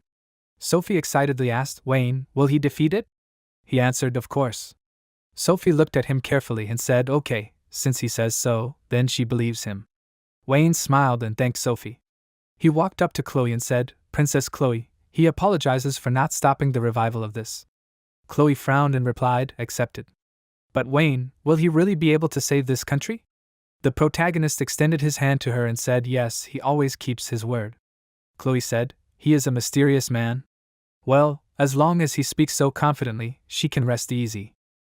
Let him definitely survive and keep his word." Wayne smiled and said, "Obey." He used spatial movement and appeared near Mateo, who laughed and said, "Now he is not afraid of him, Wayne Granato. These guys can handle him." Many small dragons headed towards him. The protagonist said sternly, "He will not let him destroy this country." He folded his fingers and said, "Summon Shikigami, 12 divine generals of Shikigami." All his assistants appeared behind. Wayne said, "He only has one order for all of them. Let them defeat their enemies." Everyone answered, "It will be done." Wayne said, "And now it's time to go." Raulo Vistav looked out the window at the dark sky. He said that the dragon really looked unusually powerful, just like Wayne said. Of course, he shouldn't say such things when the country is in danger, but it's so funny. He started to come out of his office and said that now it's time to act seriously. A huge and scary dragon continued to fly in the sky. Cast dark magic and said that he did not plan to stay there and commit evil deeds or anything like that. One attack would be enough for him to destroy them. After that, his dragon began to accumulate dark magic in its mouth and prepare to attack. Spirals of clouds swirled in the sky, and a bright flash came from the dragon. The magicians were shocked and scared. They asked what kind of mana was this, how can they stop it? They screamed that everyone would die if they stayed there. They needed to leave the city as soon as possible. However, the frightened people did not know where to go, and the knights were terrified of their enemy. Wayne also looked at the sky. He understood that just one blow could destroy their city forever. He used teleportation, and soon found himself with a bright flash in the sky. He was surprised when Raulo appeared next to him. He asked where the sir came from. He laughed and said that he thought they were thinking the same thing. He knew that he and Wayne could defeat the dragon, no one else. Wayne replied that it was time for them to get down to business. He was glad that Raulo was next to him. He would be able to save his strength. Mateo scornfully laughed at them. He asked if the two of them seriously thought that they could stop him. Wasn't this a childish plan? And now he was asking him to let him give them a one-way ticket straight to the afterlife. He screamed for them to experience the power of the dragon, after which the monster released a huge stream of destructive magic from his mouth. At that moment, Wayne concentrated and began to cast a spell with the talismans. He created a whole wall of countless talismans. Rowan also began to cast a spell. A bright aura enveloped him. He created a protective dome that strengthened the talismans. It was this barrier that the entire attack of the dragon fell into and spread across the dome. Wayne saw that this dragon had terrible power, but he was sure that they could handle it. Rollo's magic was also strong. This barrier contains more mana than any other he had ever seen, even he had a hard time breaking through it. He looked at the teacher with admiration and realized that this is what the strongest mage in the country looks like. Amazing.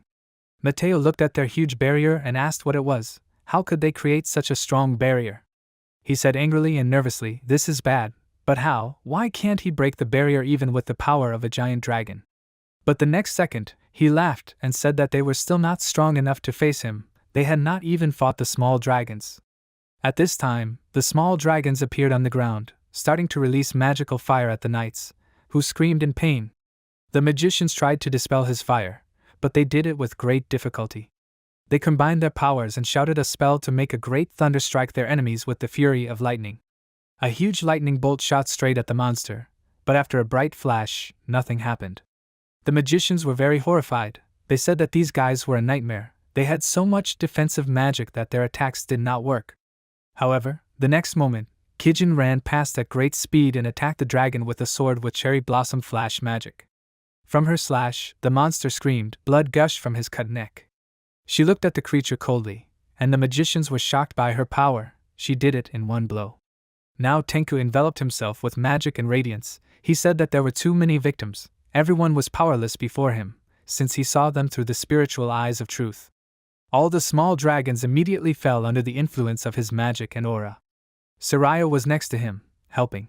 He asked, "Then it's time for them to quickly deal with the enemies. Does she agree?" A whirlwind of Soraya's water magic appeared above the monsters. She used Mizuro punishment, after which all the monsters ended up in a ball of water. A huge ball of water began to spin and turned into a powerful whirlpool. Even Tenku was shocked by her power. He said that he was surprised by her power every time. She laughed and said that Wayne ordered them to deal with the monsters. They are just following orders. That's all that is required of them. By this time, Suzaku flew up on his wings and attacked the monster. Dayan also helped him and hit him with her fists. Bayako was building ice mountains, trapping dragons in them, and Tuta was cutting them with his magic. The strong Kojin grabbed the dragon by the tail and lifted it up, swinging it, and then slammed it into the ground incredibly hard. One of the monsters turned around when he felt Taima's dark magic. He swung his blade and a huge dark blade cut the monster into pieces, and the boy said contentedly that he was waiting for the next one. Mateo grabbed his head and began to panic. He said that this was absurd. Why didn't the power of a giant dragon work? Ralla laughed and said, "It seems there are many worthy fighters who can handle small dragons. In that case, they can focus on that giant." Wayne, although he answered that it was, thought that it would be too easy. Chloe's vision would never have come true if it really was that simple, or even if he had been made to be confused. Maybe the dragon hadn't used all of its power yet? He looked closely at the monster, which was surrounded by a bright aura, and it looked scary with its sparkling eyes. Rollo realized this too and said that now they would see what this dragon was capable of. He proposed a plan in which he would attack, and Wayne would cover him. The protagonist agreed, and the magician laughed again and said that he felt much calmer next to him. He prepared his staff and said that it was time for them to fight. Wayne said that the magician was right. Rollo waved his staff, and soon appeared in front of Mateo on the magic circle. The man knew that it was he who was to blame for the resurrection of the giant dragon, but did he know where he went wrong? Mateo grinned and said that Rollo Vistav was making him angry. The magician remembered that even in his school years he had always been an ambitious guy, but Rollo never thought that he would decide to rebel against the kingdom. Of course, this is also Rollo's own fault, because he did not notice the darkness in his heart, so he takes full responsibility for Mateo's actions. He said with a smirk, "This old and stupid fool thinks that he is the most powerful and strong, but they will not be able to defeat his dragon." After that, the magician told him to experience the true power of the dragon. The monster in one jerk appeared high in the sky, collecting a cloud of magic. The wind from the dragon's wings reached the magician. He knew that because of the giant body, the dragon has a hard time making sharp turns. It seems that each of his movements is greater than the previous one. Well, it's time to attack. Wayne looked at the huge and bright cloud of magic, thinking that Rollo is really very strong. We must see what he is capable of. He also began to quickly rise up, but he remembered that he needed to be very careful. He was interested in what he would do. He flew above the dark magical clouds, catching up with everyone. Mateo asked. Do they even know why he is there? Rallo answered that the guy is definitely up to something, he knows it for sure. At that moment, the dragon glowed brightly. Bright magic surrounded him, and Mateo shouted that all the miasma of the kingdom can be attracted to this place. And when he gets them all, the magician will finally say goodbye to his life. The magician's staff glowed. He said that they will not let him do this. A giant dragon approached Rallo. Then he used the annihilation spell. Circles of magic rays began to spread from it. The dragon screamed, his body seemed to disintegrate into many pieces, and Mateo screamed, is the giant dragon disappearing? He looked at his hands, his body was also gradually disappearing. He asked in panic, what is happening to them? Rallo replied that it was his secret spell that he had never used before because of its cruelty. Anyone who was hit by the mana waves of this spell would completely disappear. And he thought it would be better if a creature like a giant dragon disappeared from their world forever. Half of Mateo's body disappeared. He couldn't stop panicking and screaming. What was going on? What was Rallo doing? Even 15th rank magic couldn't resist this spell. He never thought his life would end like this.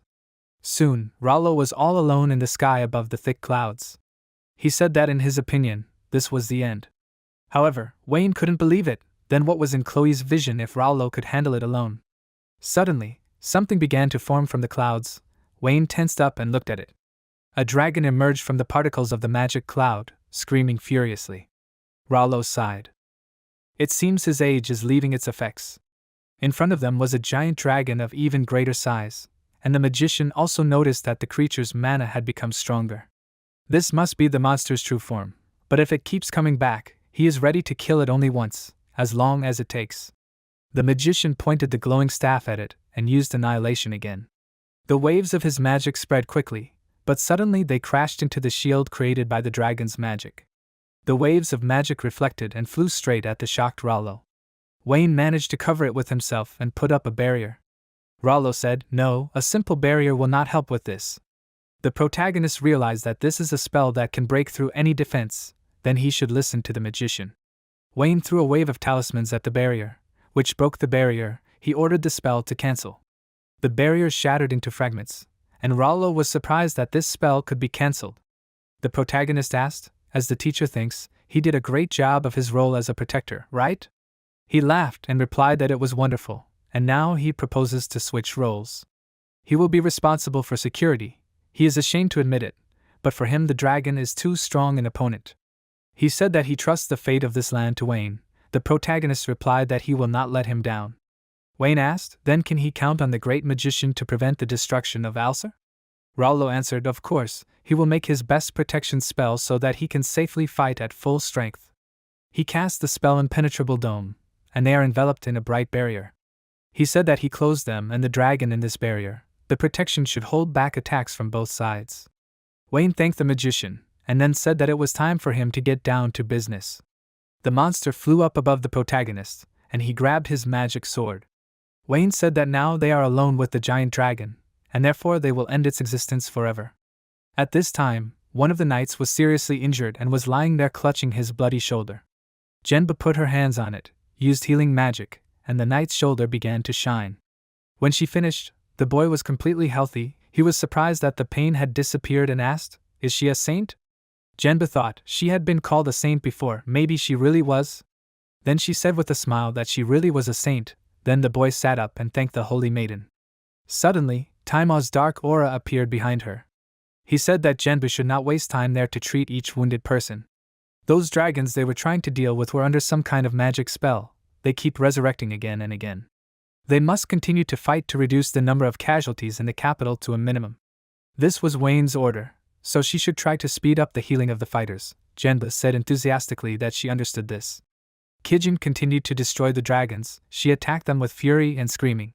She killed the monsters with one blow of her magic sword.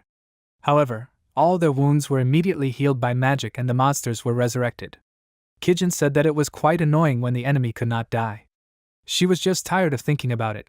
One of the mages continued her words and said she was tired of thinking that these dragons were immortal. The knight said if those people had not appeared, the capital would have already been in ruins, right? Two more people approached them. The knight shouted in displeasure, what do they mean by this? Let them answer. The mage next to him asked, if they cannot save this city, then who will help? They were awkwardly silent, and their commander said that all the knights will focus on defense. They must try to hold back the dragons that those guys cannot hold back. Everyone answered that they understood his order. The commander of the mages also began to speak. He ordered the mages to perform fusion spells. They would be able to destroy the dragons with this powerful magic. Everyone replied that they would do so. Dayan said in admiration, "It seems that they can help them for the first time." Suzaku replied, "After all, they hid their true powers from the public until now." Rikugo suddenly appeared and said, "That is true, but they are in the central position. Since the people here know Wayne and them well, it is no wonder that they are trying to help." Kojin said that it was unexpected, but there were quite a lot of hot-tempered people gathered there. Tenka said that he did not like this development either. Everything was too fast and abrupt. Kijin said that the reason they could not kill the dragons was definitely because of the miasma that connected them to the giant. They should just hold the defense and wait for Wayne to deal with the huge dragon. She suggested that they do everything they can to hold out until then. Everyone looked at her approvingly, and Dayan loudly shouted that she agreed. Tuda was surrounded by several dragons. He was fighting them, and he seemed to be having fun. He laughed because the monster kept resurrecting no matter how many times he killed them. They were perfect monsters.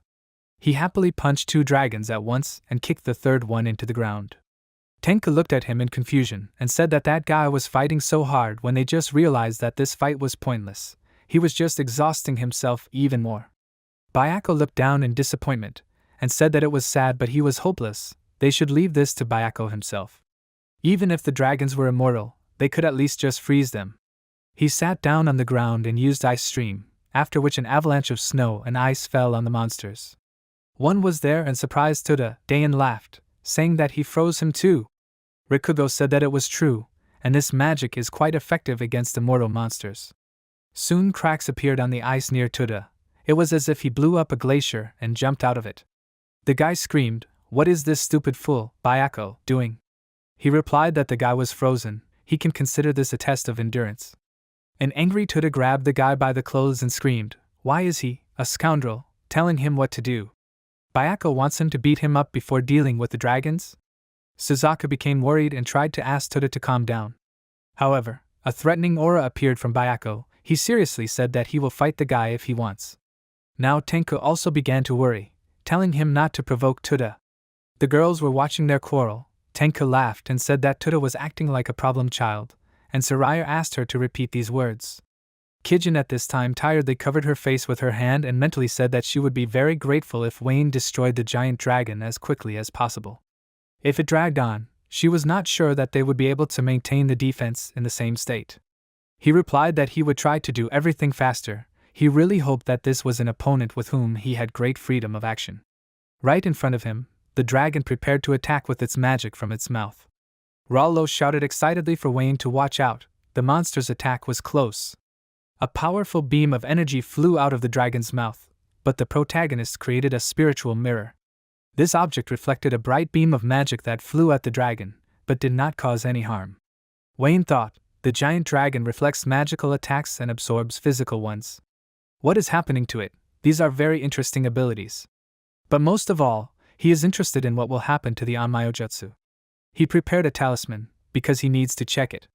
Many talismans and an aura surrounded him. He decided to test what the dragon is capable of. He used the incinerating flame of the spirits. A huge and powerful stream of magic crashed into the monster, creating a large explosion. Rollo said, "My God. This is an absolutely accurate hit," but did not cause any damage to the dragon.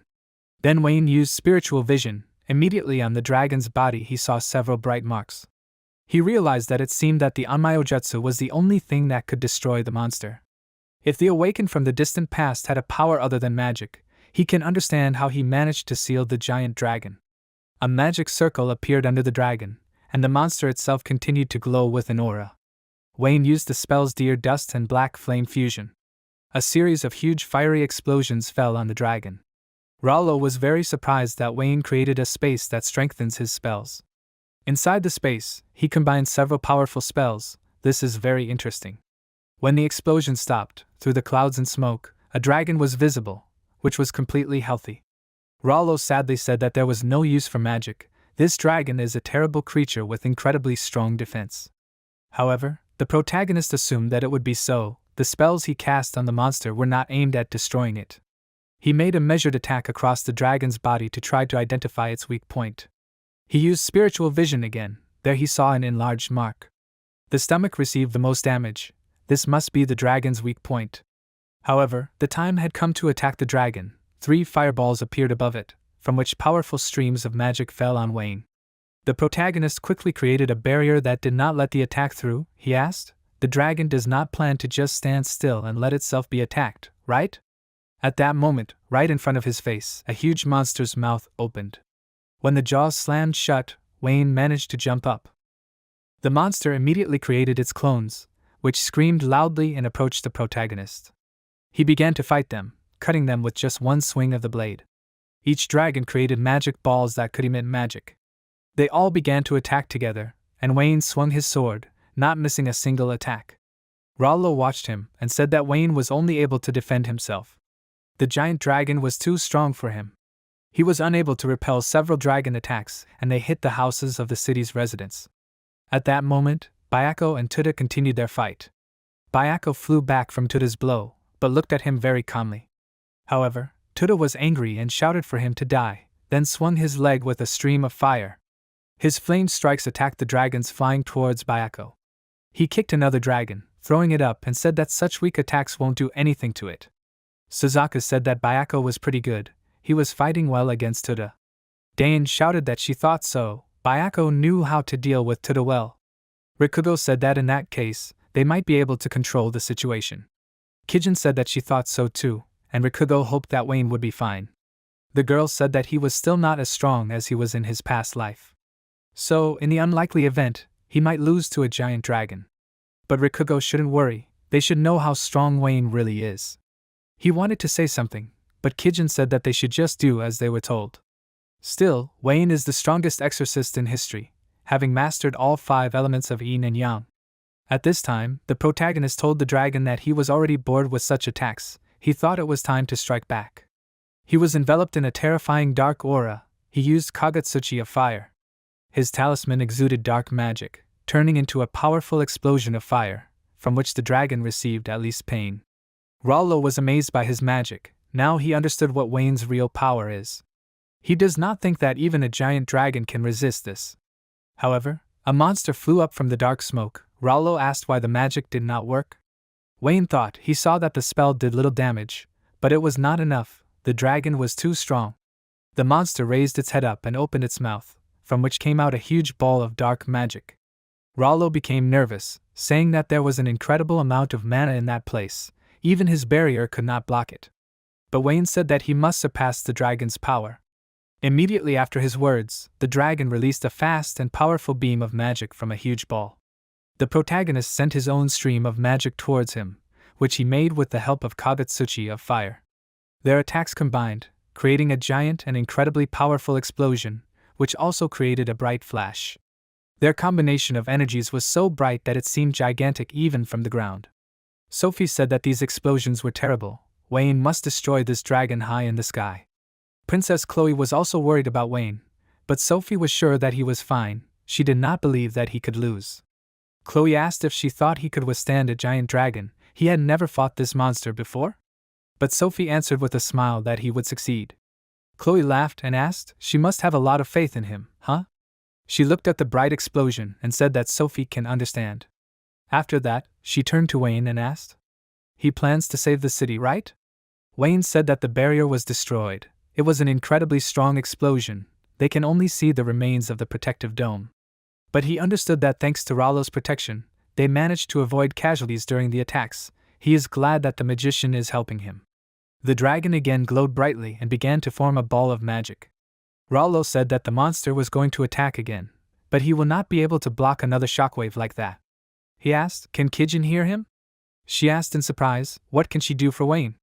He replied that he was just thinking, this world is quite interesting. He would never have thought that there could be a creature so strong there. She replied, it must be a really strong opponent if he praises it so much. The protagonist replied that it is true, but he thinks it is time for them to end this. She looked at the block of ice and said that they were fine. They had dealt with all the dragons on Earth, no problems. She smiled and said that Wayne could cancel their summoning at any time. The protagonist grinned and said that everything was fine, she could leave the rest to him. He was immediately enveloped in bright streams of different magic, and in his hand it was gathering very little by little. He did not think that he would ever have to use all his magic again. The dragon was preparing to make a third attack. He was making a ball of dark matter even bigger than the previous ones. Wayne used the talisman and the spiritual release spell. His aura became huge and bright, which surprised Rollo very much.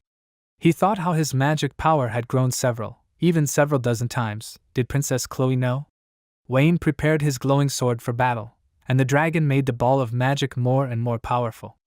The protagonist swung his sword, and at the same time the dragon released a giant mass of energy and magic. But from Wayne's blade, an equally giant blade of magic began to fly, which pierced the dragon's energy beam and was already at its mouth. The flow of magic not only dissipated, but the dragon itself was cut in half by the blade of magic. Chloe was shocked by this. The sky was gradually becoming light. Wayne actually destroyed the dragon. The remains of the monster were still flying in the air, which was gradually dissolving like ash. And the protagonist told Princess Chloe that he kept his promise. The king also watched him. He could not believe it. He really managed to cope with the giant dragon. The common people were also watching this battle. They were amazed at how the gloomy sky became clear again. And soon they happily shouted that they were saved. However, right in the middle of the city, the building on which the dragon was lying was destroyed. The people of the city knew that due to the huge size of the dragon, the consequences would be no less huge. But how did someone in this world manage to defeat such a terrible monster? They think that it was Rollo who created that barrier that covered the entire sky. Who else could it be but Rollo? They think that no one in this world but Rollo could defeat such a monster. At this time, the magician himself was surprised at Wayne's strength. He could hardly believe that the guy was so strong. He replied that he did not hide it, he just had to be extremely careful when using such magic. He remembered his death in the past, and he himself said that such supernatural power frightens people and can eventually be banned. But this time, he simply had no choice but to use it. The enemy this time was so strong that he was forced to decide on it. Rollo said in surprise that he was quite a mature young man.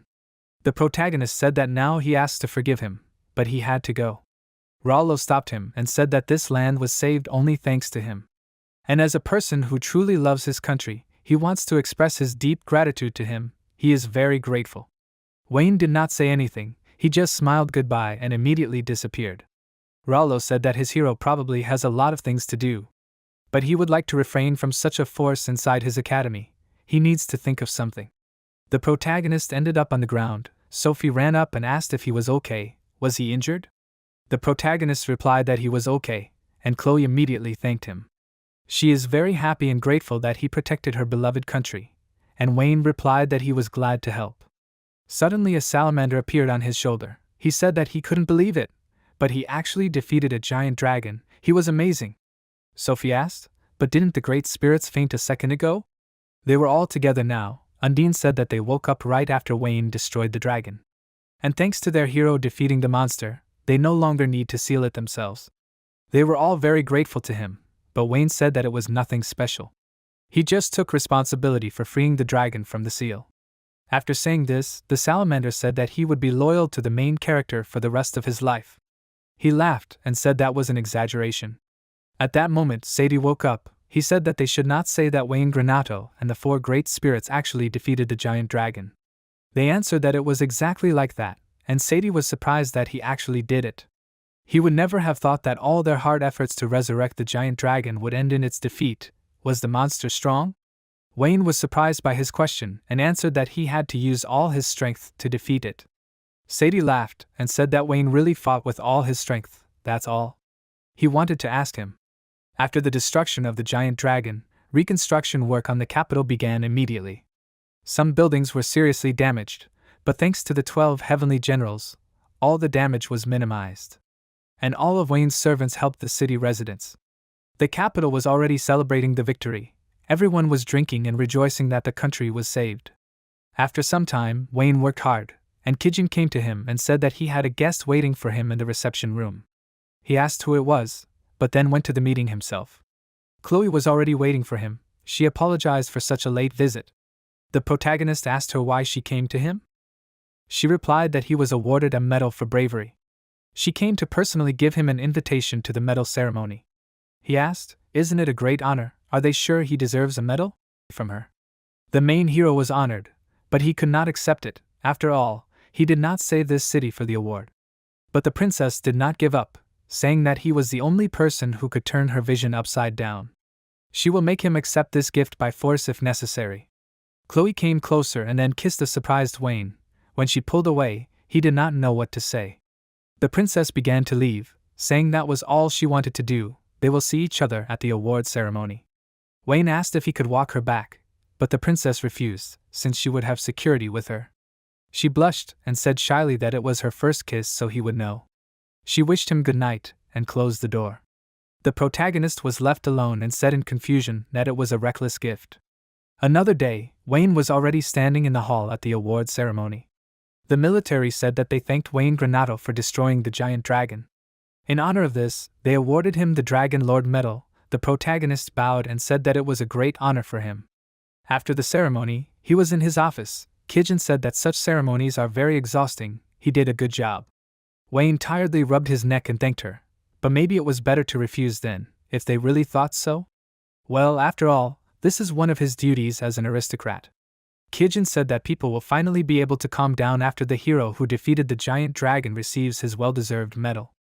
The girl looked at the medal, as she thought, he is very considerate of others because he is Wayne. The protagonist thought, in any case, they gave him the Dragon Lord Medal, right? The Dragon Lord Medal is a medal of the highest degree of honor. The medal is only given to those who have done truly great deeds for the benefit of the entire nation. Kijin said that he was the first to receive such a medal in almost 100 years. It seems that he is also the youngest recipient of such an award. It is well deserved. Wayne said that he thinks that the Granato family will never be awarded the title of second-class nobles again. There was a knock on his door, and he allowed them to enter. Chloe entered and apologized for disturbing them. He greeted her and asked her why the princess came to see him. She said that she forgot to tell him about the additional prize that came with the medal. He looked at the documents and asked what additional prize. Chloe said she wasn't sure if it was enough of a reward, but he received 1,000 platinum coins as an extra thank you. But Wayne said it was too much money. However, he thought that this amount would do wonders in expanding the Granato family's territory. But that wasn't all. Chloe had one more thing to tell him. She needed to tell him about the Brehug family, which Mateo, the dragon resurrector, came from. It had been decided that this family would no longer be included in the list of the 7 greatest noble families. She thought this was important news for him. She saw that he was acting as if it had nothing to do with him. But did he know that the vacant seat would go to the Granato family? Wayne asked in surprise, would they be one of the 7 greatest noble families? Wouldn't the other nobles be against it? The princess laughed and asked, who else but the hero who saved the country would be more suitable for this seat? He awkwardly said, yes, the greatest hero. He understood. Afterwards, a parade was held to inform the population of his feat. Wayne felt the extremely passionate reaction of the people. The protagonist thought it was because defeating the dragon was incredibly impressive. The 4 spirits returned to their habitats. This is encouraging since Salamander seems to have become some kind of guardian spirit for the culprit. Wayne returned to the academy. This is his first day after fighting the dragon. He feels people burning him with their gazes. Well, he supposes that's to be expected after such a grand ceremony of declaring him a hero. Henry happily calls the protagonist. He says he heard about his feat. It seems he's outdone himself. He says yes, wherever he goes, people keep looking for him. Henry laughs awkwardly and says of course he will. Suddenly they hear a scream. The girls are calling Wayne. They run up with red cheeks and embarrassed faces. They say they are very interested in the details of his stunning victory. They start asking him to teach them on Myojutsu. The protagonist doesn't understand what's going on, and Sophie looks at him and the girls with displeasure. She can't be among those people. She can only be approached at the moment when he is declared a hero. Kijin also looks at them with displeasure. She asks him in her mind, maybe she should get rid of those girls? But Wayne answers it's not the first time he tells her to stop her dangerous ideas. Raulo entered the office. He called Wayne to go away with him for a minute. The protagonist replied that he would go to the professor right away. In the director's office, Raulo said that it was no secret that he was very popular at the moment. Wayne answered that he was officially introduced as a hero. Raulo said that, one way or another, everyone always adores heroes. He even envies the number of Wayne's fans. The protagonist immediately got down to business and asked why he was invited. Rallo was surprised by such a businesslike approach. He had a proposal. If he knows, the Elsa Academy is really high society. He asked if Wayne would like to become a scholarship holder, to which the protagonist was surprised and asked again about it. He did not know who a scholarship holder was. Rallo explained that it was a person who visits magical academies in other countries as a temporary teacher. Wayne said that this was a very strange position. He listened to Rallo with distrust. The mage said that they had nothing more to teach him at the academy as a normal student. In that case, didn't Wayne think it would be best to spread Onmyo-jutsu to the world? He said that Rallo might be right. The professor was confident that he could destroy any disagreement with a demonstration of his power. Wayne entered the Alcer Magic Academy as the top student, defeated a giant dragon, received the Dragon Lord medal, and is even one of the 7 greatest nobles. His list of achievements is already more than incredible. The chief thought about it, it really was. He said that he understood Rallo, he would think about the scholarship offer. The mage smiled and said that was fine. After all, it would simply be a tragedy for him to spend all his time at the academy. He just needed to think about what would be the best solution, that's all Rallo wanted. Wayne said that he was very grateful to the teacher, and then immediately left. He wondered what would be best for him. He found some notes in the library and asked what they said. He asked Kijin if she could check if it was a good time to summon Surayu. He needed to ask her something, and Kijin immediately replied that it was no problem to summon the girl.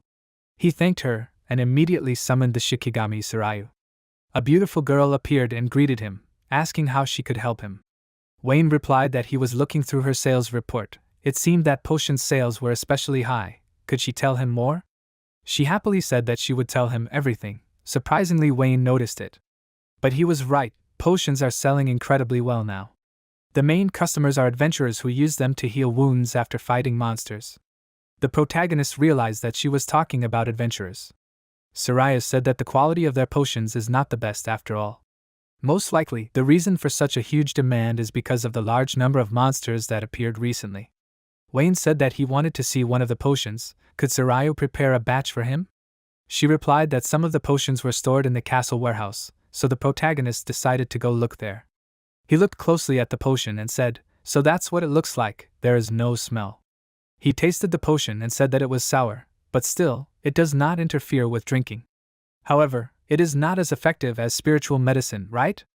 That's interesting, they can improve the recipe. Soraya thoughtfully asked, he means to improve the quality of the potion, right? In that case, she thinks Rikugo is already working on it.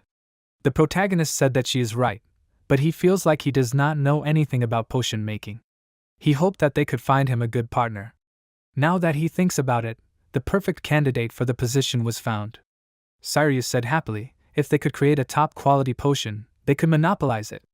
The potions would be immediately bought, and all the shelves would be empty. But Wayne said that they wouldn't take the potion for themselves, it would be better for them to just spread the recipe. She asked in surprise what was he talking about. The protagonist said, even there in the Granado territories, many people fall victim to monster attacks. It was his duty as a lord to reduce this burden on the people as much as he could.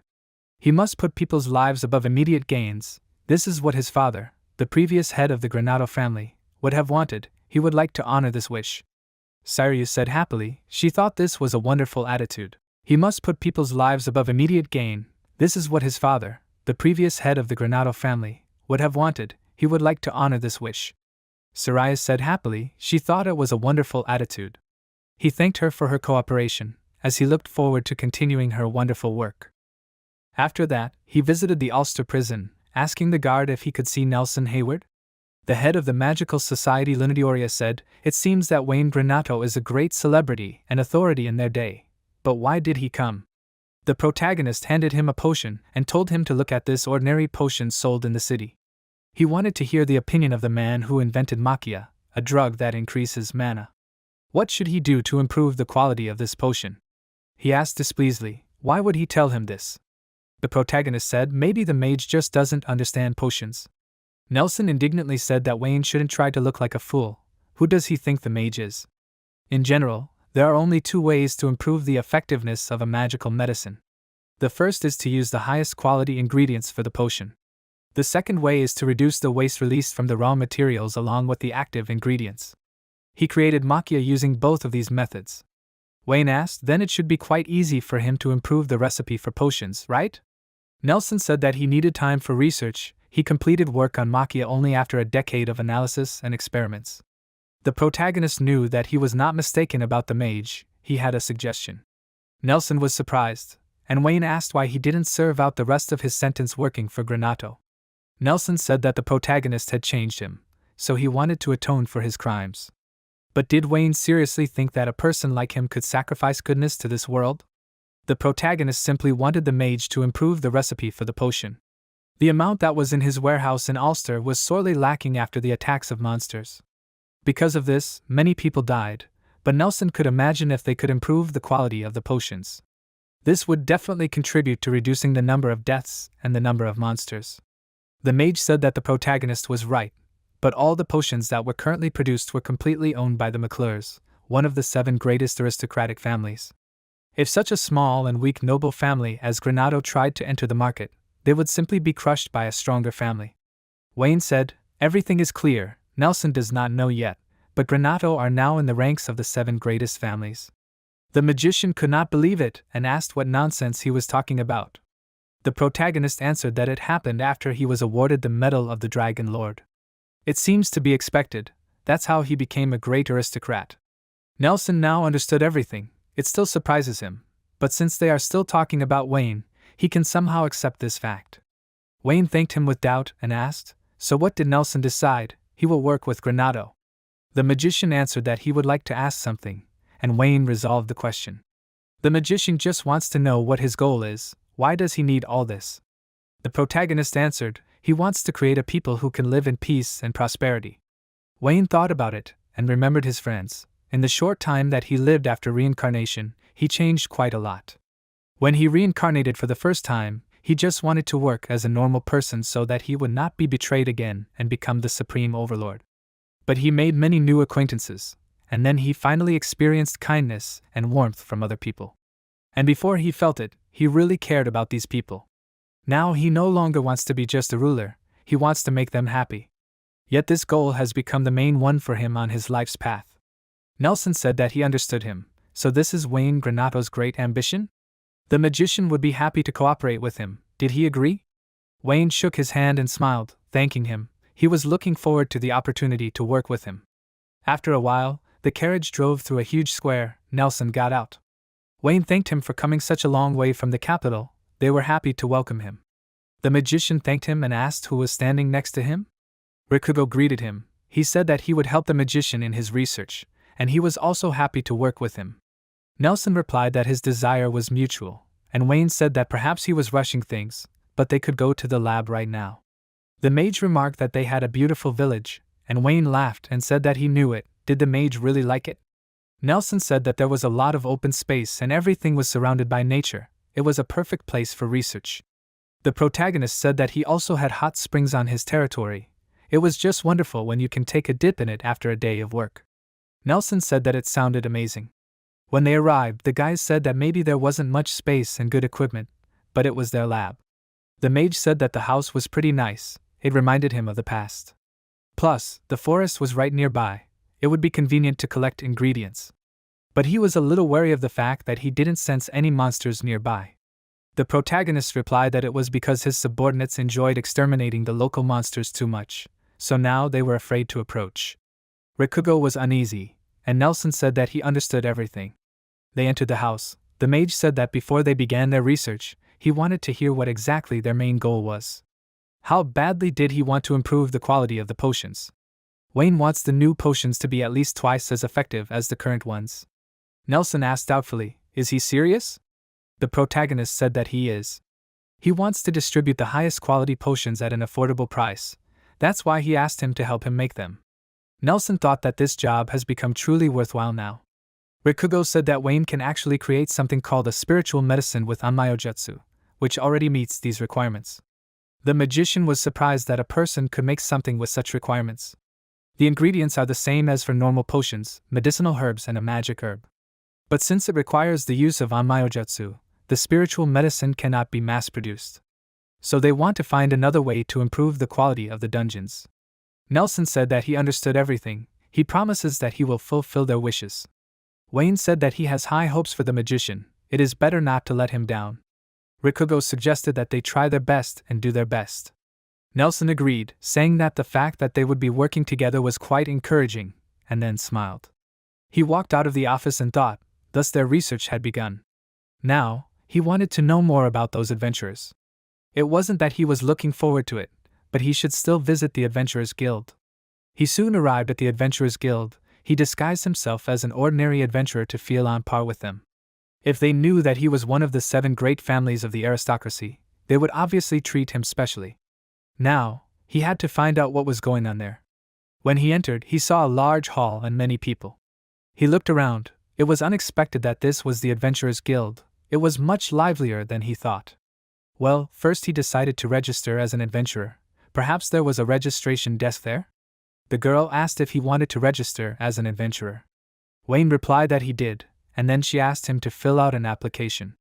He decided that his name would be Van, and his profession would be swordsman, and that he would not have any magical abilities. Yes, that would be fine. He said that he had filled everything out, and the girl thanked him, and that his application would be approved soon.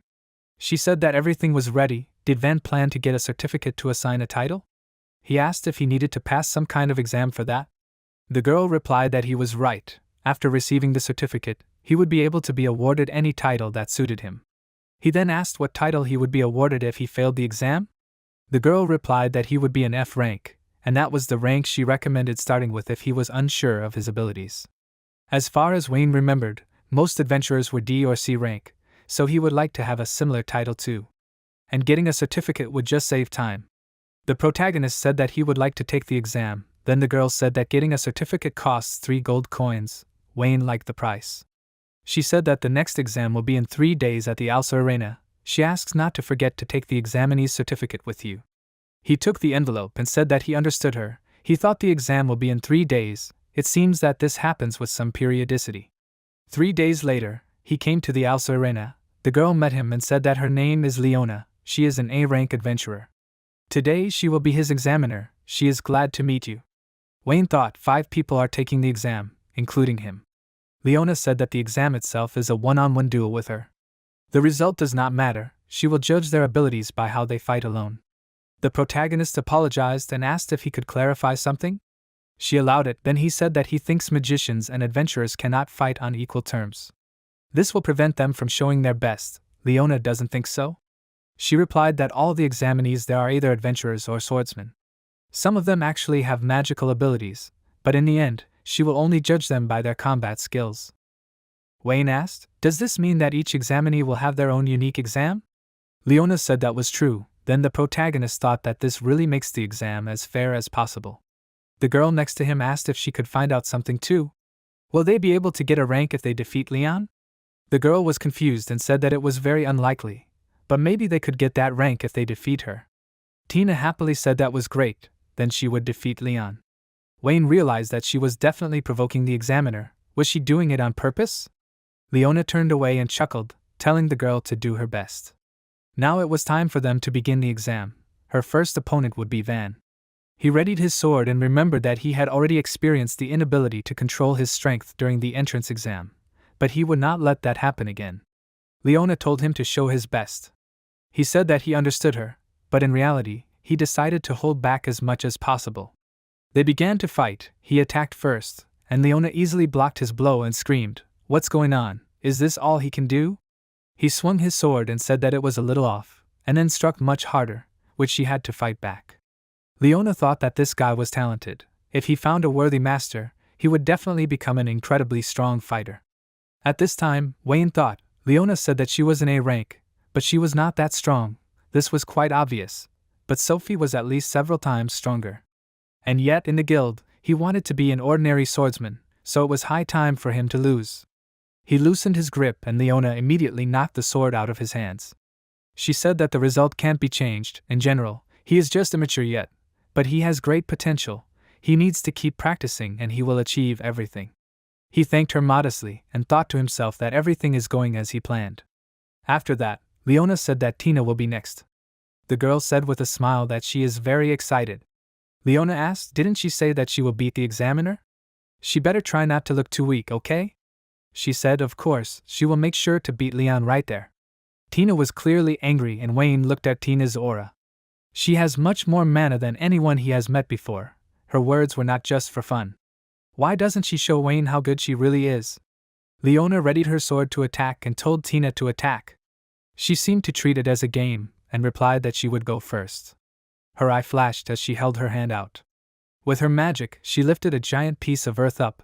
Leona asked in horror, "Is this magic?" The protagonist thought it was very powerful, and this with a silent spell.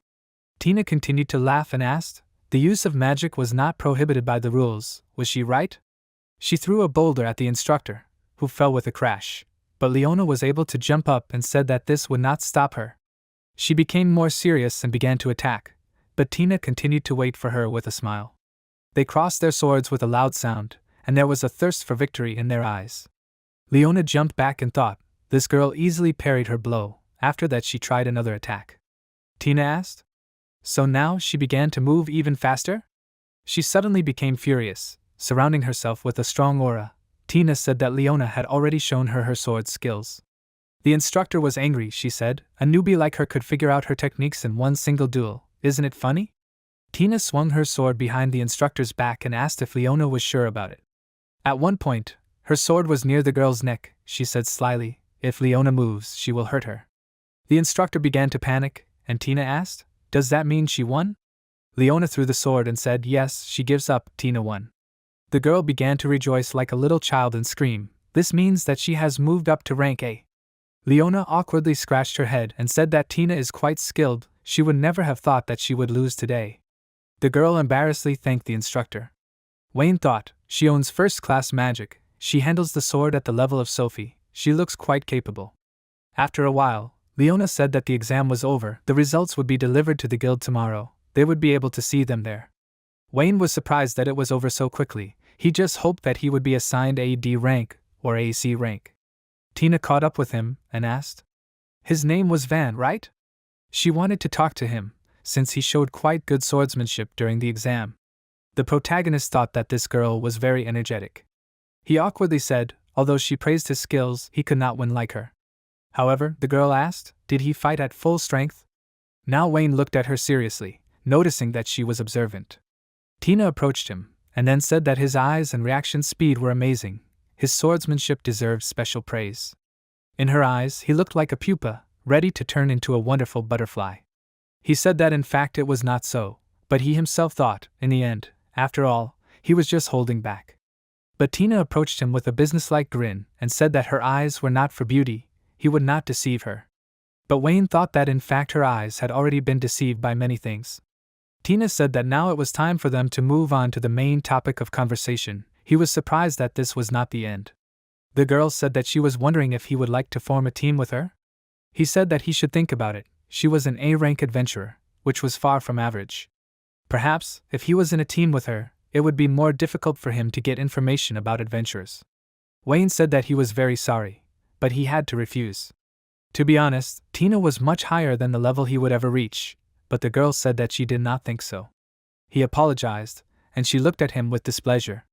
Tina said that if he did not want to, then she could not force him, but she was very sorry.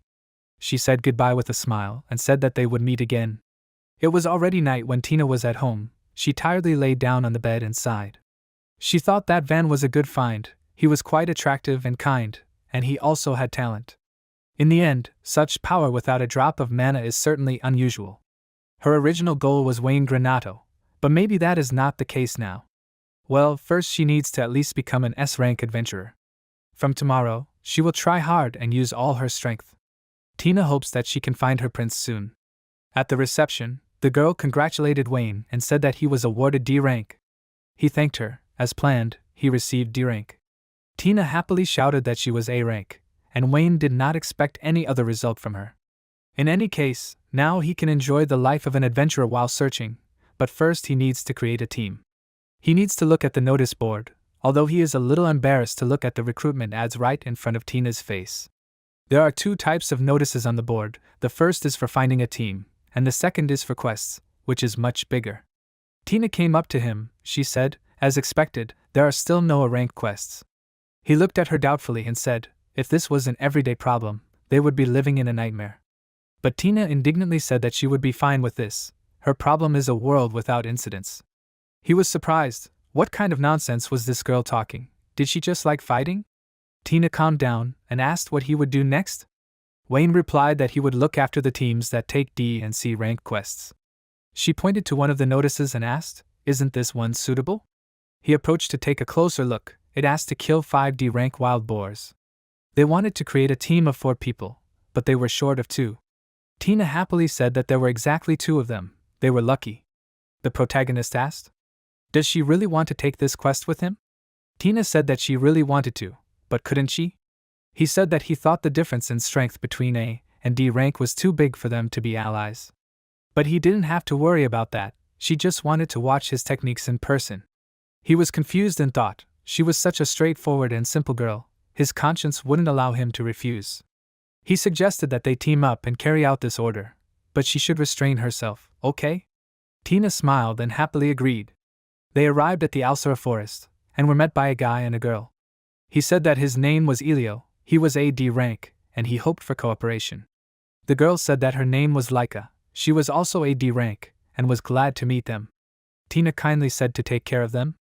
Laika asked, "But is this really okay? Isn't Tina an A rank adventurer? If they split the spoils equally, it would be a disadvantage to her." But Tina said it was okay, she was a newbie too. So first she wanted to hang out with her fellow adventurers and learn everything she could. Elio said she would be a big help. Laika said she was very good. Tina laughed and said she was grateful, and Wayne thought he was just glad he could fit in without any trouble. They walked through the forest. Elio never knew from which part of the forest monsters could attack them. They shouldn't let their guard down just because they were a rank. Laika said she understood, they could leave it to her. Tina thought it was so fresh and exciting, she was full of energy. Elio said the wild boars' dens were from the center of the forest. The forest itself was small, so they thought they would run into them in about an hour. Wayne said that they seemed to know their business. But the guy noted that this was just common sense, inherent in any adventurer. He was sure that Ven would get the hang of it too. The protagonist said that it looked difficult, but he would try. Elio said that they were risking their lives on this job after all. Ven had nothing to lose by taking it seriously. Laika said that Elio was talking too seriously. He told her to shut up with displeasure. Hadn't that saved her a little earlier? She said that it was all right once, and the guy asked, was that not enough? Tina asked the arguing friends. For some reason she thought they were very good friends. They, confused, said that they were not. Tina happily said that it was strange. She was already seriously wondering if they were a couple. Elio asked embarrassedly, "What, they are not a couple? Does she understand?" She laughed and said that they were both red, somehow suspicious. However, Wayne told them to be quiet. He heard footsteps ahead of them. Several monsters were moving in this direction. Elio said that he did not hear anything. Tina also began to listen and then looked around. Ven was not lying. A group of monsters was approaching them. Elio was surprised, and the frightened Laika asked, "Is that them running there?" A huge flock of angry boars was approaching them from the forest. Elio also screamed in horror that there were too many of them. And at this time, Tina thought, Wayne's radius of sensations is even larger than hers. Who is he, this Ven? Is he really only a D rank? Wayne felt that there was an even larger source of mana behind the boars. It seems they were running from him. He told everyone to move out of the way, after which the boars just walked past. Tina asked, "Are they driven by fear of death?" And then she excitedly said that there is something big behind them.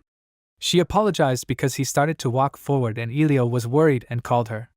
But the protagonist thought, the thing hiding is much stronger than it looks. If she goes alone, she might get into trouble. He said that acting alone might be dangerous. He will go after her. Laika asked, "Doesn't that mean he will act alone too?" Elio said that they have an emergency. The 3 of them should go back and report it to the guild. The protagonist said then, "Perhaps he will do it." He was surrounded by bright magic, and his clothes changed. He introduced himself as the hero of Asura, Wayne Granato. Both adventurers were surprised and shouted, "What's going on?"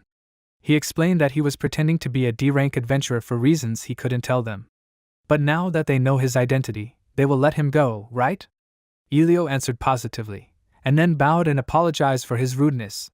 Wayne said that they didn't need to apologize. Moreover, Elio said the right thing.